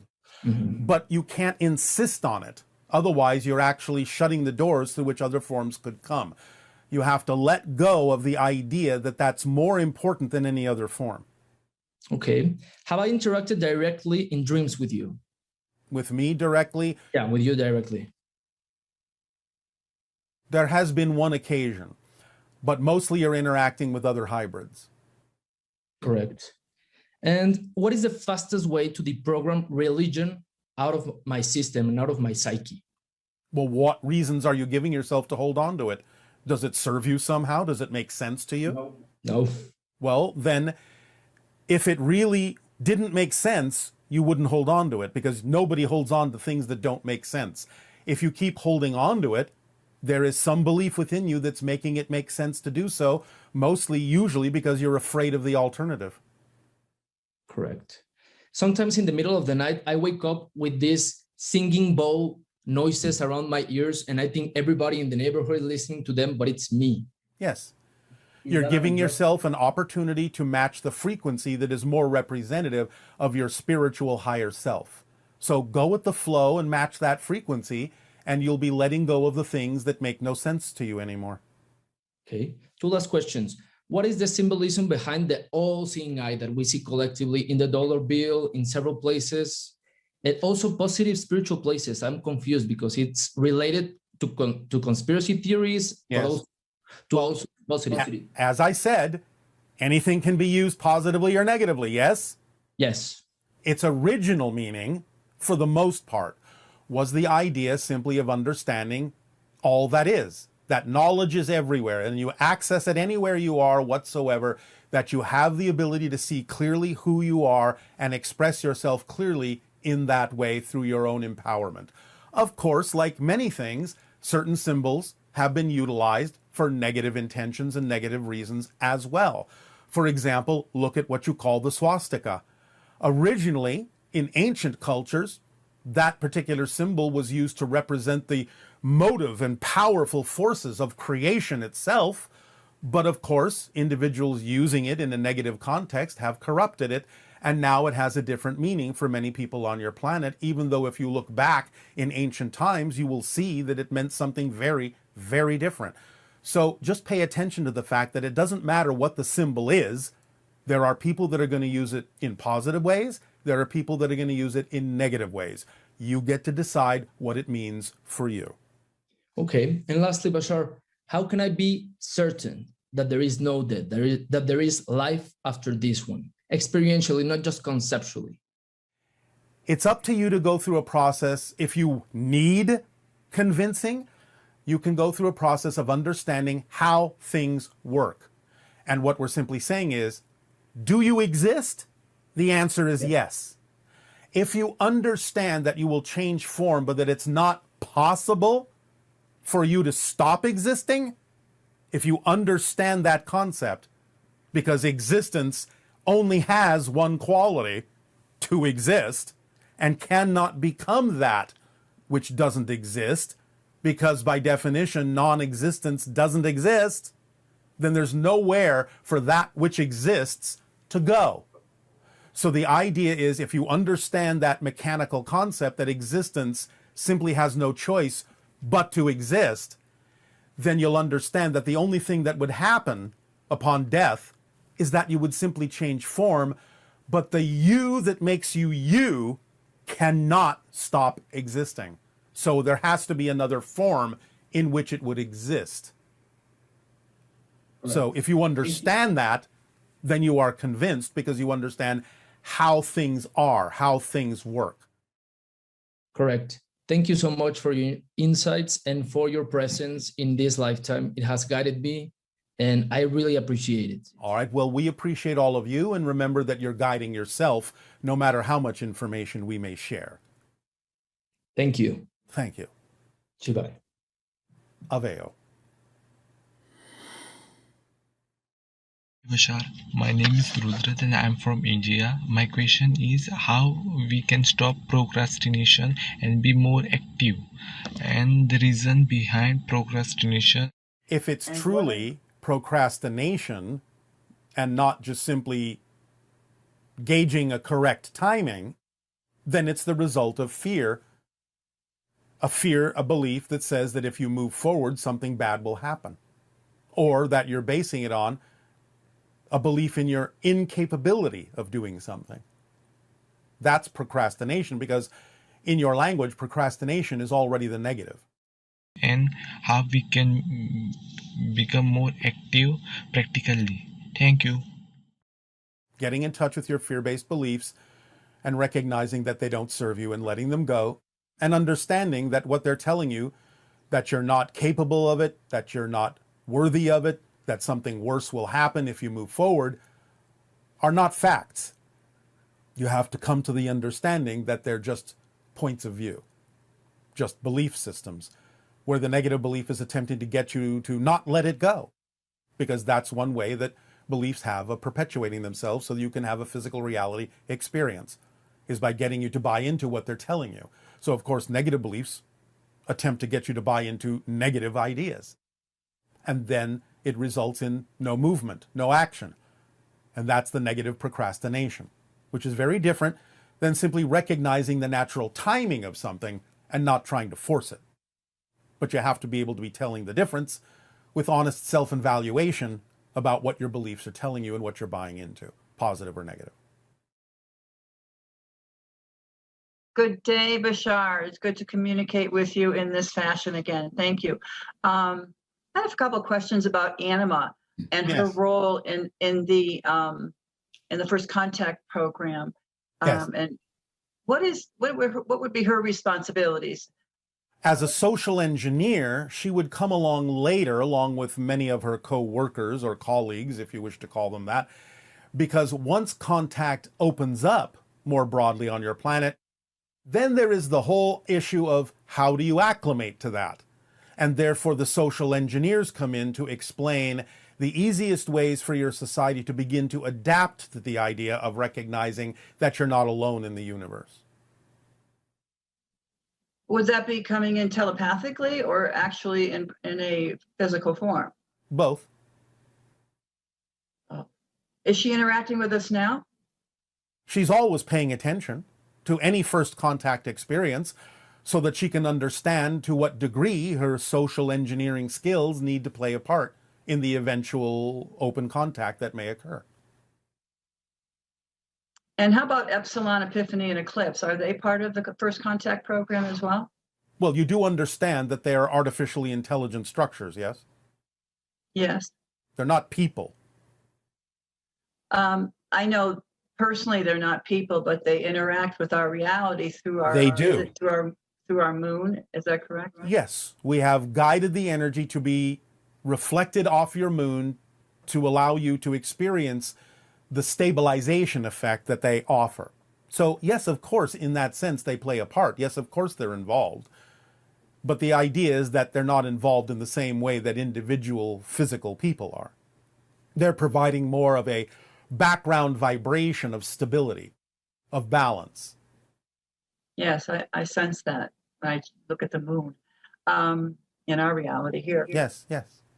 It's very, there's been a sweeping change in what I consider my own reality, which I feel is a third reality of what I've been working with over the years. Yes. And it was very, very gentle and moved very swiftly into another reality because of the synchronicities that I had recognized were not there before. Yes, yes, yes. Well, that's the way it happens for most people. Yeah, it was very nice, very open, and still is just a gentle stream of consciousness just supporting. All right. Congratulations. Thank you. And this is also the third reality that we've been discussing over the years, correct? Well, in a sense, although leaving it as just number 3 may be a little bit misleading because, again, remember, you're shifting realities billions of times a second, but you're creating a third continuity to impose upon the changes that make it seem like a consistent new timeline. I see. Do you understand? I do. Right. I'm just, it's a very vast subject, so I did get a piece of that. Thank you. All right, all right. How far above Bell Rock are you right now? About 3,000 miles. Okay, that's consistent. It's been consistent from the last time we heard it. I think it was 3,000 miles. Yes. So what does that consistency mean to us or to you? Well, the consistency means, again, that there is stability being created and continuity being created in the new direction that most of you are taking that are relating to beings like myself. I see that. I feel our world is getting more conscious, and the one you're in, yes. The one I'm in. Yes, because other versions of Earth are not. So you can only experience the version you're in. And if the version you're in appears to you to reflect the idea of an increase in consciousness, then that's representative of that version of Earth. Going back to the chart that I'd seen earlier, I understand what you're saying. It's not a linear fashion, it's multidimensional. Well, yes, You may create linearity in your particular version of the shifts that you're doing billions of times a second, because you're still experiencing the concept of perspective from space-time. But nevertheless, there are others that are shifting in different directions as well. And eventually, even though you can still see them, you eventually won't. I'm feeling that already in the background. That it's like a dreamy thing. It's like, oh, did that happen, or was that real? And I know it was. If I don't focus on it, it's really very, very light in the background. Yes, it doesn't mean it's not real. It just may mean it's not real for you in your reality, but you may still be minimally aware of it. Yes, and I've been doing a lot of internal reviewing of where I've been and where I am now to see, my own progress and so forth. And I remember the first 30 years of my life that I just had a real great time, and I didn't pay attention to anything like other than my own focus. And it seems like that's where we're back here again.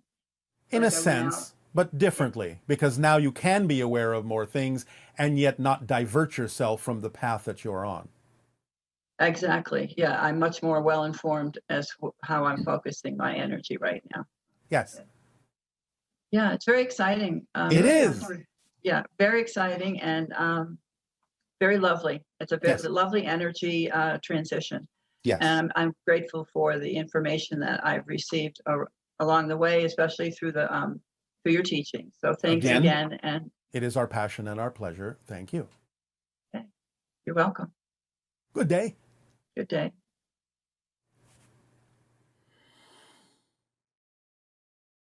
Hi, Bashar. This is Jantine from the Netherlands. I wanted to ask you a question on menopause. You recently mentioned that hormones are a part of the structures upon which our belief systems are built. And I was wondering what the effect of these big hormonal changes is on the lives of women. Can you shed some more light on what's happening during that phase and also the effect it has on our belief systems? Thank you so much, Bashar. Well, of course, again, remember that it's more about what effect do belief systems have on menopause. The idea of menopause in its natural form is a changing of the frequency from what you might call a youth into an elder.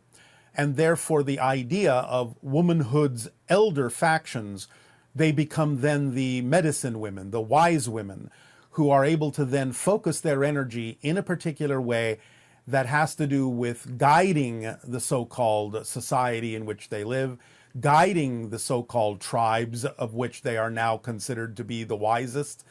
And so the idea has been looked upon in a very negative way to create all sorts of changes that don't need to occur in the way they have been occurring because of the degree of negative labels and uncertainty about it and all sorts of ways in which women have been taught to look at themselves in life. So the idea of the hormonal changes are hormonal changes that are representative of shift in belief system to a much broader and higher level of instruction and guidance that then plays a part as an elder in a society. Greetings, Bashar. And to you, good day. It is an honor to be connecting with you. And our honor to be connecting with all of you as well. I want to share a dream that I had recently, and a bit of a quick short story of synchronicity. I was just 2 nights ago, I woke up from a dream, and in the dream, I was exploring some series of underground caves and caverns, and we were searching for a crystal skull. Yes. Found the skull in a box, a friend of mine in the dream, and the box seemed too small for the skull to fit in. And he opened the box once we retrieved it and we're above ground. And the skull came out, and I started having this deep emotional expression and love and joy, and I'm crying in the dream, and I just feel this connection with this skull. And I get down to the level of the skull to sync my eyes and skull with the skull and mirror it. Yes. I start to experience almost like my skull is a singing bowl being sung in a really intense vibrational connection. Yes. And I could see my eyes reflected in the eye sockets of the skull, and they were flashing red with the frequency of the and every time that frequency came around, the red flash in my eyes would flash until it became unified, and I kind of fell back with tons of energy going through my body, and I woke up. And I wanted to share that with you because when I shared it with a friend, I said, this would be really great to talk to Bashar about. And then I got an email, said, hey, you want to talk to Bashar tomorrow? We have a opening for you. So it all felt very synchronistic. Well, it is. Everything is synchronicity. It's just a matter of whether you are aware of it or not. Right. So I was wondering, was that dream a connection, like a parallel life connection, or was that more of a grooming me to get used to certain frequencies? The second one. That's what I thought. Was the skull in my dream a representation of Pele? Yes. Okay. Yeah, that's what I thought. Because it feels like I feel very excited to connect with that skull and possibly interact or be some sort of keeper or protector of that skull. It is a very deep, which was symbolized by the idea of the underground tunnels, deep earth vibration to the soul, in a sense, of the earth itself. Right. To the core of the earth itself, and therefore to your core. And so why did the skull choose to have this interaction with me specifically? Because you chose to have the interaction with it. To experience an aspect of my core? Yes, to allow yourself to begin to blend more of that deeper core energy and allow it to filter up into your more conscious, aware mind. So as to... In other words, to go from the core and explode into the surface like a volcano, Pele, yes? Right. So it was more for my own transformation than anything grooming me, maybe specifically for interactions with that skull physically. Well, that is not necessarily an impossibility, but nevertheless, you're the one doing this. Right. So you're using those symbols and those connections, those frequencies, in order to allow yourself to groom yourself for more interaction on different levels, both of the earth and interdimensionally. I see. Bringing things from the core to the surface. Got it. Creating new land, in a sense. Do you understand? Oh, interesting. Well, that's very synchronistic because we are actually looking at creating some, well, not land per se, but communities on land. So that was... Same thing. Yeah. Because you're changing the vibration and therefore creating a new reality, a new space. Right. But it's coming from the deep core self. You have to have that deep anchor to ground you in order to participate in something that represents higher frequencies. I see. Yeah, because to me, it feels like even when I think about it, I get this immense grounded strength of certainty that feels impenetrable. That is your indestructible core. All of you have it. Yeah, I love that. Thank you. I believe I saw a hybrid child in physical form. I was around the Bell Rock vortex and I was sharing about hybrid children. And I was walking back off trail and came around a bend and saw a hybrid child female standing in front of me. And as soon as I saw her, she blipped out of reality and she was gone. And I was wondering if this is a type of stage of contact that hybrids are playing with us, in a sense, to see if we can recognize them. Yes. All right, awesome. And can you confirm if that was Raven?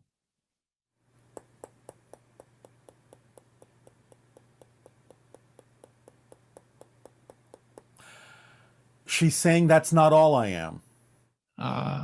Interesting. Can she elaborate on what that means? No. Or is that mine? Okay. Thank you. There's a term in the raw material of the Law of One, and the term is harvest. And I believe when you shared an experience, last question here. When you shared the experience of your collective going into a meditation for 3 days and emerging essentially in fourth density experience. Yes. With no sleep and food, this sort of thing. That is the Shakana experience. The Shakana experience, exactly. And so would you say that our becoming the sixth hybrid race, as Ra was talking, it said every 26,000 years, there's like this cosmic clock, the precession of the equinox, where we have the opportunity to shift densities as a collective, and have our own experience of a harvest in a sense. Yes, you are shifting. Now, of course, this won't necessarily be the choice that everyone makes, because again, you're splitting into different versions of Earth, so to speak. Right.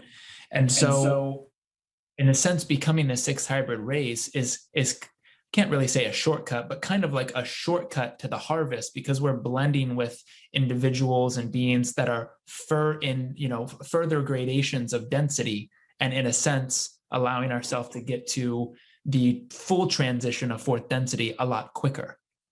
Yes, if you match the frequencies that those kinds of beings, such as ourselves, are sharing with you, of course it will accelerate things, because you are not getting in your own way by holding on to beliefs that don't work for the fourth density reality.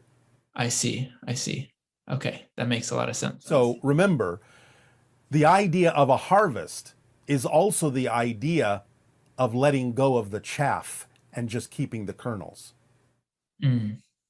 Got it. Chaff being the negative limiting beliefs. Yes. Awesome. Okay, last quick question, and I'll pass it. Oh, the last question. Last. You've heard that so many times. Yes. There was a prophecy given in the 90s about Austin, Texas becoming one of the first, quote, golden cities that will create kind of a new model for community and interaction. Do you have anything you could share on this idea? At this time, no. Okay. Thank you, Bashar. Except, again, to remind you, there's no such thing as a prediction of the future. Absolutely. There is an sensing of the energy that exists at the moment the prediction is made. Once the prediction is known, you get to decide what direction to take that in. I see. Got it. Thank you. Thank you, Bashar. You are welcome. Hello, Bashar and Bashar team. This is Linda from Copenhagen, Denmark. I would like to ask about the Earthborn preparers. You gave them the name preparers in your previous transmission.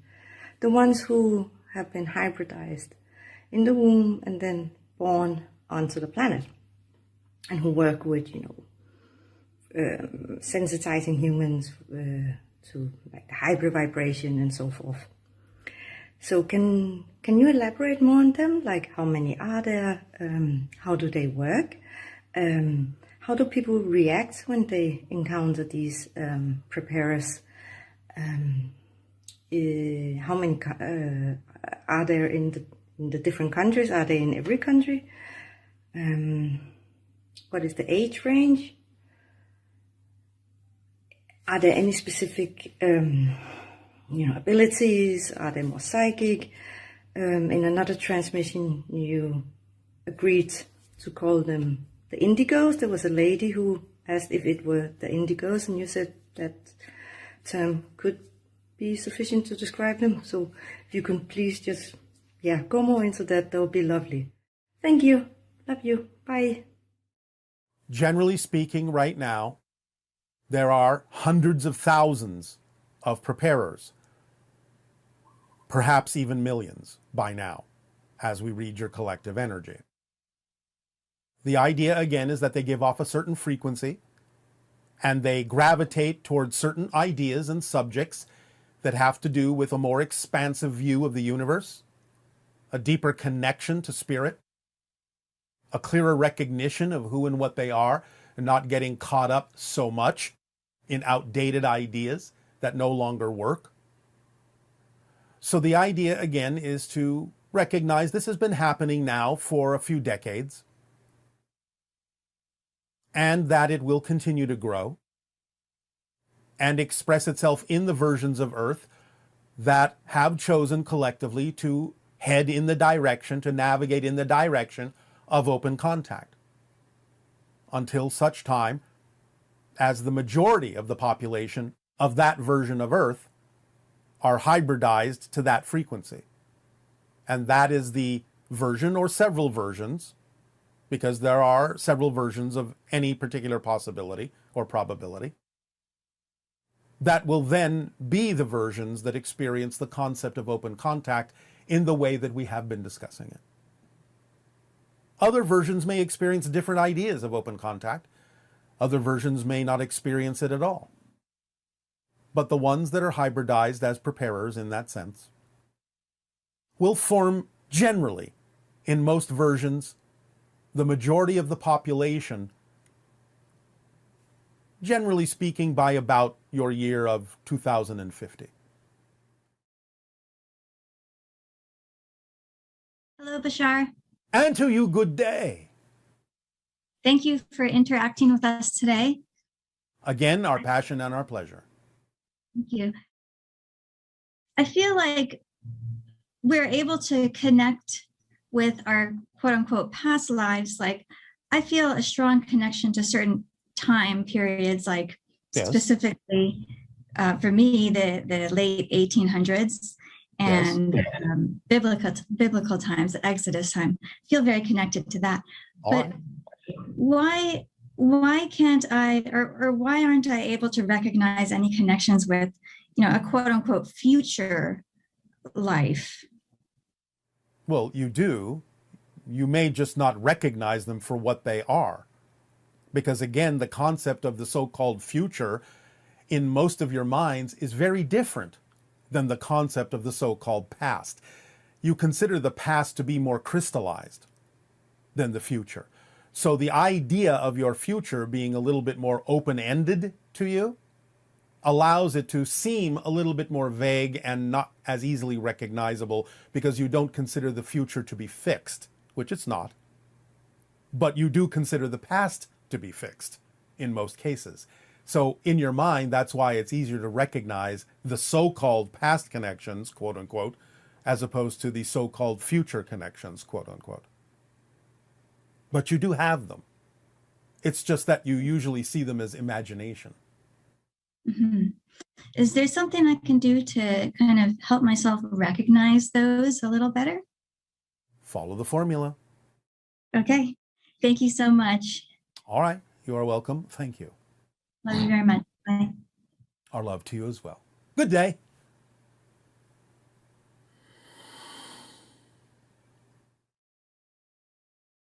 Hello, Bashar. When we shift from different parallel realities to other parallel realities and versions of Earth, do we have the same oversoul? And is it the same version of all that is, or do we have different versions of our own oversoul and different versions of all that is? How can we differentiate between people that have their oversoul focused in the same version of Earth as our oversoul is focused? Thank you. You would be able to tell by the difference in vibrational compatibility.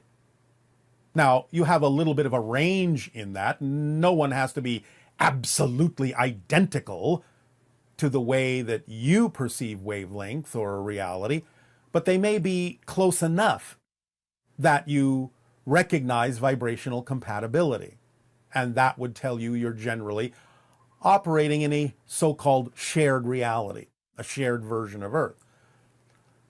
But the idea is that in general, yes, different persons, different physical individuals have different higher minds and may have the idea of a different soul. They may have a similar oversoul, but they don't have to. It just depends on what it is that they're doing and why they made the choices that they made to experience what they chose to experience from the oversoul perspective. But generally speaking, an oversoul breaks into a soul, individual different souls, and each individual different soul creates a different higher mind for each personality because they're different. So each higher mind has to be matched in frequency to the idea of the personality or individual physical person that is experiencing the concept of physical reality.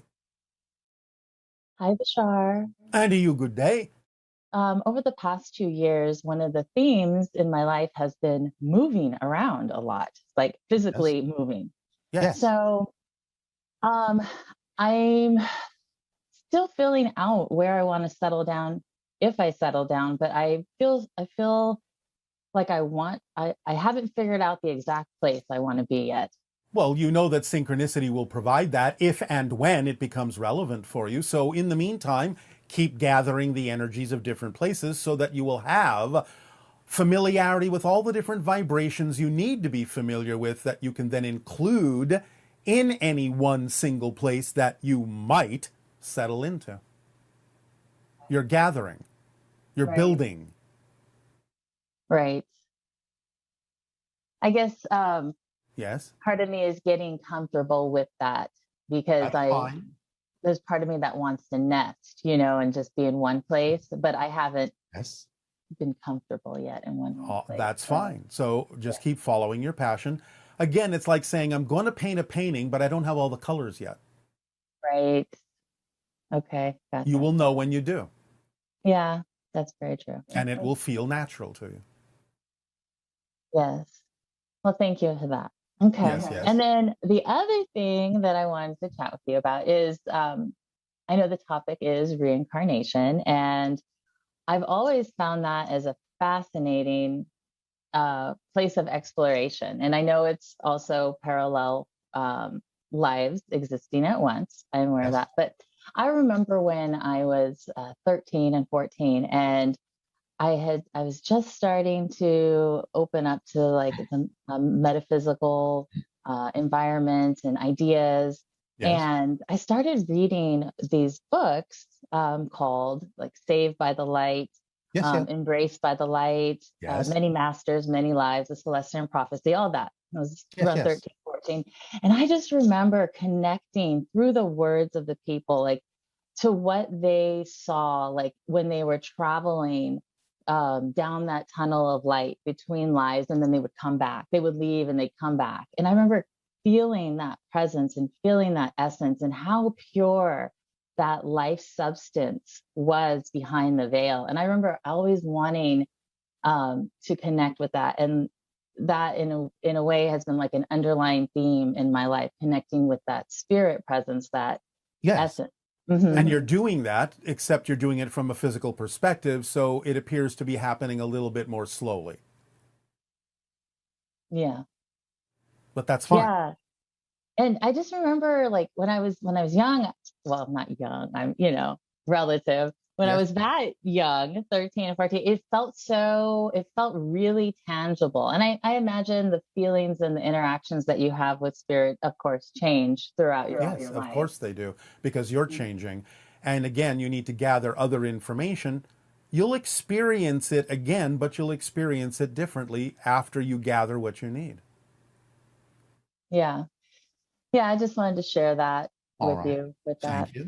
And then I guess there's one more thing. The other thing that I felt really connected to parallel of other lives. Do you mean of versions that look like you, or something else? Something else. Yes. Something else. So is your 11-11 meditation that you do with the mirror? Yes. And I would do that, and I would see other aspects, other lives of me that were not human. And it was just so interesting to see those like come through. Yes. And I felt them assisting with this life at that time. And I remember so many shifts and changes.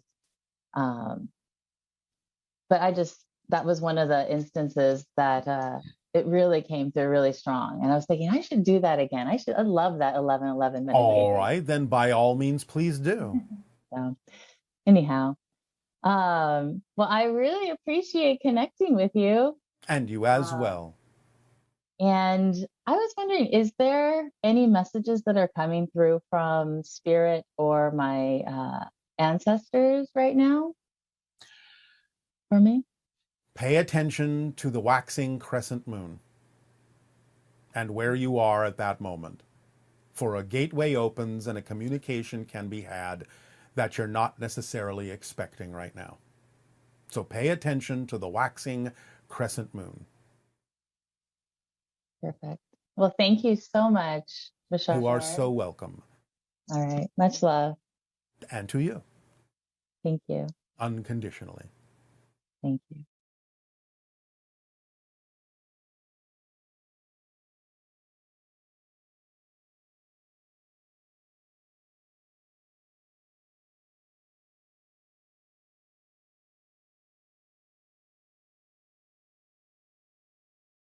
Hello, Tadeo.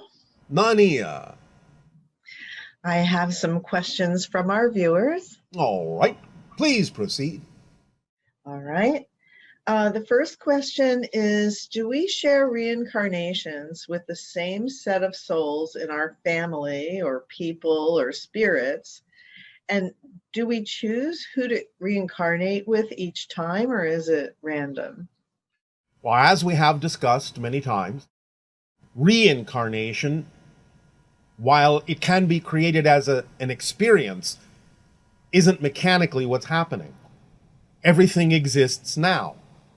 So what you choose for a particular experience in the moment, in the present, and make your connections according to what is relevant for your theme of exploration.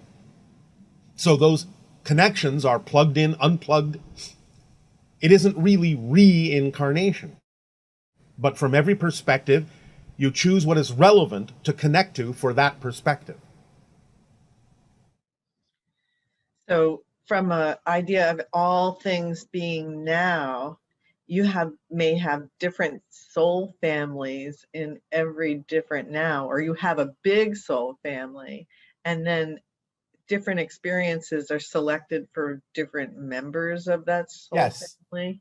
You can have many different levels of that idea, and you will pick the one, you will connect to the one that is relevant for what you're experiencing as this you.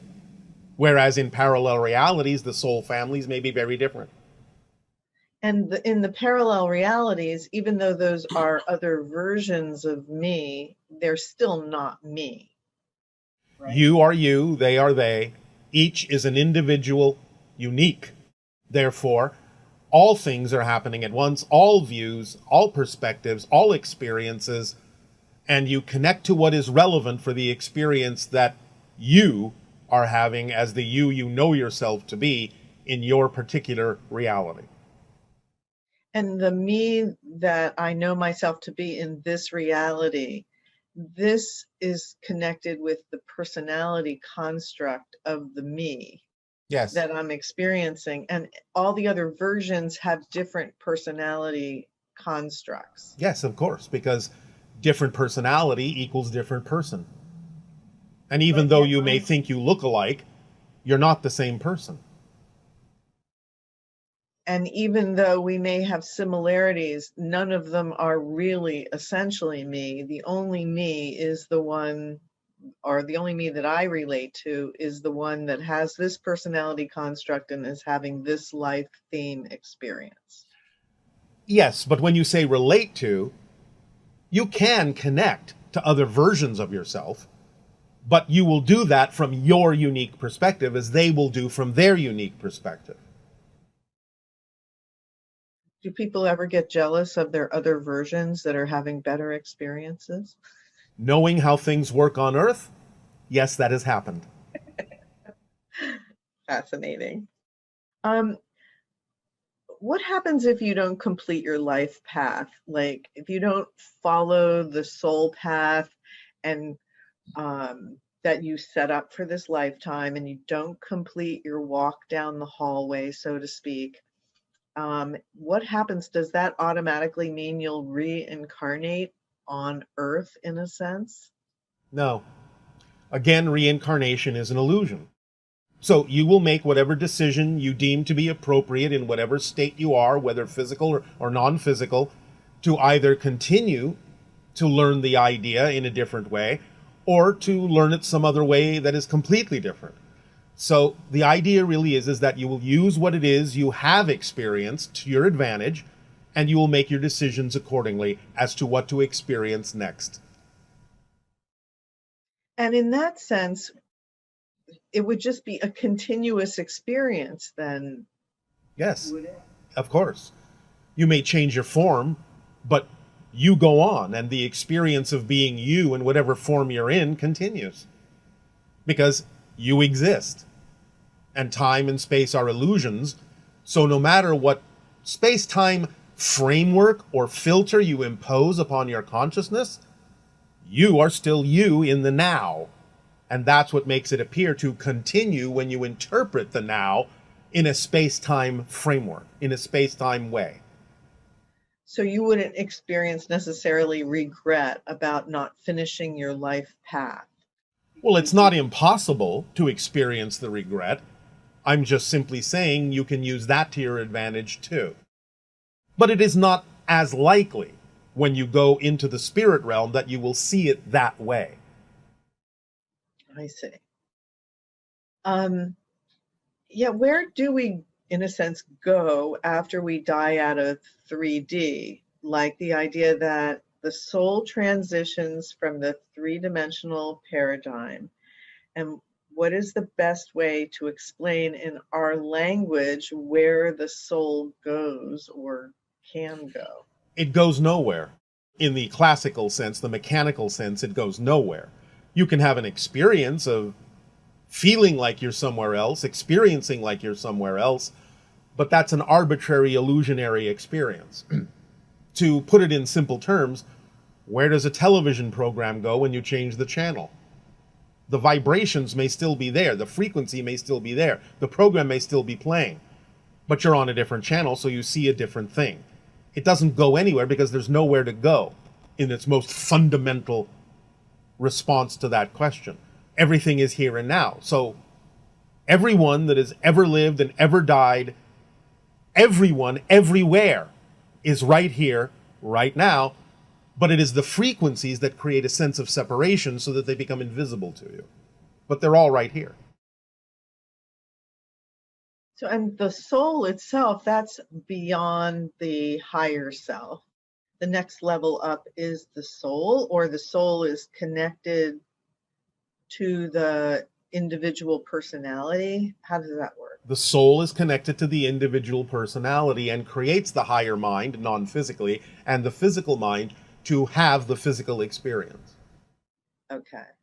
So you can never be separated from your soul, in a sense. It doesn't go anywhere different than you. It's always with you in whatever form you're in. You are always it. It's not with you. You are it. You are the soul.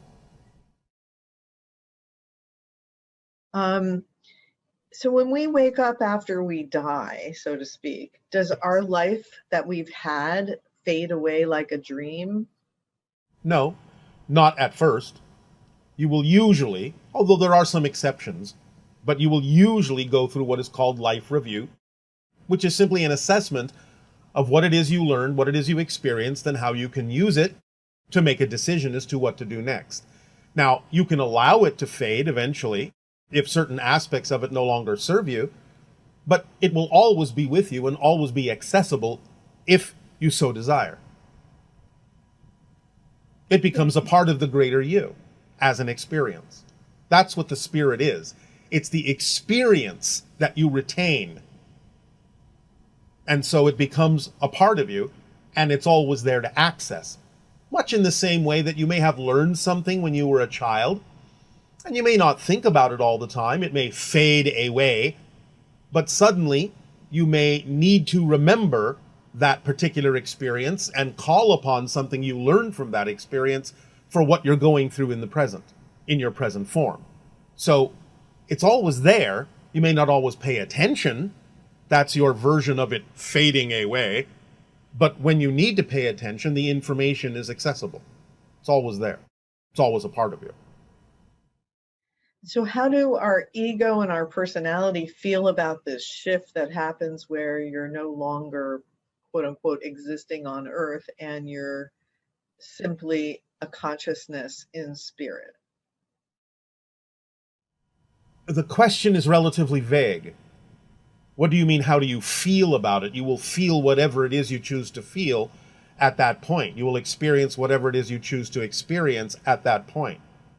Well, for example, like most people before they die, or if they're in the process of dying, may struggle to stay alive in a sense. Yes, but you are asking the question from the point of view of being already dead. Right. So what happens to the ego and the personality when you're dead? It becomes a part of you, but you're bigger than that. Again, similar to the idea I just explained. What happens to the part of you that is the child learning a lesson in childhood? What happens to it?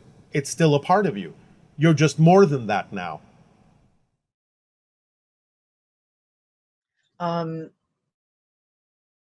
Is incarnation different for interdimensional beings than for human beings? Human beings are interdimensional beings. Now, the experience of what type of incarnation, yes, of course, that's different, because it can be many different ways in which you can experience the concept of incarnation. But again, you're all interdimensional beings. So, what's the experience like? I guess I was thinking more like Sasquatch or yourself, that's much more interdimensional than we experience. Well, like I said, there are different ways to experience the concept of incarnation. So, the mechanism is the same for everyone. It's just a matter of a shift in frequency, a shift in perspective. And that makes the experience different depending upon how you're expressing the incarnation. What you are as an incarnated being changes the experience. But the mechanism is no different. I see. You've also talked about the idea of life review after death. Yes. And are we shown like every detail and moment of our life, and then are we only shown the unresolved or the unrealized things? Everything. Every single split second is there. And it's not that you are shown it, it's that you are aware of it. Because there's no more barriers. There's not space and time in the same way as an experience. Therefore, all the veils drop, and you experience it. Everything that you have created, everything that you have experienced is there. And so you review it, you look at it, you absorb it, you learn from it, you move on. But remember, it doesn't take place in the same amount of time. So the life review can be experienced from your perspective in a split second. So is that sort of like the idea of people saying, just before they died, they saw their life flash before them? Yes, it's similar because they're very close to that moment. Now, as we said, once upon a time, the idea that everything is here and now is really what's happening. You choose a specific here and now, which has to do with that particular life and the relevance for that life experience. But the thing of it is, every single moment, in a sense, I'm just going to use this euphemism, is layered on top of every other moment. So it's you're experiencing everything at once because it's all right there. So you're seeing in more dimensions of what's right here and now when you go through life review, because it's not separated so much by time. So everything that's here and now, like a double, triple, quadruple, quintuple exposure, is all there, and that's why you get it all. Every single thing is recorded, so to speak, in the same place. That's why you experience every single second. You're seeing it more as a depth rather than stretched out linearly.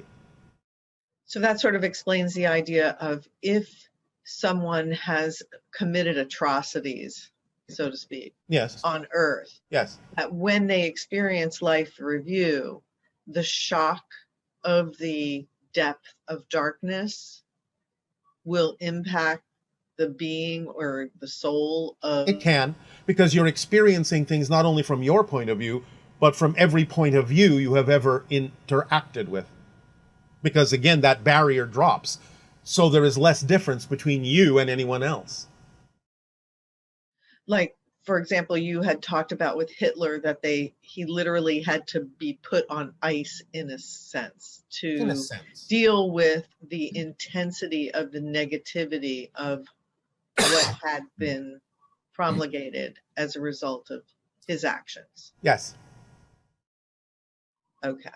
So is the idea that if you live a good life and you bring a lot of happiness and joy and love into the world, that when you experience your life review, you will experience that more fully and also be able to balance that with the negative experiences that may have been generated by your behavior? You know the law. What you put out is what you get back. And then there's a type of processing that the consciousness goes through to absorb all of this information from a new perspective. A type, yes. Not exactly the same kind of processing you may experience in linear space-time, but yes, a type of processing. Okay. And like for animals, I know that question that comes up periodically about, do animals have souls, and do they? Animals are souls. Remember, you have to, in a sense, stop thinking that a soul is something you have. A soul is something you are. So is there like the animal oversoul, or? Absolutely. There's the animal oversouls, okay. And there are cat oversouls, dog oversouls, any other animal oversoul, and there is the general collective animal oversoul. And the reason that an animal may instinctively have certain kinds of behavior that give it a lot of pleasure is because, in a sense, they're channeling the animal oversoul of their species. Is that? Well, that can be one way that they experience a certain kind of pleasure. Yes, it's not the only way. Right. But do they actually go through a type of life review when they pass away? Sort of. It's not experienced exactly in the same way, but it's similar enough that I suppose you could use it as an example. So they would, let's say a dog would... All the experiences that animal had in life, in a sense, are reviewed, but it doesn't come with the same kind of perspective. It's not used exactly in the same way. And they independently incarnate, or they are also, it's necessary for another consciousness, such as a human, to collaborate in their incarnation? Well, it depends on what's chosen. It can be either. It depends on the theme that is chosen. Wow, so they're not really that much different from us. They just, in a sense, speak a different language, find pleasure in other behaviors that are not quote-unquote human behaviors, and yes, they're equal to us in a certain way. Yes. Again, the mechanisms are the same for everything. Okay, and insects. That's an animal. It's not a vegetable, it's not a mineral, it's an animal. So I was just thinking of like bees, they have that hive mentality. Well, so to speak. In actual fact, it's not really accurate to say it's a hive mentality. It's actually more of a hive empathy. So they feel what the other bees are feeling? Yes, that's more accurate. Well, and is some ET civilizations actually express that idea also? Yes, of course. Because that's just another phenomenon of existence. Yes. A collective. Yes. With beings similar to oneself or of the same species. Yes. Okay, and so like a life review for a bee. This may be difficult to explain, and so we would ask you to move on. All right. Filled with milk and honey? No. Not milk. Okay.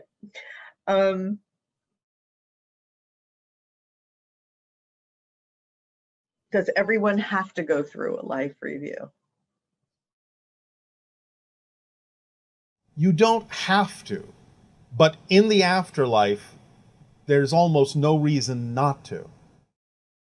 There can be some exceptions, but they are true exceptions for a variety of reasons we will not go into now. It's almost an automatic function, just because that's the point. Why have the life if you're not going to learn from the life?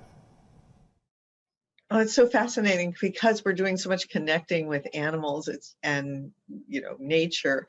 It's just so fascinating to think of what a life review would be like from a completely different perspective, being a completely different creature. We may touch on that at some other point. Yes, I won't ask any more questions about it, but it is fascinating. Yes. Gives you more respect, I guess, in a sense, for their existence and what they are also doing. It can. How will the splitting prism of parallel realities appear from our perspective as the different pathways diverge? will people who aren't aligned with us just start to sort of fade away and be further and further in the distance, or will they leave our perception altogether? The question has answered itself. Yes, it will generally fade away in some way, shape, or form, and eventually you will no longer experience others that are no longer vibrationally compatible. I see. And then the idea about a next incarnation, can you touch on that at all, about how those choices are made? Each individual personality, in a sense, that has its own choices about that. Is that how it works? Again, from a linear perspective, the question makes sense when you say next, but everything already exists structurally. So it's more a matter of, if we can use this kind of an illustration for you. Imagine that your consciousness is above it all. Think of yourself for the moment as the oversoul. You have all of these extensions already. But let's just say for the moment, you decide to give a little bit of special attention to one over the others. And then in the next moment, you decide to give a little bit of special attention to a different extension that already exists. It's more like that, although that's not even an accurate description, because that's still coming from a linear perspective to some degree. But it's more about the idea of shifts in focus and patterns within the consciousness of a higher being, a higher level of yourself, that then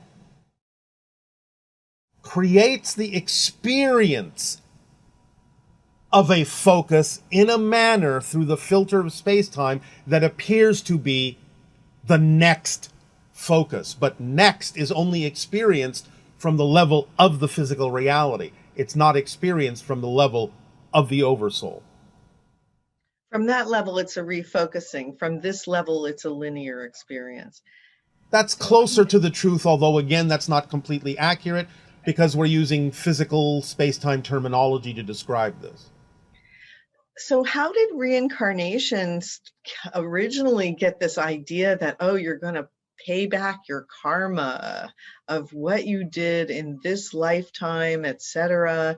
How far off is that from what actually happened? Well, the idea is that you do have the ability to recognize when you may be out of alignment with yourself, out of balance. It's just that from a linear perspective, once you've bought into the idea that things have to happen one after the other, then obviously the concept of recognizing an imbalance and rebalancing yourself will automatically also fit that modality. You'll see it as something that happened in the past that needs to be balanced in the present, or perhaps if not, then balanced in the future. So the idea is that it's simply part of the overall experience of linear space-time to fragment and disconnect things and put them in a sequential way, and including the idea of being out of alignment and rebalancing yourself. So I suppose if you have a strong enough conviction that you need to refocus your attention on a life that makes up for something that you did in a previous life. But you didn't do it. You didn't do it. What I'm saying is, you have the linear perspective that it was you. But the idea is you are connecting to an experience of a coexisting, simultaneously existing being to aid and assist you in the theme you're exploring in this life. But the idea is that it simply got strung out in this linear idea of reincarnation and karmic balance over lifetimes, because you experience the idea of linear time and one thing happening after another.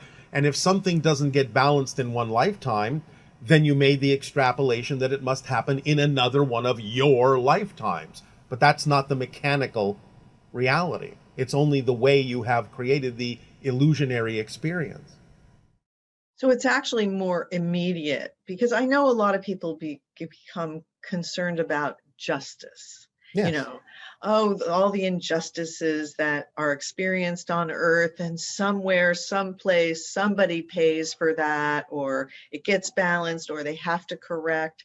But the mechanism is actually just in the immediacy. What you put out is what you get back.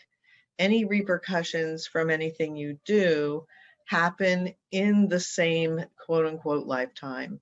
And well, so to speak. The idea doesn't mean that you have to see it happening in the lifetime, because as I said, there's life review.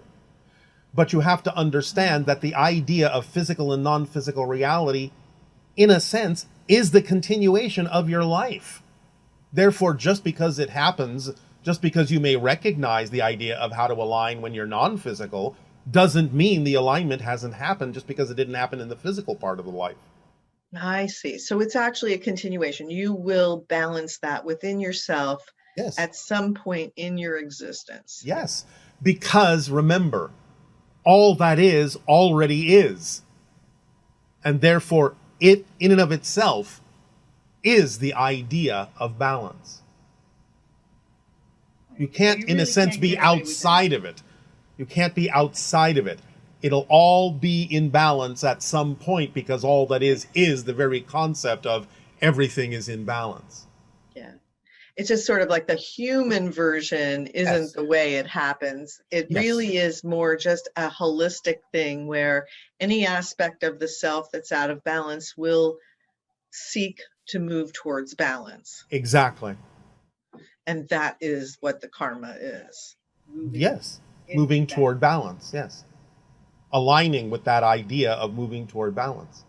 Very interesting. So it's actually a lot kinder than perhaps we might imagine here on Earth, where things can get really dark. And justice is not punishment. Justice is realization. That's good. That's intelligent. Yes. So just looking a little at the human history and everything, when did the Anunnaki actually create the humans? Homo sapien was generally genetically engineered somewhere around 350,000 years ago was the beginning of one of the programs, the major program. There were some minor experiments before that and some after, but the general idea of the beginning of that genetic program in earnest was about 350,000 years ago. And so one question that came up was, how did souls know a new vehicle for incarnation had been created? Because that's what that was, a new vehicle. Well, so to speak, yes. But remember, in the soul's perspective, everything exists here and now. Therefore, how did they know? All they had to do was be of the vibration that required the experience of a vehicle. And they would be drawn to a number of selections and choose what would be relevant for the theme they were going to explore. So that's kind of where the whole hybridization, evolution of human consciousness fits in.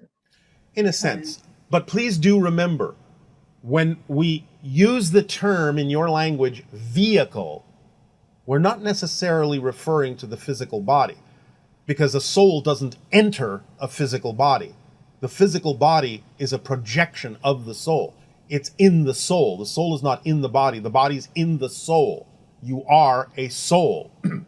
So the idea of a vehicle is not meant as an empty physical shell. It's simply meant as a way of experiencing yourself. And then with the hybridization program, consciousness that is interested in evolving through that process will be attracted to that vibration, become aware of the existence of that methodology in a sense, and participate. Yes.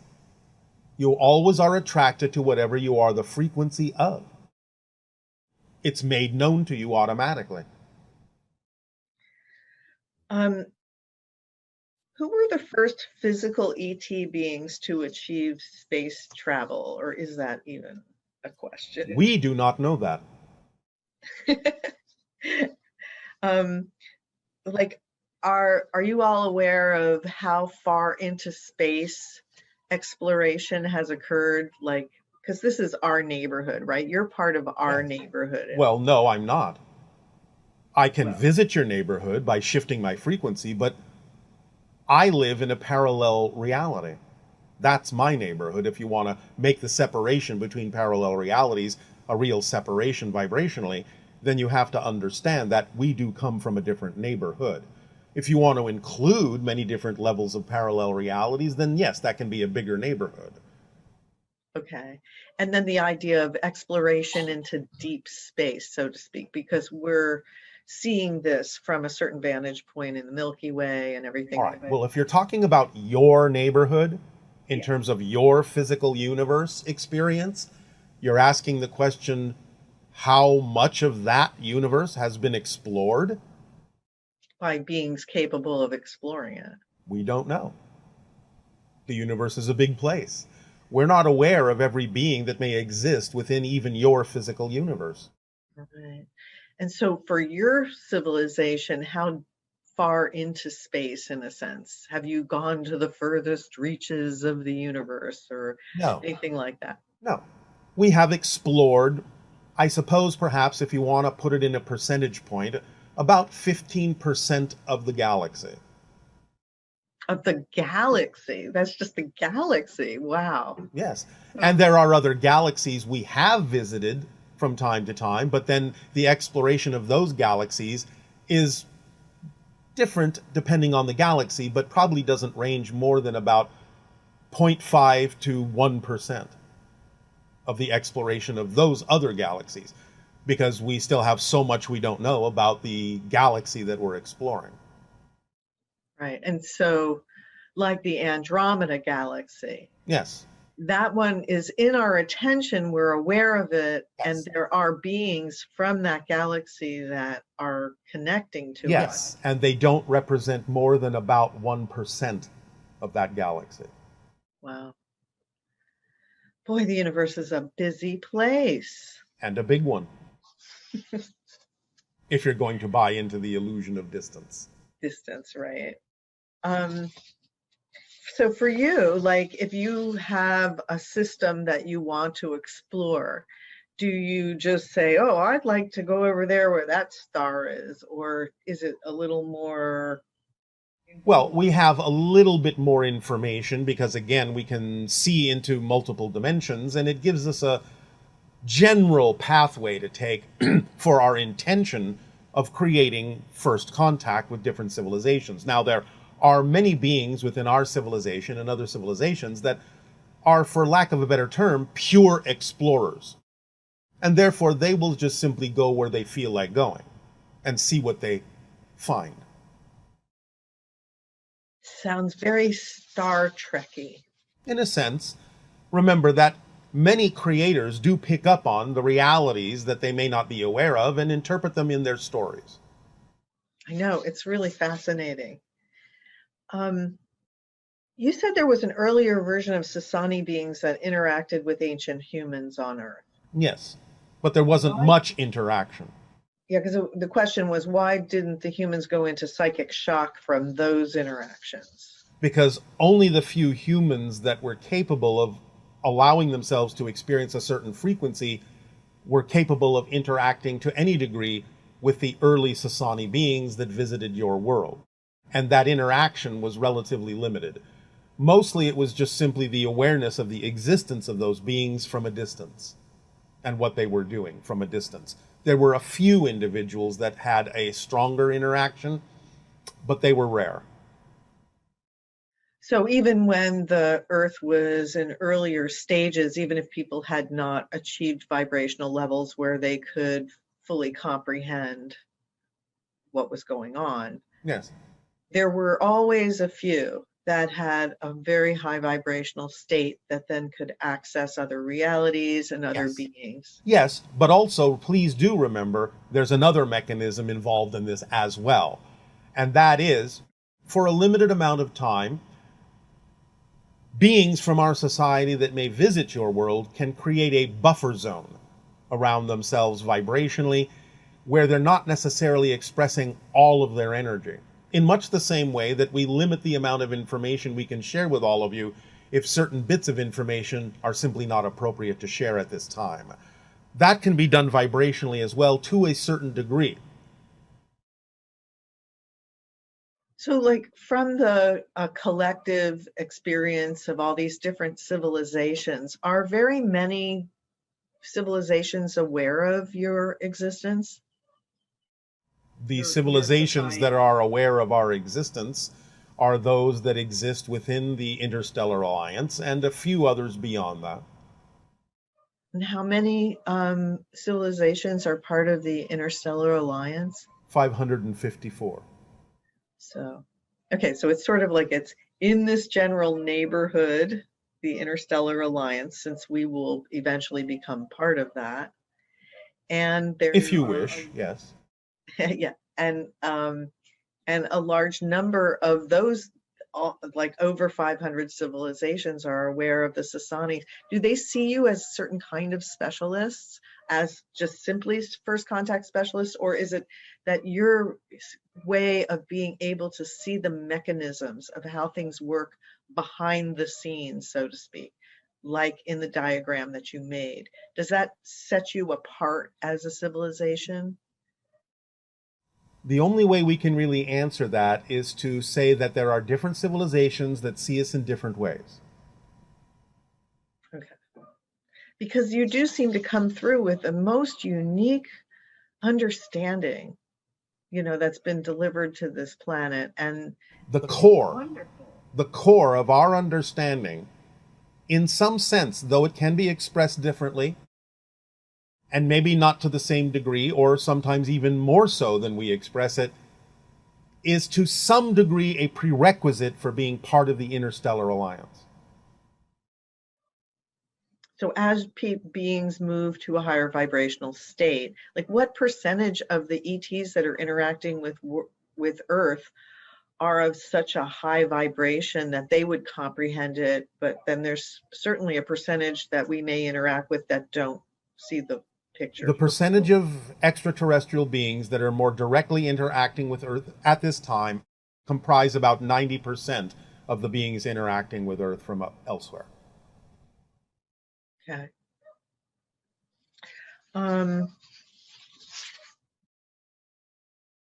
Why do so many spaceships look like they're spinning when they fly? Because some of them are. So that's one of the ways that they generate their power source? Yes, it doesn't mean that the internal cabin is spinning. It may just be the outer shell that is spinning. Do spaceships sometimes leave remnants of fuel remnants on Earth if they land here, or they... Well, some spaceships now and then that have either landed and or, as you say, crashed, have certainly left components that can be looked at or identified as quote-unquote fuel for those that use certain elements as fuel, to use that term loosely. But in certain craft, like our own, you would not find any fuel of any kind that you would be able to recognize as such. Okay.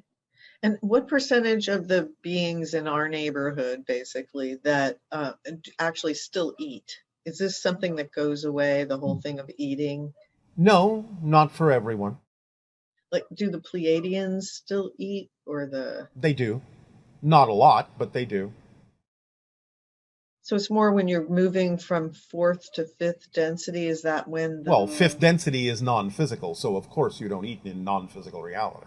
So the closer you are to non-physical reality, the less likely would be that you would consume. The less likely, yes. It doesn't mean it's completely gone for every civilization, because again, it depends on the theme that they're exploring and what it is they are consuming and how they are consuming it.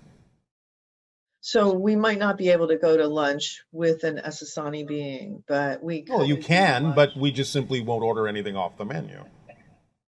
But a Pleiadian can join us. I get it. Okay. You mentioned earlier that the Mayan people came to the planet via spacecraft. Is that correct? The ancient versions of them, yes. So were they also part of the Homo sapien creation, and they were off planet, or these were no. There are different humanoid beings that exist elsewhere because of the concept of panspermia, which is that genetic material is delivered to different planets in different sectors by meteors and asteroids and comets that contain already the structure of what general forms of life may develop depending upon the environment of the planet that they land on. So there are many humanoid species that do exist, and sometimes these things exist in clusters within the galaxy. But there are many non-humanoid species as well. So they were actually another species, the Mayan. Yes. And are there a significant number of beings on our planet? Well, which planet Earth, but to say that on the planet Earth that we're communicating on right now, are there a percentage that are not a result of the hybridization that the Anunnaki created? Are you asking if you have visitors from elsewhere? Well, since the Mayan were here and they were living here, no one would have known that they were another species of human, correct? Yes. So is the same thing true now? There are other species of humans that are here that were not a direct result of the Anunnakis? There are, but we're not allowed to mention who they are. But they're not many. Not many. Mostly everybody here at this point is Mostly. a descendant of that. And of course, remember that the descendants of the original Mayab people have also mixed with actual humans. So there are very few original bloodlines that remain from the original Mayab people that arrived on your planet as an external species. So as the descendants of program, what would you say is one of the most positive benefits we received from the inclusion of the Anunnaki genetics?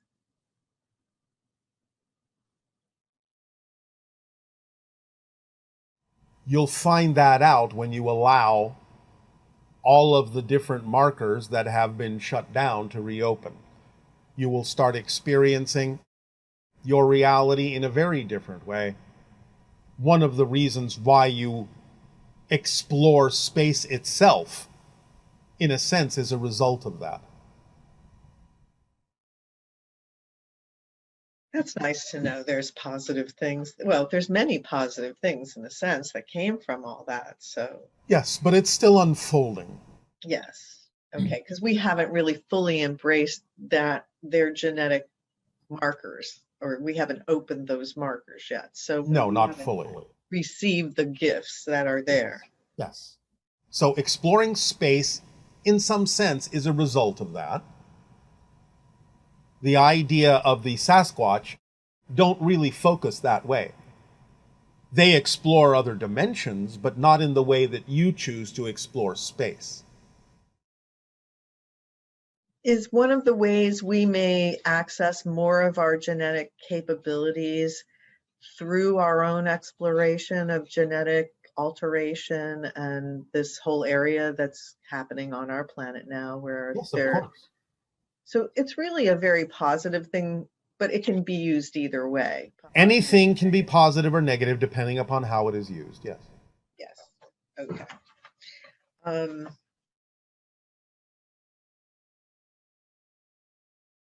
Go on to some other areas. Does a person exist in all realities, or maybe we already covered this, that the unique me that I am in this reality, each version of me also has its own unique me that it's experiencing? Well, no, of course not.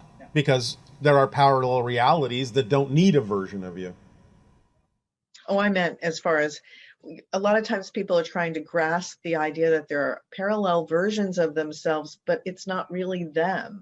It may be from an oversoul level, but it's not them from a personality or experiential level. All right, well, look at it this way. You never assume if you have an identical twin that they are going to have the same experience that you do, even though there may be a lot of similarity. Right. So you might as well think of parallel reality versions as identical twins. Oh, that's so cool. Okay. They're having their own experience, no matter how much they may look like you physically. Our science shows that space is expanding and that all the different galaxy clusters are drifting apart from each other over time. Yes. What is the spiritual reflective meaning of this? And does this have something to do with the splitting of the parallel realities? Not so much the idea of the splitting of the parallel realities, but it has to do exactly with the word that you used, expansion. It's about expanding. It's about growing. It's about experiencing from all the different possible points of view and perspectives and relationships that can be formed with a basic structure that never changes. So the very nature of existence is to be the structure that never changes, and at the same time to constantly and infinitely expand its experiences of the structure that never changes. It's really something. It is something. It is, in fact, many somethings. How does the formula help us have clearer communication with our higher self and our spirit guides? Well, when you act on your passion, you raise your vibration. When you raise your vibration, you become a better receiver or better antenna for higher frequency energy, and therefore communications from higher frequency realms, such as spirit guides and other dimensions, can be more clearly received in whatever way they need to be received, more often than not, through more synchronicity, more awareness of the synchronicity around you. But it makes you a more sensitive antenna to act on your passion, which is the primary idea of the formula. And then sort of the idea that the permission slips that work for each person are something to be cherished and enjoyed because they help you move into the higher frequency states. Yes, why not? Right. So there's no specific permission slip to have clearer communication. It's all very unique and designed specifically for your consciousness and what you're attracted to. Yes, if you want to call the formula a permission slip, you could say that that's permission slip 0.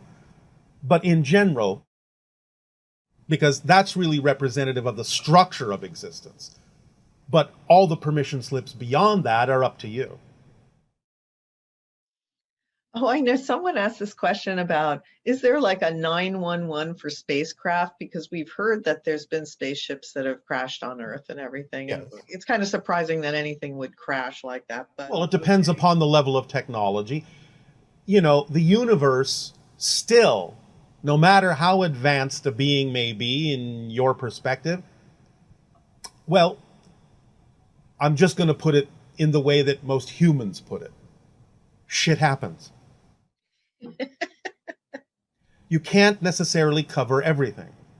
And therefore, there are some levels of technology that are susceptible to what you typically might call an accident. But of course, there are beings that also understand that there's no such thing as an accident. And that the beginning of your awareness, in some sense, in the modern age, of the existence of extraterrestrials happened because of a crash. So it serves a purpose, and in that sense isn't an accident, yet at the same time, things happen. So like the idea that of the 911 thing, what can you tell us about that? Is there... Each civilization may have its own way of contacting others, and of course for us, we're telepathically bonded. So therefore, anything that might seem to be amiss is instantly understood by those that need to understand it. Has a Sasani craft ever crashed? On Earth, no. In our early experimentations with the idea of star travel, yes. But that was thousands of years ago. Okay, so shifting over to sort of the human condition. Yeah. You know, we are made of love in that sense. We've been told It's a that. euphemism. Yes, it's a euphemism, simply meaning the ultimate vibration of existence is what you translate as unconditional love. So how is that possible that there's psychopaths and all kinds of very... Because the love is unconditional.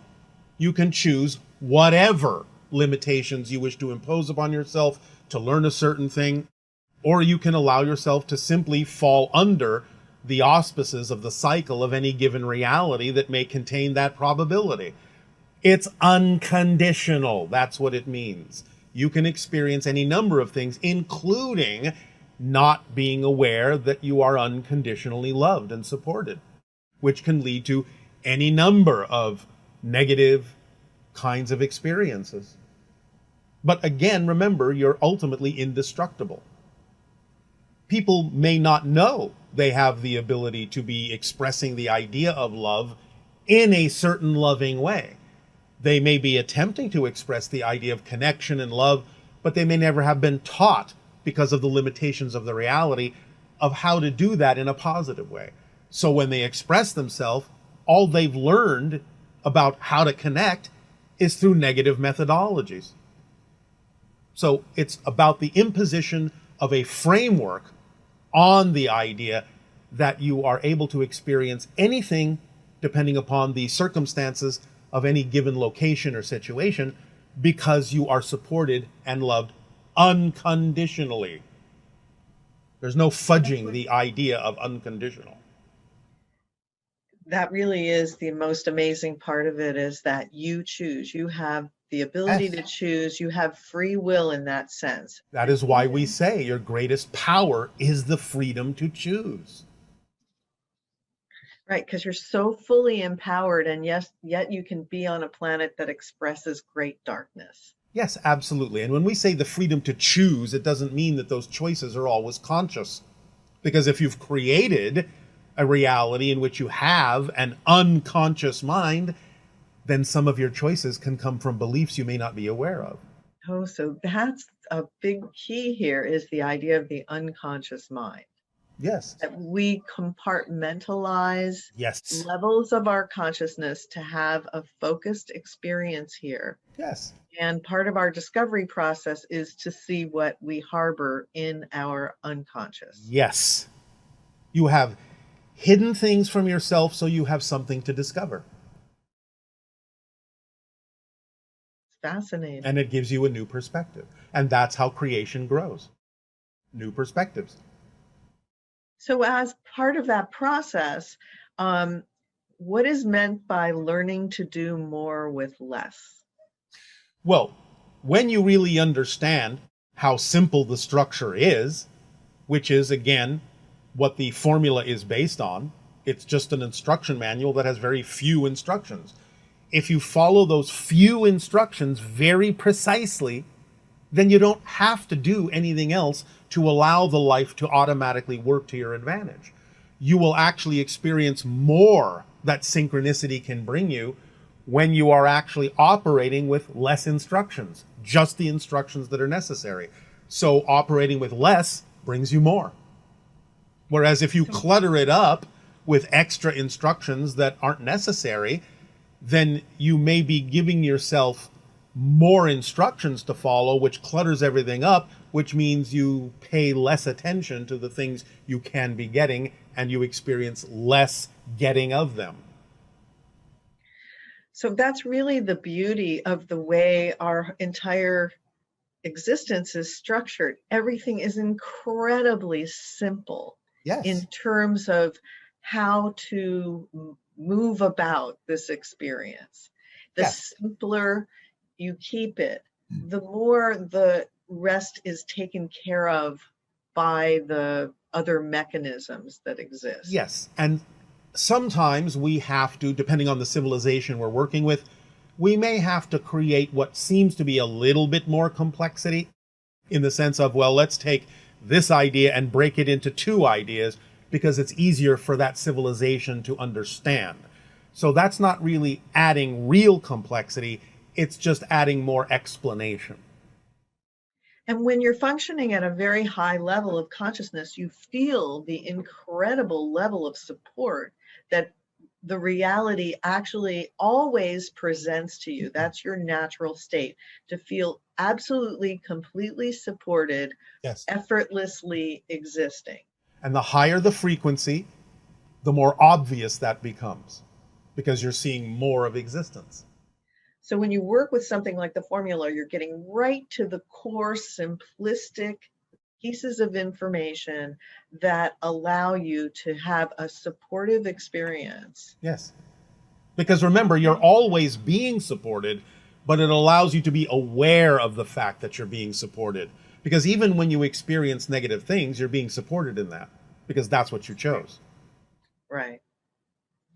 So, well, we really appreciate all that you've shared with us about the formula and how to exist here and have a really fulfilling experience. It is our passion and our pleasure to share this information with you, whether you use it or not.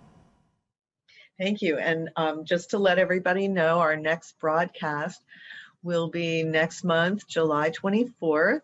And the title is Breaking News. And it's all about the new information that's being released during this first stages of open contact and disclosure. So we hope you'll join us for that. And thank you so much for all your sharing today. We love you a great deal and really appreciate all that you give us. As we appreciate all of you very deeply. And now allow yourselves to move forward into your meditation.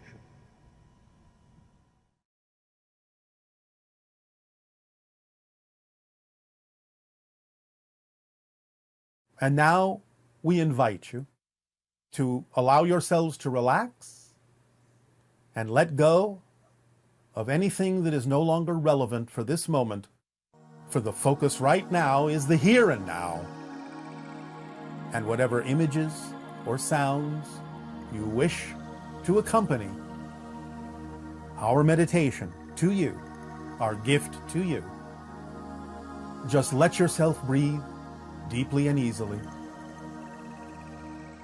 and allow yourself to focus on the concept of the difference between the mechanism of simultaneity and the lens of space-time reality that distorts the simultaneous connections into ones that seem more linear, that shifts that arrow in a different direction to make it appear as if the same soul is having a different physical reality, one after the other. So as you have seen that graphic that we provided, allow yourself in this meditation to simply go back and forth, seeing the little black arrows between the different physical beings that share these energy connections, seeing them switch to the bottom version and switch back to the simultaneous version. Back and forth, click, click, click, click, click, click, so that you can really begin to understand and experience the distortion that is caused by the physical reality space-time lens that allows you to see these arrows going back up into soul as if it's the same soul having a different physical personality in linear fashion, as opposed to seeing it as different physical beings existing simultaneously that have an energy connection between them all at the same time. Click, click, click, click. Go back and forth between the two versions. The simultaneous version, the physical reality space-time lens version. Click, click. Just keep going back and forth, back and forth, back and forth, so that you can begin to absorb within your being the arbitrary nature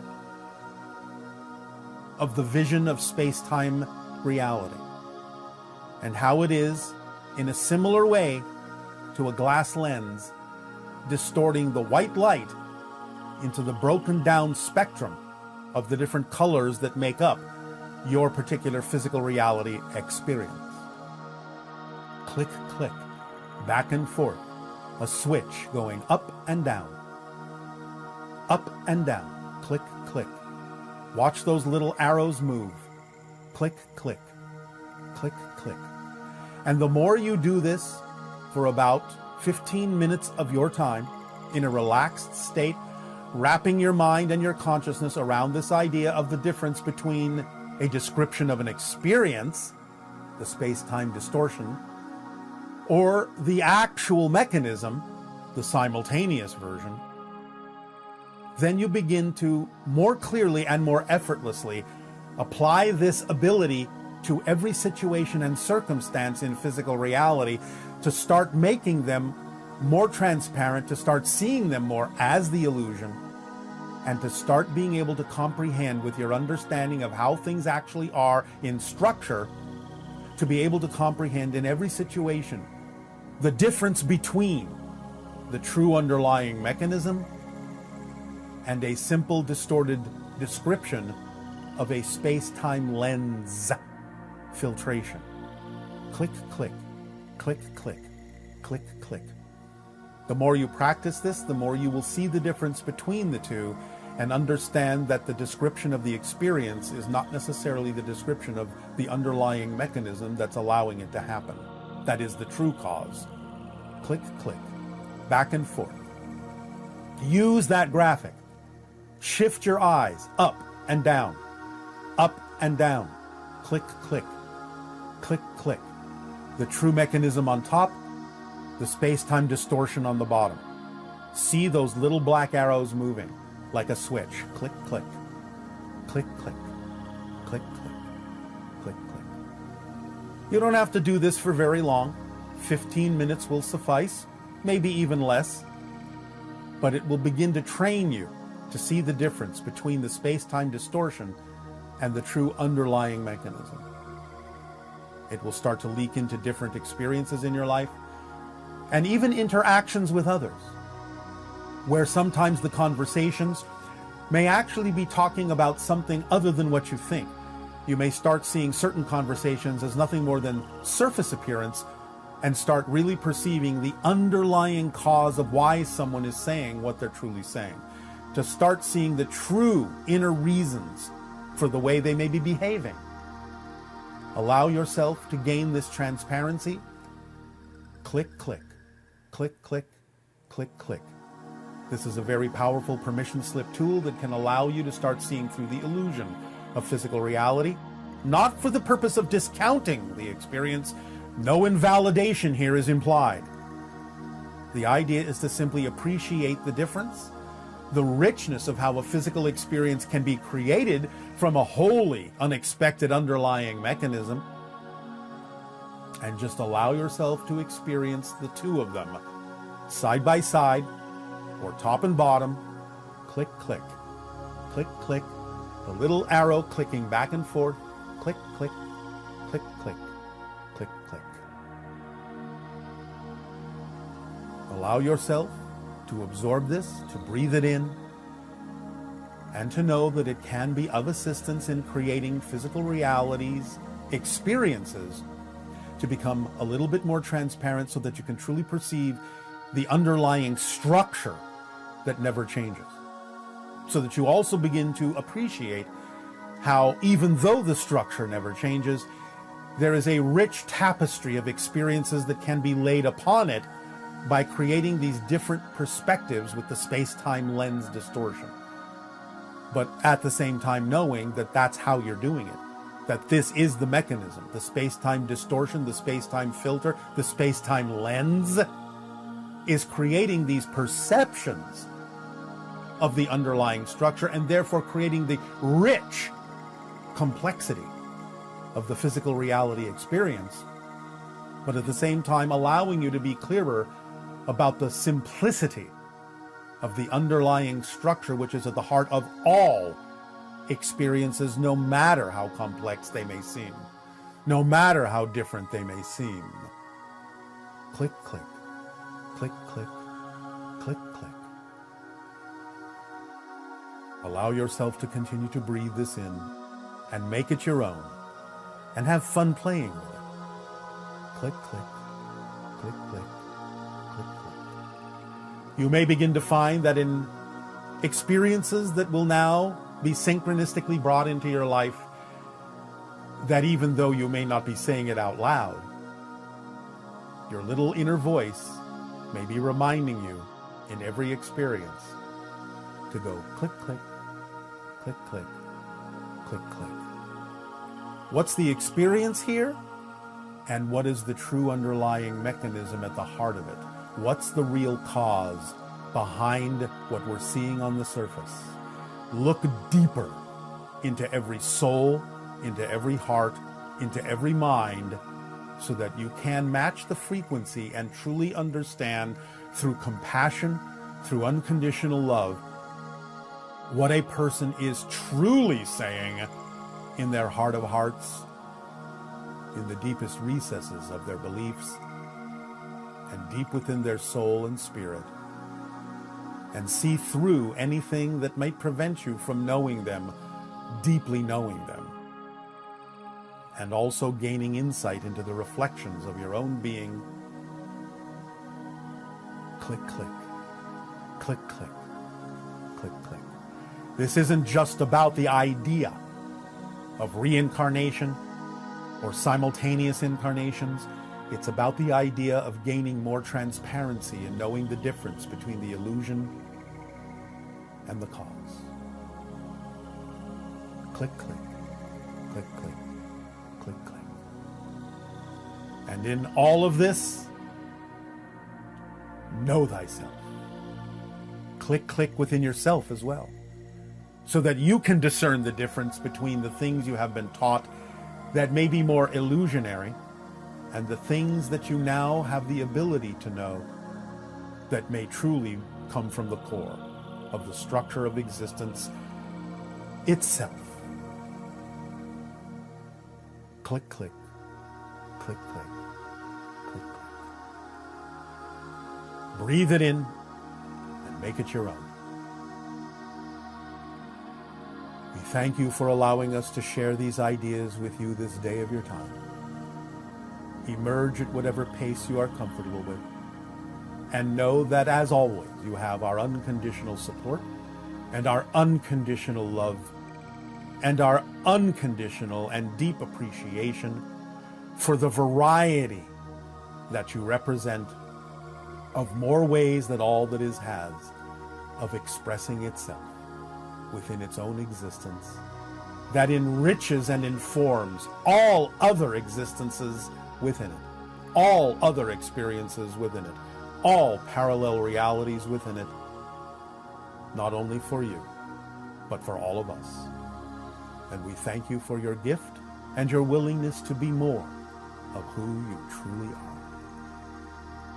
Be at peace and welcome home. Welcome home. Welcome home. Sweet dreams.